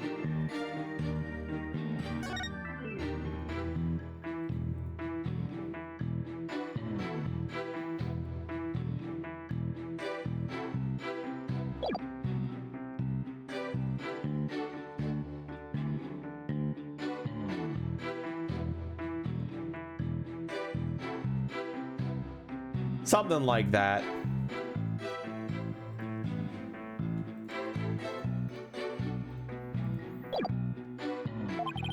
I guess I'll leave that aside for now. There were 2 explosions in total, correct? Yup, that's right! One on the second floor of the Space Center's main building, and one in Launch Pad 1. Nice tail. Perfect. Let me get this straight. Mr. Starbuck rigged a rocket he was going to board with explosives? Huh? What are you talking about? If the defendant really did plant the bomb on his own rocket, he'd get caught in the explosion as well. Oh, I hadn't thought of that. Fine, a simpleton for a simpleton. Fulbright, the motive. Understood. The defendant actually had astrophobia. Astrophobia? What's that? A fear of space, naturally. Just the thought of space had caused the afflicted to freeze up. And so, in his terror, the defendant found a way to stop the launch at the last minute. That's absurd. Unfortunately for you, we have evidence. Take a look at these. What are they? These anti-anxiety tablets were found among the defendant's possessions. Apparently, he was taking them in secret to quell his fears. There were a multitude of problems with the rocket Mr. Starbuck rode 7 years ago. Rumor has it threatened to crash a number of times as well. That was, of course, very traumatic for Mr. Starbuck. Objection! But that doesn't mean he'd go so far as to blow up his own ship. Silence! The defendant couldn't bear to mar his good name now, could he? No, not after the media had branded him Soul Starbuck, space pioneer extraordinaire. Given these conditions, the defendant could hardly run away like some base mutt. So that's why you think he resorted to the bombing? Naturally, he constructed this act of sabotage in an attempt to blow up the Space Center, which would effectively abort the launch, but spare his reputation. Now, I'm sure you understand why we have to bring justice down on this atrocious criminal. Thankfully, only 2 astronauts were in the launch pad 1 at the time. Hold it! Are you sure it was only the 2 of them? It was just before the spaceship was set to launch, so of course it was only those 2. Well, there could have been somebody else inside that rocket. Silence! The notion of a third party in Launchpad 1 is utterly absurd. Just to enter the area from the lounge, one must pass through a door guarded by a fingerprint recognition device.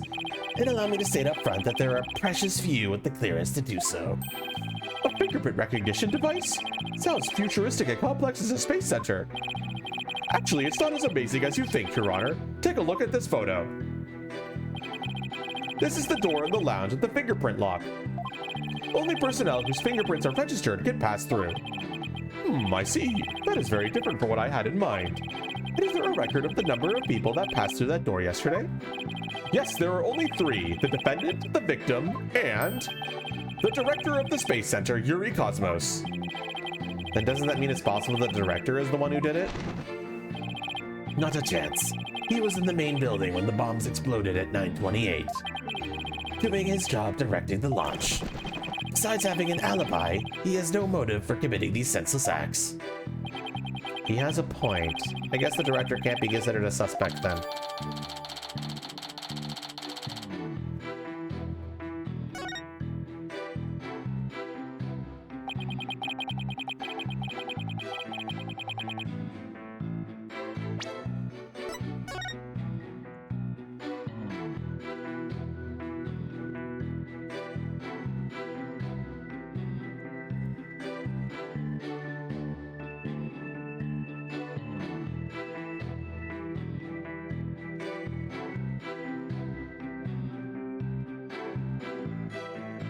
What the hell? There we go. I was having some tech issues for a half a second there, but we're good.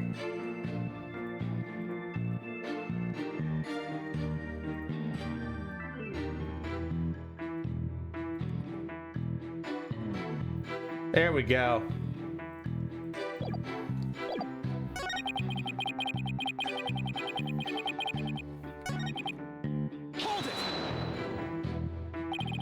So it would appear that the pair barely escaped with their lives. In actuality, one of them had already been murdered inside the rocket.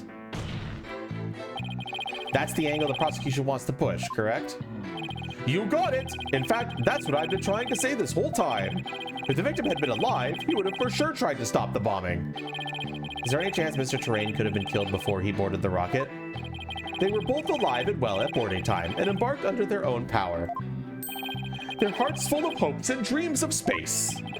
And then both their hopes and dreams were dashed. If I may continue my explanation, after the evacuation order was given, the defendant made his escape, carrying the victim to make it look like a rescue. But after the escape, one of the two was found stabbed to death. And who was the first to find the victim? Actually, there were two of them. The Space Center Director, Yuri Cosmos, and Detective Candace Arm. One of them was a detective? Yup, Detective Arm specializes in bombings, you see. She and the director were ordering the evacuation following the explosions.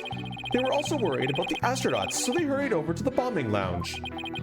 That's when they discovered the victim along with the defendant. Two witnesses, huh? And one of them is a detective.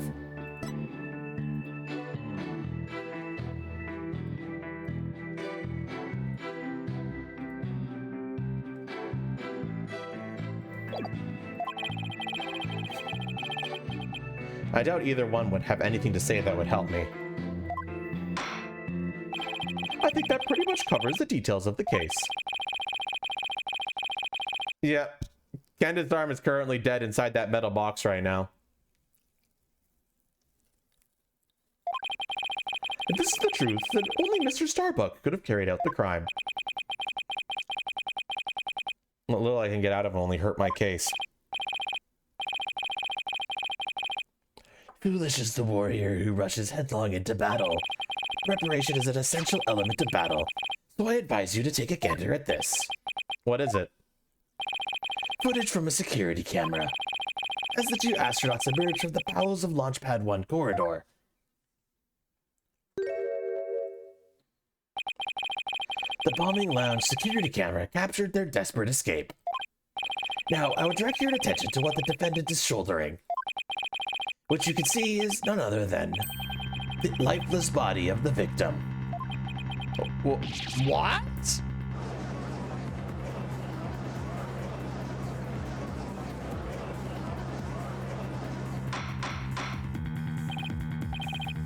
Order, I say.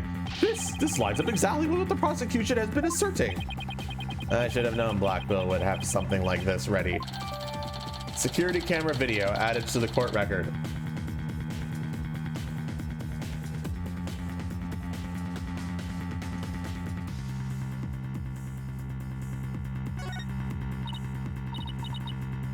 Apollo?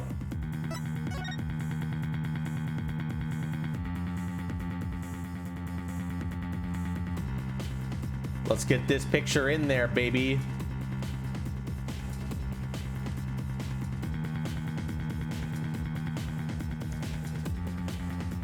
I know, it's not actually a video, it's just a picture, but whatever. How exactly did they determine that Clay was already gone in that footage? Ah, I see what you mean. Whether Clay was still alive at that point is pretty crucial. Your Honor, please take another look at the footage. Isn't it possible that Mr. Tron was still alive here and that Mr. Starbuck was helping him? Why, I believe you're right. One man carrying the other to safety. What a beautiful expression of friendship. Silence.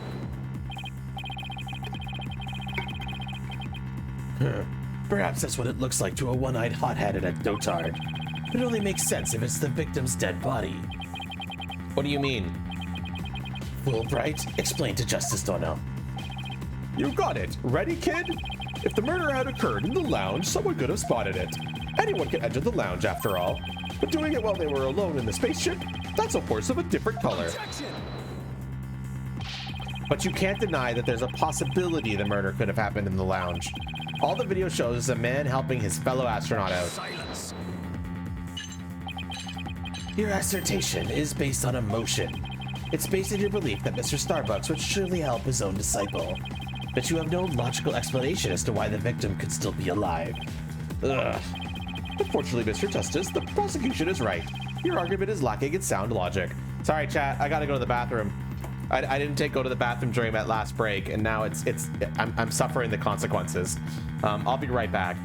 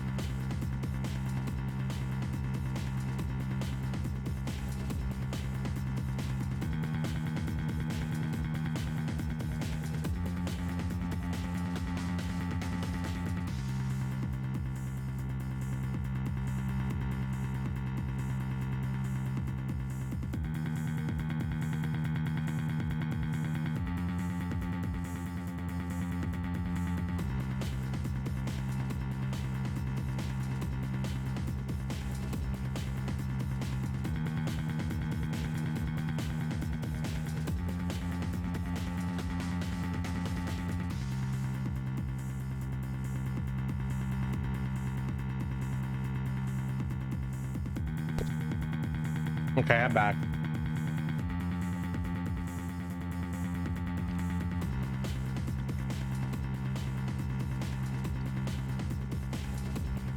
I'm not really a closeted furry anymore, storyteller. I'm pretty open about it nowadays.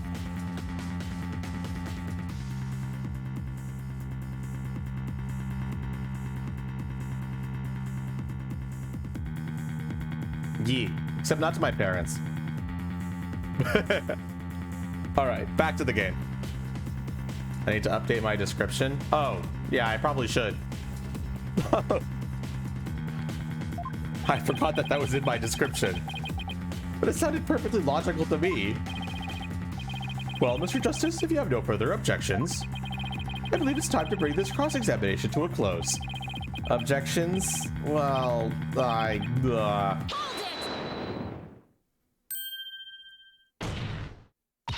Your Honor, the defense requests a little time to think and regroup. Given the facts, I'm not sure I see the need. What is it, Athena? It's just, there's something that's been bothering me. If it isn't the defense stalling for time as always. Very well, I'm feeling generous. You may have a small measure of time. Yes! You have 5 seconds. 5 seconds? After that, I declare this cross-examination to be closed, and a verdict be rendered. Your baldness, raise your gavel high. It's time for a countdown. Oh! Ready? We don't have time. Spit it out, Athena. Only 3 more seconds.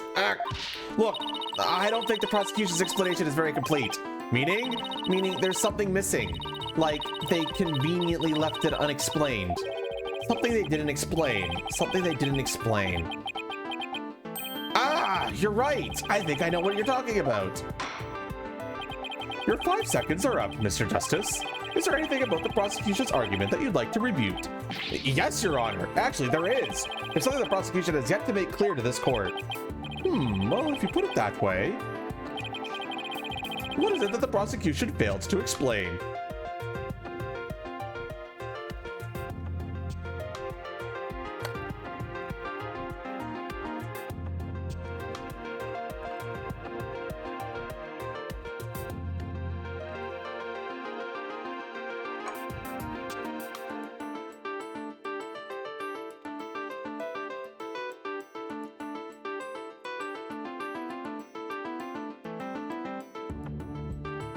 Two people say one person says 2, but Cryptware doesn't sound confident in that one.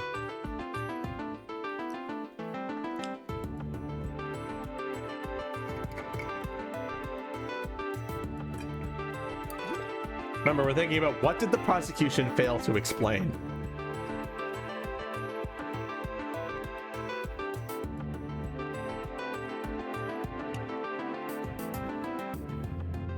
Think back to all of the stuff.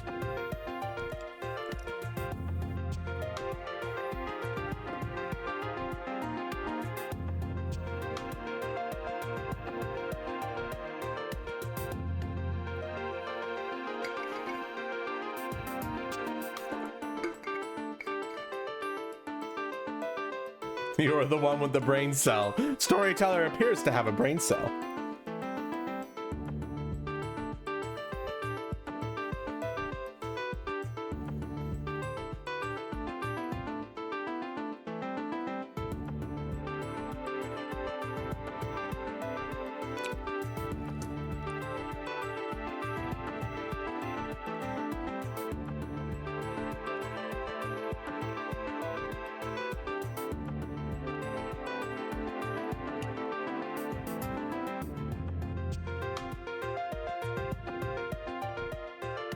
We're saying 2.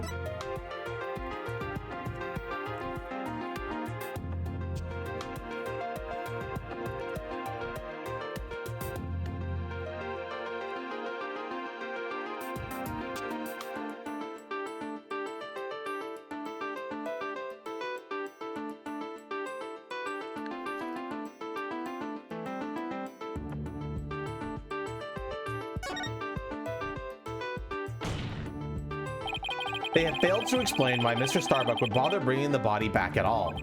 If the defendant wanted to kill the victim, why didn't he just leave his body in the rocket? Why go through the trouble of bringing him all the way back to the boarding lounge? Oh, that's true. I don't think we've heard the prosecution's thought on that yet. And yes, they did explain the motive. Astrophobia was the motive that they presented, and they said that he killed Terrain because they were afraid he would mess up the plans for the bombing. So yes, the motive was outlined. That's because they have none, Your Honor. After all, how does one explain something so illogical? The prosecution is claiming that the defendant moved the victim's dead body. But what if the entire premise of that argument is wrong? Well, let's hear your theory, Mr. Justice. The defense proposes that the defendant didn't kill the victim. He was helping him. Ah! Fulbright, explain it for our sad friend here, before I nod off to his monotone monologue. Inform him exactly why Space Boy moved the victim. Huh? They've gotta be joking. It's simple. Mr. Starbuck did what he did to direct suspicion away from himself. He wanted to create the impression he heroically risked his life to save his partner. That's why he made sure to make it to the security camera so there'd be a record. At the very least, he appears to have achieved success with you and the old man. One man carrying the other to safety. What a beautiful expression of friendship. The average person wearing a spacesuit weighs easily over 200 pounds. Saving the life of a partner who weighs as much will try to escape deadly flames. What a dramatic sob story filled with a silver screen. Indeed, I was completely taken in by the humanity of the story. You see, yet the true ending is that all traces of his hammy act were meant to be blown up. Yes, and now we arrive at the thrilling conclusion. The third explosion. What are you talking about? There was no third explosion. Silence. Indeed, you are correct. But that is thanks to Detective Arm. It was she who identified and secured the bomb. However, it doesn't change the fact that the third bomb was discovered in the lounge. The steel coffin beside the witness stand would be a bomb transport case. We used that to transport the deactivated bomb here. It was found in the lounge. A bomb in the form of a most distasteful toy. What? One on the second floor of the main building, one on the launch pad, and one in the lounge. The defendant planned to set off 3 fireworks displays. Fortunately, the third was discovered before it could be detonated. For it had not, the victim's body and other vital evidence would surely have been immolated. Objection! Yeah. Before you utter a word, know that the evidence supports me. Ugh, it's like he's reading my mind. As it is still undergoing forensic investigation, I do not have the evidence on hand. However, know that a peculiar item was found in one of Mr. Starbuck's pockets. Specifically, a bomb detonation switch. You found what?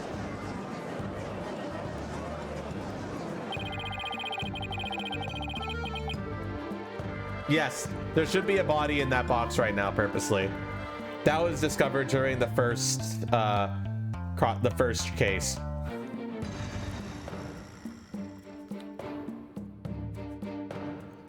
I suspect the defendant had no time to destroy such damning evidence.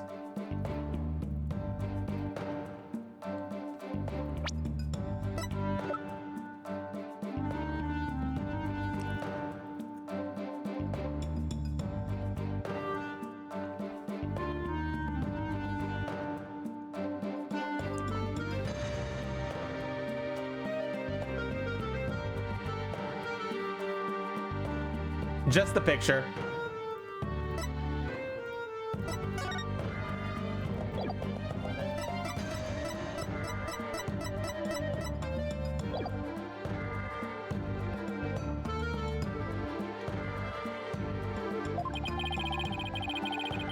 When the Space Center director and Detective Arm stumbled across the murder, though he thought to hide it in his pocket, feeble-brained that he is.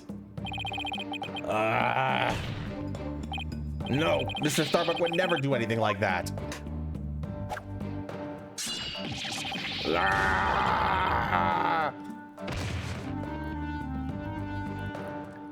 Apollo's dead. Justice don't know. Open an eyes, you see the truth. This appears to be irrefutable evidence that the accused set off the explosions. No, this has to be some kind of mistake. This can't be the truth. Still can't accept it. You believe in your client, come what may? Then why don't you cross-examine the defendant himself? This has got to be a trap. It's like Black was controlling the entire game. Yeah, it seemed like he was waiting for me to bring up the body moving issue. Why did you say that? Because he had just the right argument when I pointed it out. And to really rub it in, he had a decisive piece of evidence up his sleeve too.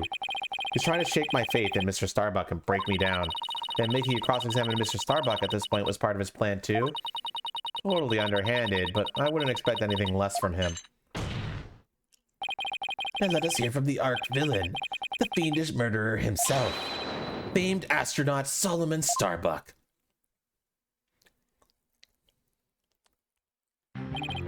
Witness, your name and occupation, please.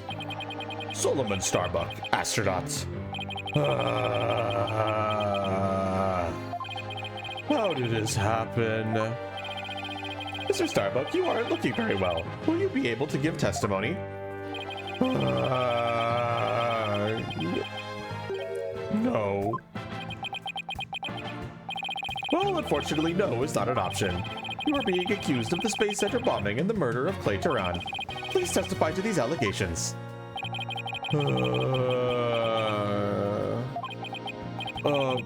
Mind if I take this suit off? It's getting really heavy. Silence.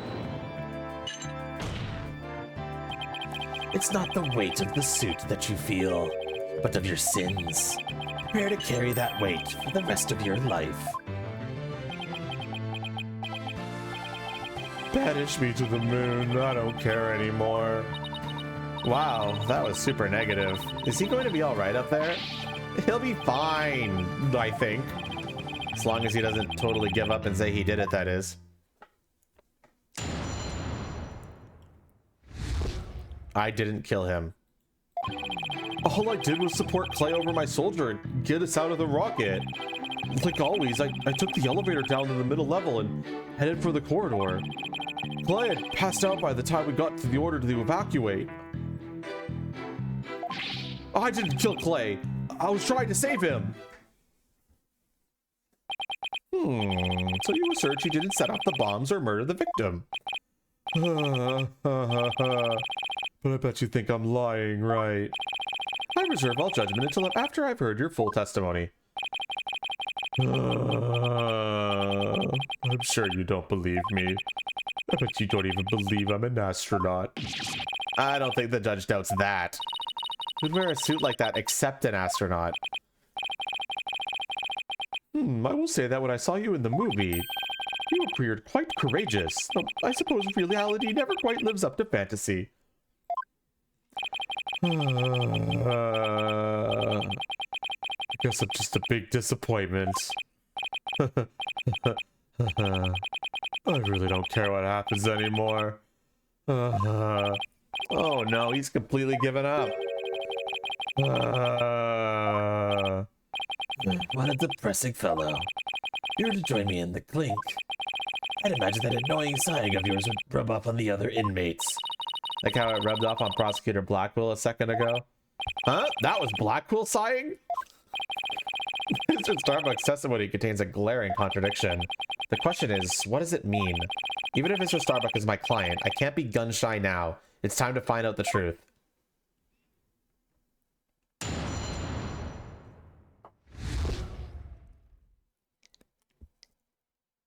I didn't kill him.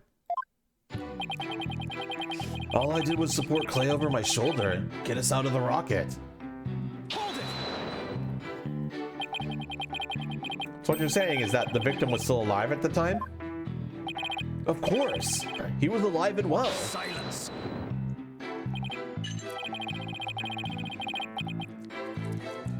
If so, you admit that you took a man who was alive and well and silenced him permanently with this.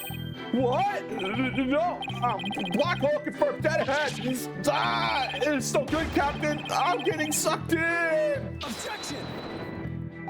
Mr. Starbuck, you are not in space. Please give your testimony seriously. It was just nerves, but maybe I shouldn't have said he was alive and well. It was more like he was slumped over. Those are completely opposite ends of the spectrum. Like always, I took the elevator down the middle level and headed for the corridor. Is that the elevator inside the launch pad area? That's right. We always use it to get in and from the cockpit. That makes sense. So he was just using the route he always used. In spite of the fact that there had just been an explosion. Huh? I think Mr. Starbuck is hiding something. Something pretty big. Clay had passed out by the time we got to the order to evacuate. Passed out? Why was he passed out? Probably because of the explosion. The noise and vibration were incredible. It's little wonder a person would pass out, right? I guess. Not that I know. I've been hit by space debris. The main engine's on fire. It's gonna blow.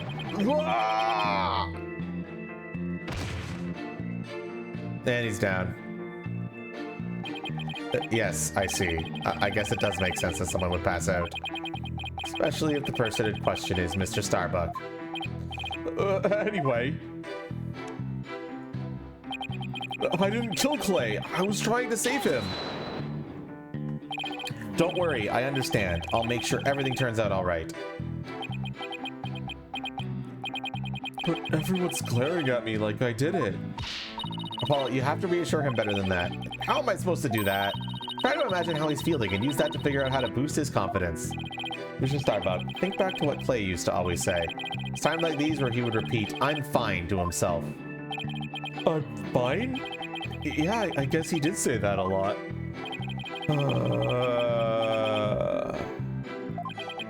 But even if I shouted it, Clay would still be dead. What's the use?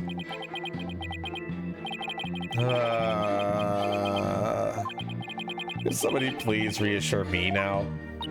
Apollo, there's something strange about Mr. Starbuck's testimony.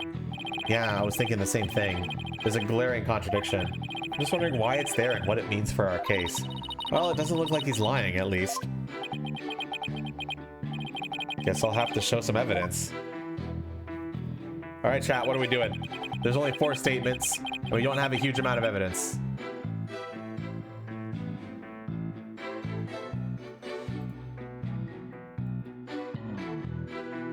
So just get your thinking caps on.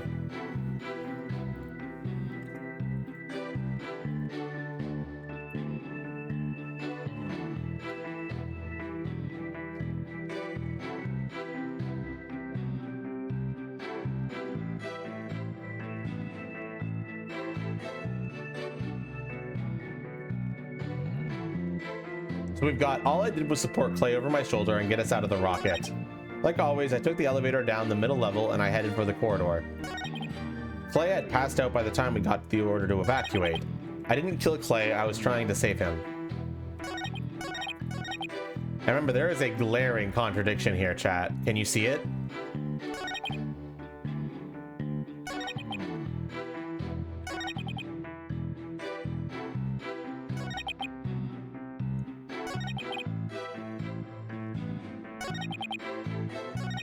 Rocketman wants to present the bombing report on this statement.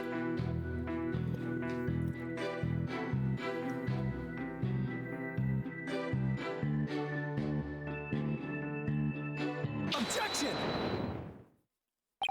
Mr. Starbuck, I need your testimony to be as accurate as possible. Was I not being accurate? No, because it's impossible for you to have taken the elevator down to the middle level. What makes you say that, Mr. Justice? Please recall where the bomb went off in Launchpad 1.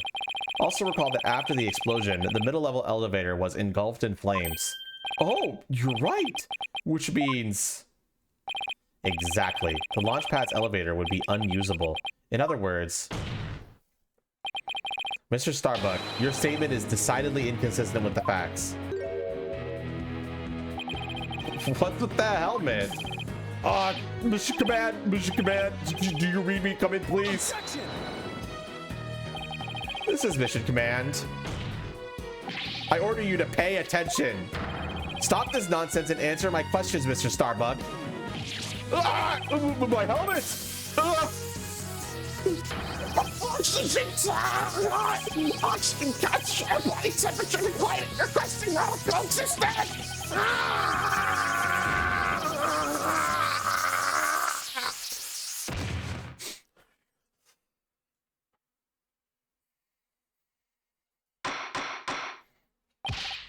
Mr. Starbuck, we are not in space right now.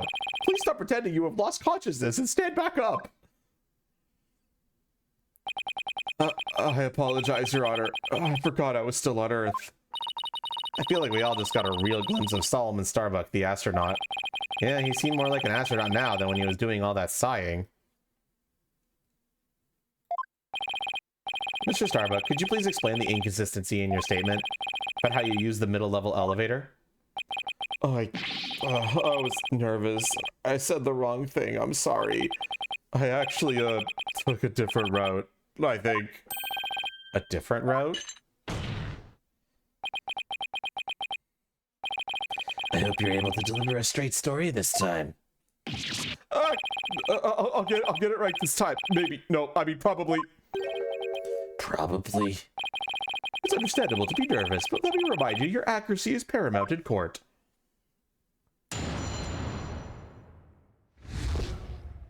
My escape route. Let's see, my escape route. What I said before was a mistake. I remember now. I took a different route.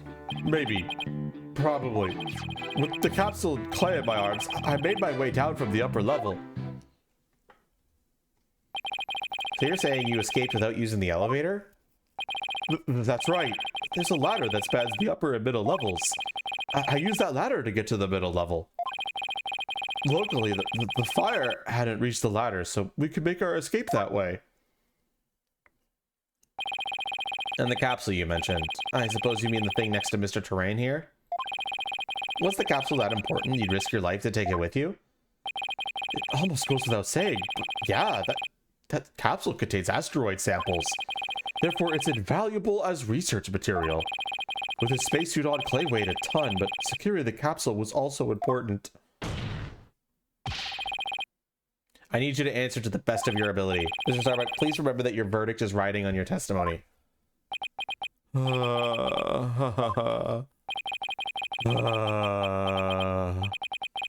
I am guilty after all. I wonder if you could see the stars in prison.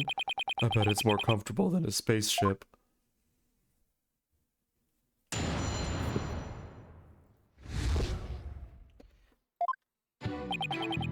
Let's see, my escape route. What I said before was a mistake. I remember now. I took a different route. Maybe. Probably. With the capsule and clay in my arms, I made my way down from the upper level.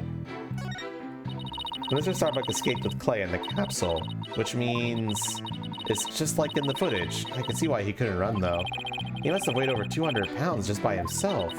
Yeah, and he had to support Clay, who was another 200 pounds. Plus, he had to ensure the safety of that capsule. I don't think even I could have walked under those circumstances.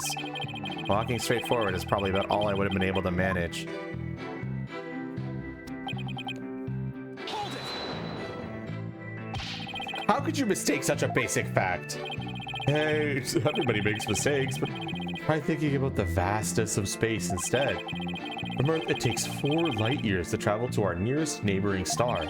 So you see, compared to the vast expanse of space, human error is insignificant. I wish he considered it just a little more significant than 0. Enough jabbering. Get on with your testimony.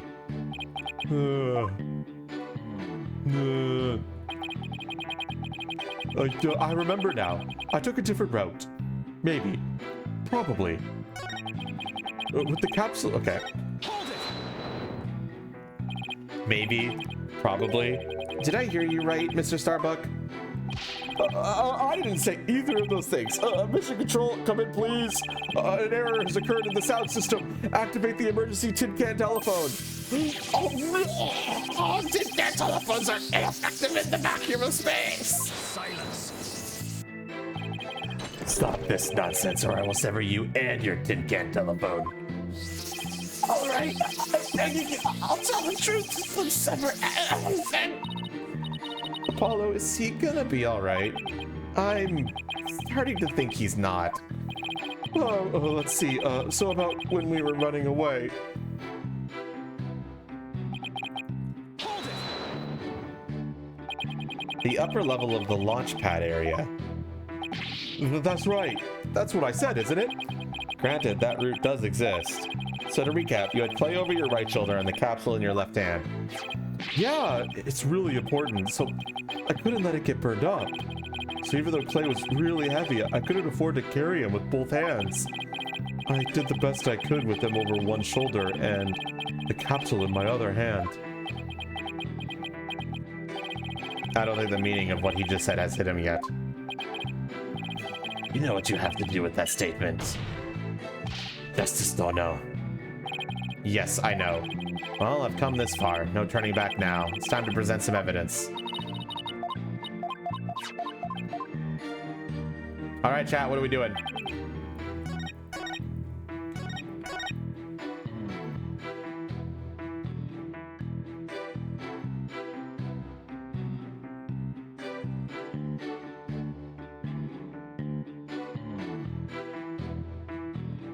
Statement 1. Let's see, I think my escape route, what I said before, was a mistake.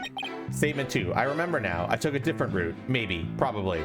Statement 3. With the capsule and clay in my arms, I made my way down from the upper level.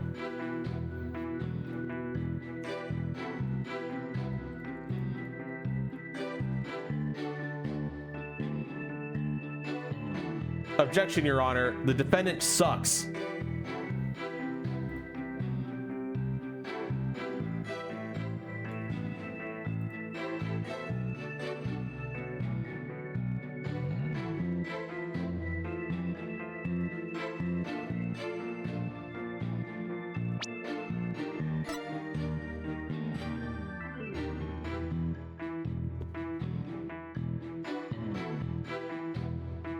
Objection, Your Honor. Insanity plea, please.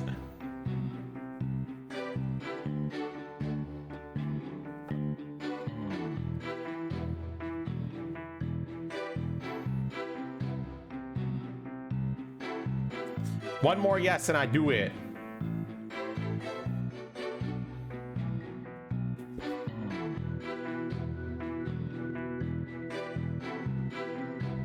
Objection.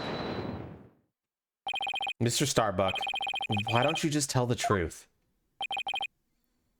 The truth? Let's see. The Earth is blue? No, that's not right. So, I guess the Earth isn't blue? Yeah, that's it. The truth, Mr. Starbuck. Oxygen concentration is super low in this area. The emergency oxygen tanks. Mr. Justice, the witness appears confused. Please help draw out the truth from him. Mr. Starbuck, under the circumstances at the time, you couldn't possibly have reached the boarding lounge via the upper level route. Huh? Not as long as this was along the escape route.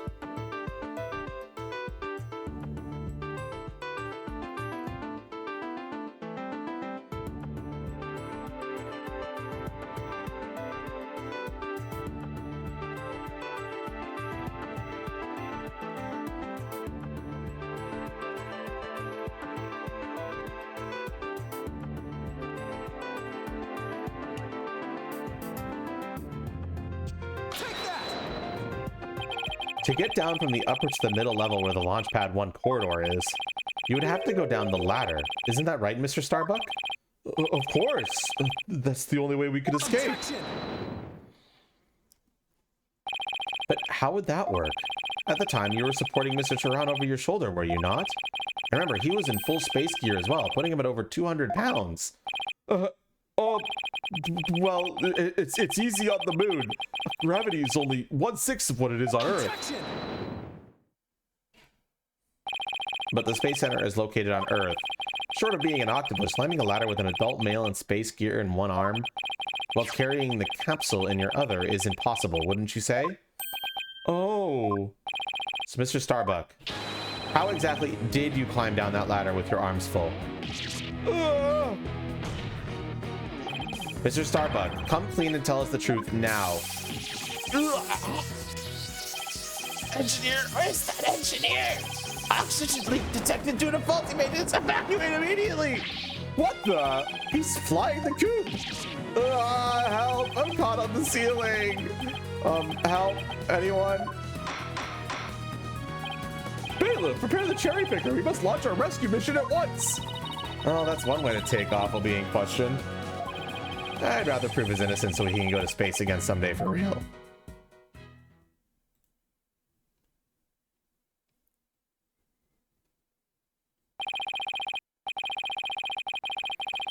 Now then, Mr. Starbuck, do you think you can keep your feet planted on the ground? Yes, I apologize for losing control.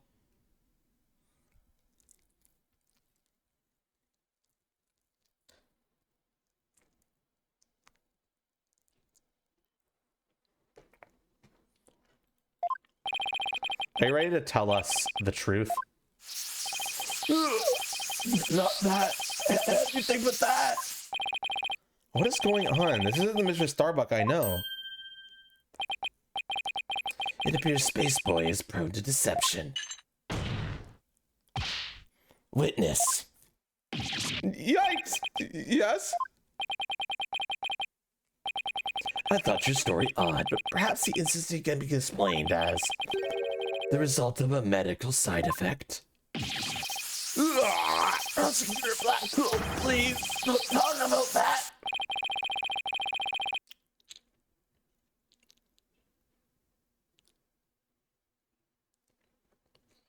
You like me grinning?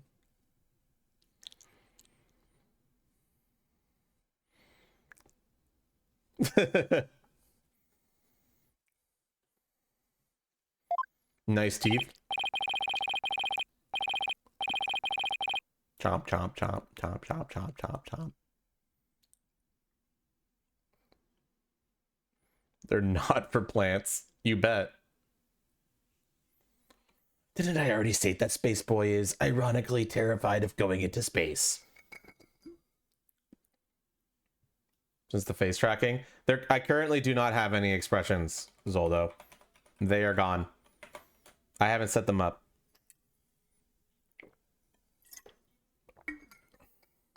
Sorry, I wanted to get it up as fast as possible.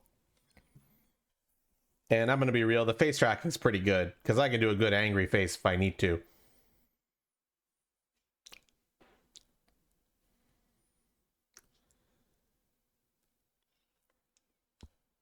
They do, but I still have to set up the blend shapes for them when I go over to Unity. That's why he took some precautions just before the launch. For you see, traces of this anti-anxiety drug were found in his system. Oh. I sense things are about to nosedive. You got it all wrong. I told him during the investigation too. I don't know anything about any drug. I never took any medication, I swear. It's found in his system, but he doesn't remember taking it? How could that be? Somebody must have slipped them into me. But I guess maybe that's why I don't remember. Because of the side effects. Yeah, that's why I don't remember much about what really happened. What?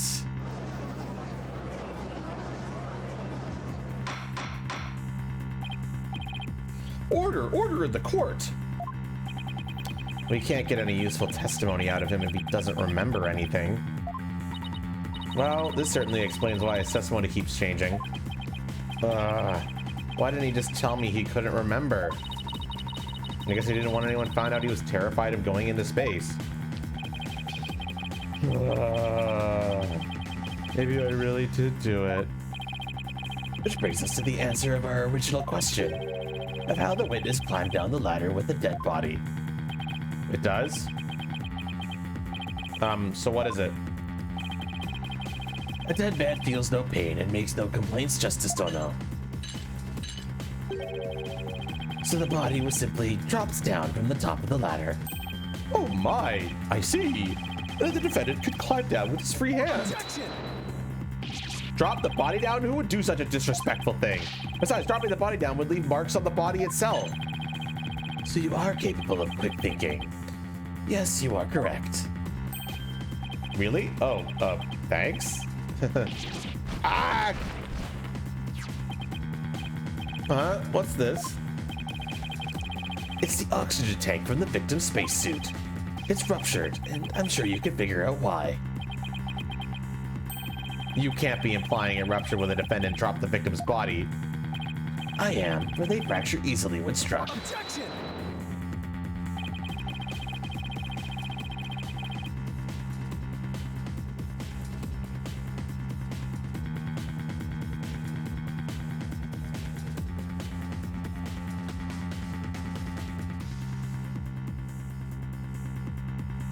The tank's explosion and sharpening would leave a mark on the body.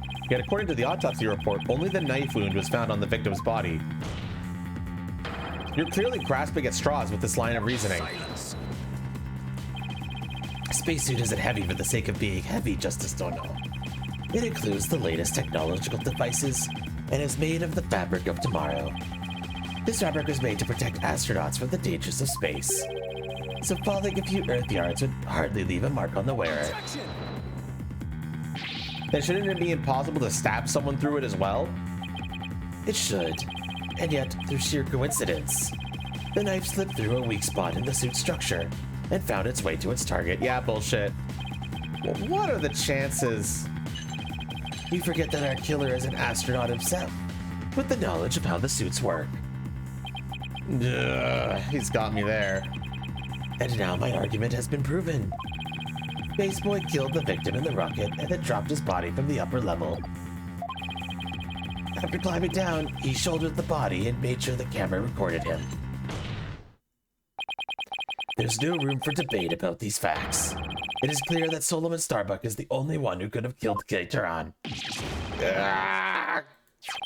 Here, the report regarding the astronaut's oxygen tanks. Consider it my send-off gift. Feel free to use it as payment to cross the river Styx. Ah. Oxygen tanks data added to the court record.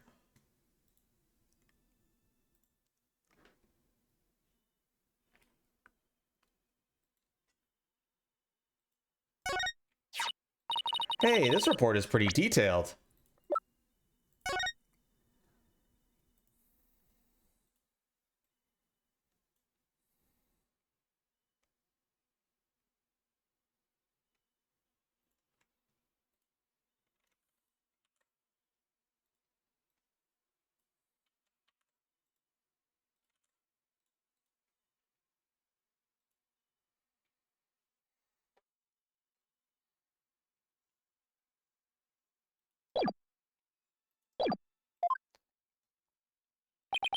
Let's see. The display on the astronaut's left shoulder shows the oxygen remaining. I guess that means those glowing cyan digits represent the amount of oxygen in the tank. I'm done for. I'm going to prison instead of space. Space Boy. Yes? Take heart. The bejeweled night sky is still beautiful, even when viewed through bars. You mean the stars as seen from prison? That's right. Your cell will be your spaceship. Picture the view through the iron bars. It's like being an astronaut in your own craft for all time. That's not a half-bad thought. Mr. Starbuck? Prosecutor Blackwind got to him good. Spaceship prison cell. Fly me, my guilt, and my despair into the deepest, darkest space. And then, let's get sucked into a black hole together. Objection! Mr. Starbuck, you can't give up hope. Oh? Yes, Apollo. You know Clay really looked up to you. He said you're an incredible man. He said you'd never give up your dreams and passion for space, no matter the situation. He said that? So don't give up now and help me prove your innocence. For the sake of the man who respected you and believed in you, Clay Taran. Or clay. You're wasting your breath.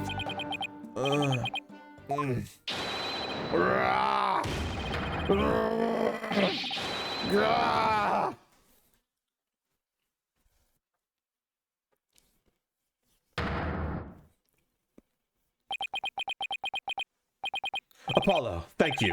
I can see things clearly now. Mr. Starbuck, I'm fine now. Thanks for reminding me of my life's mission. Right, we'll both be fine. I'll prove you're innocent. You'll see. And after that, we'll get you back into space. Rah! You've ignited the booster rockets of my soul! I'm on fire! I am Solomon Starbuck, astronaut, a cosmic hero chosen by the universe itself. This is no time to be whimpering and crying. I can't let you and Clay down. Vitash, the sun, the moon, all of space is calling to me, Solomon Soul Starbuck.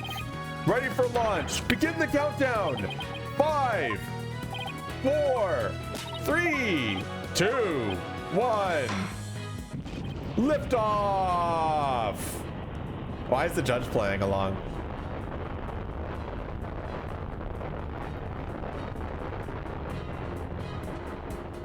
Whoa!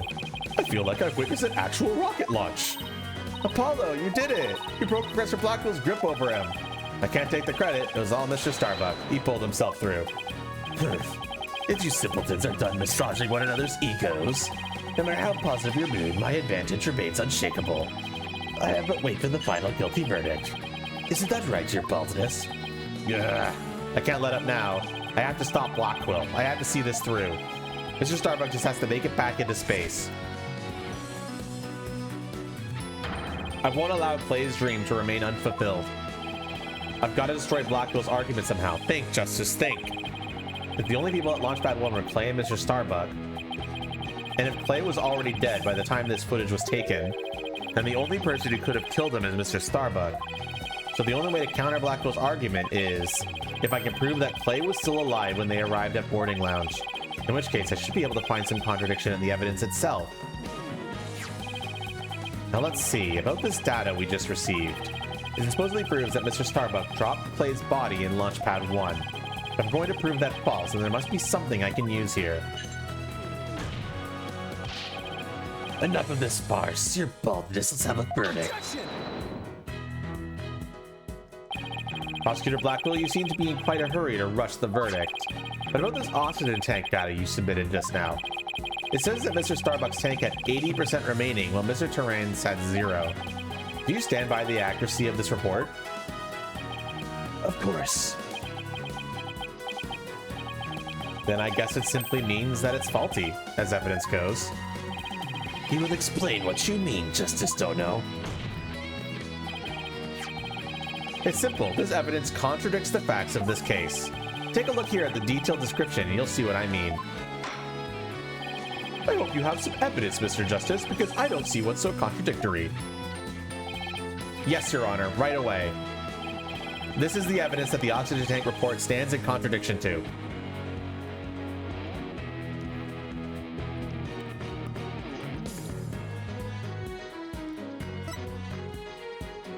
This is what Stevish wants to present. Take that! And how does this evidence present a contradiction? The problem is this part here.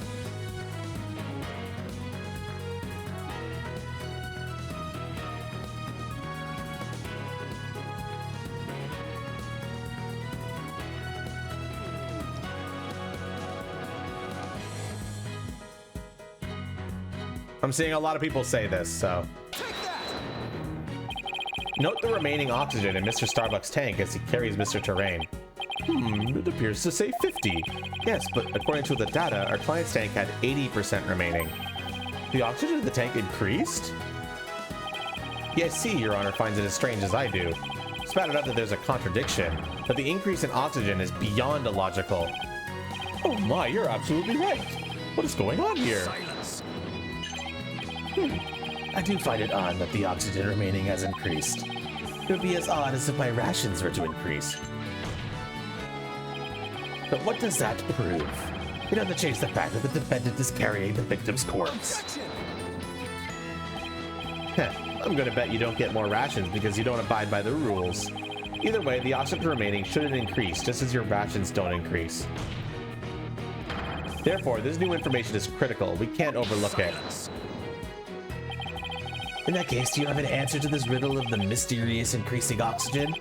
You better not disappoint, or I'll declare the inconsistency as a mere equipment malfunction. Prosecutor Blackwell has a point. I suppose it could be a simple malfunction.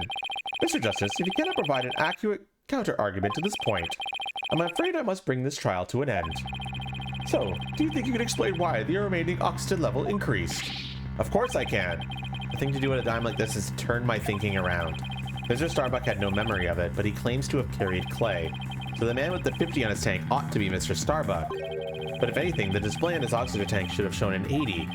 This is a clear contradiction between the report and the security footage. So what I should be asking is not, why did the oxygen level increase? But what had to have happened to make it look like it had increased? Am I making some kind of mistake in my base assumptions here? Well, Mr. Justice, we're waiting. Yes, Your Honor. I'm ready to answer. This is why the remaining oxygen appears to have increased.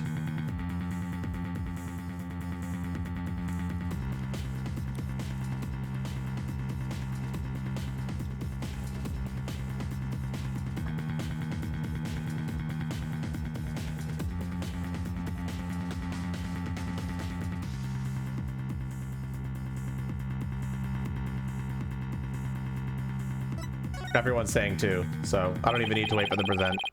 What if it was the other way around? The other way around? Would you care to explain, Mr. Justice? As you can see, Your Honor, both men had their helmets on in this footage. But it turns out, this is where our base assumptions went astray. We assumed that it was Mr. Starbuck helping Mr. Turan, but it was the other way around. It wasn't Mr. Starbuck helping Mr. Turan at all. It was Mr. Turan who was helping Mr. Starbuck to the boarding lounge. It was what?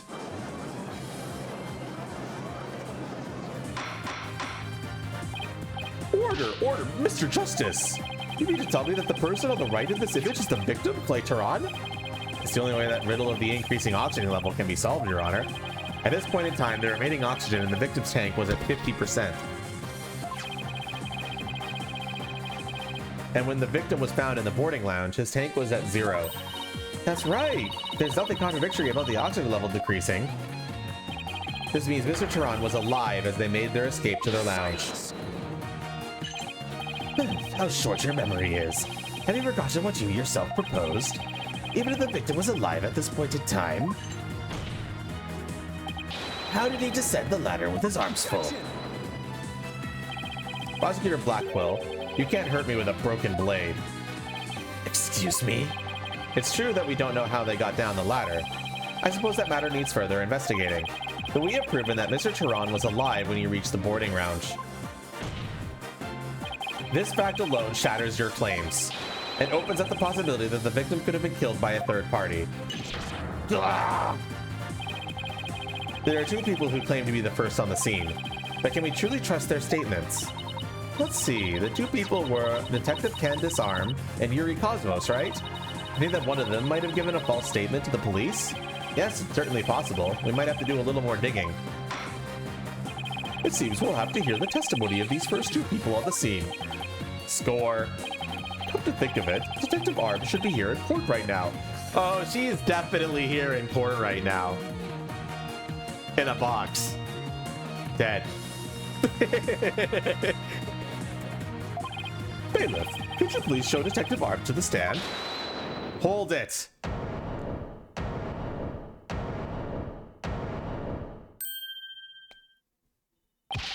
I have an announcement, everyone. What's the meaning of this? We're in the middle of a trial here. Please remain me calm and listen carefully. Someone has reactivated the bomb. The bomb was defused, but it's about to explode. Explode?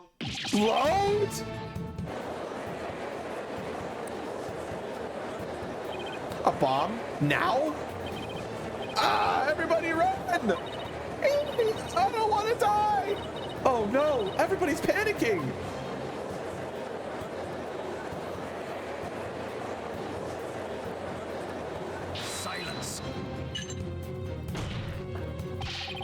Headless chickens with a death wish, the lot of you. Calm yourselves before all else. Come on, Apollo, let's get out of here. But what about Mr. Starbucks' dream? And who will carry out Clay's final wish? I don't care what happens to me. I'm not letting some bomb blow up the truth forever. Bro, you're an idiot. Bro, leave. Don't be a hero. I refuse to let things end here. Apollo, this is no time to be dramatic. If we don't get out of here now, we're going to die. Come on, this way. Hey, ouch. Let me go. Apollo. Juniper? She hasn't evacuated yet? Juniper, are you all right? Apollo, no, not that way. Ah!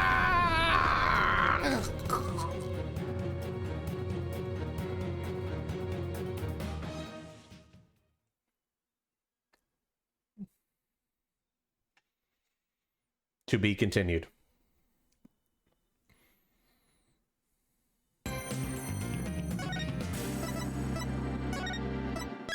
And then case 1 happened. No, he's not dead.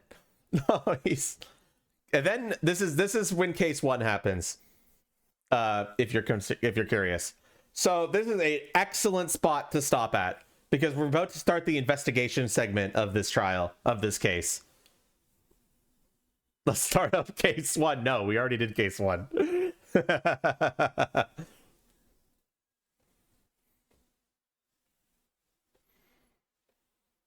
In the morning. I will be playing something else tomorrow. Tomorrow is multiplayer day. And then we're going to be playing this all day Saturday. Long fucking stream on Saturday. Long fucking stream. We're going to finish case 4 and get a significant of the way through case 5. And then we're going to finish case 5 probably on Sunday. The views of the heart in the middle of it. You're probably thinking of a surgery game, Imp. I definitely remember Trauma Center having a bomb defusing segment of it. What games are you playing tomorrow? I'm not sure. Steve has literally just bought me Helldivers, so maybe that. We'll see, though. Usually some kind of multiplayer game we do on Fridays.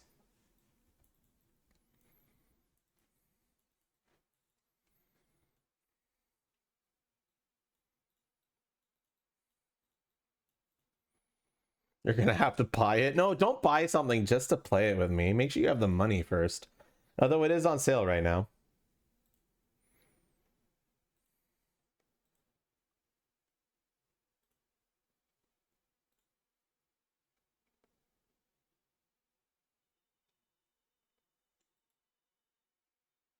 Yeah, it's 20% off.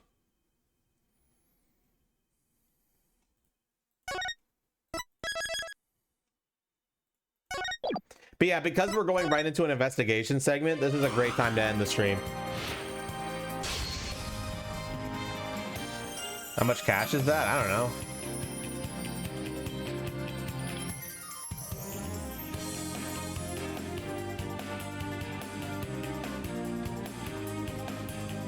Thank you for the stream. Thank you for being here. None of this would be possible without my viewers. That was cringe. I'm sorry. That was extremely cringe.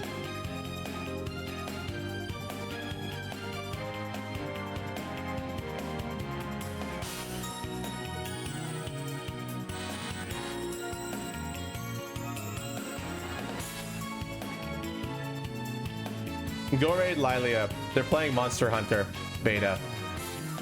If the beta's open, I could also do the Monster Hunter beta tomorrow. Is the Monster Hunter beta still going to be open tomorrow? We might do that tomorrow as well. It do be open? Okay, it's either that or Helldivers or something else. I don't know. We might do a poll, like a live vote right at the start of the stream and see what people want to see me do. I'll make sure both games are set up before though. All right, everybody. I want you all to abuse this nerd with this. Monster Hunter gonna win. I don't know. Helldivers is a popular game, dude. And there'll be other games that I'm gonna put on, like Risk of Rain and other stuff. I don't know. We'll see. Actually, I think I want to try something new tomorrow. And besides, there's gonna be a lot of Monster Hunter when that game actually comes out. So I might just want to wait until that comes out and just ignore the beta. Because, you know, yeah. All right, everybody. I will see you all tomorrow for some multiplayer games, and then we'll be back on Saturday to finish Case 4 and start Case 5, or maybe just finish the whole fucking game. I don't know. See you all tomorrow and stuff. Yay!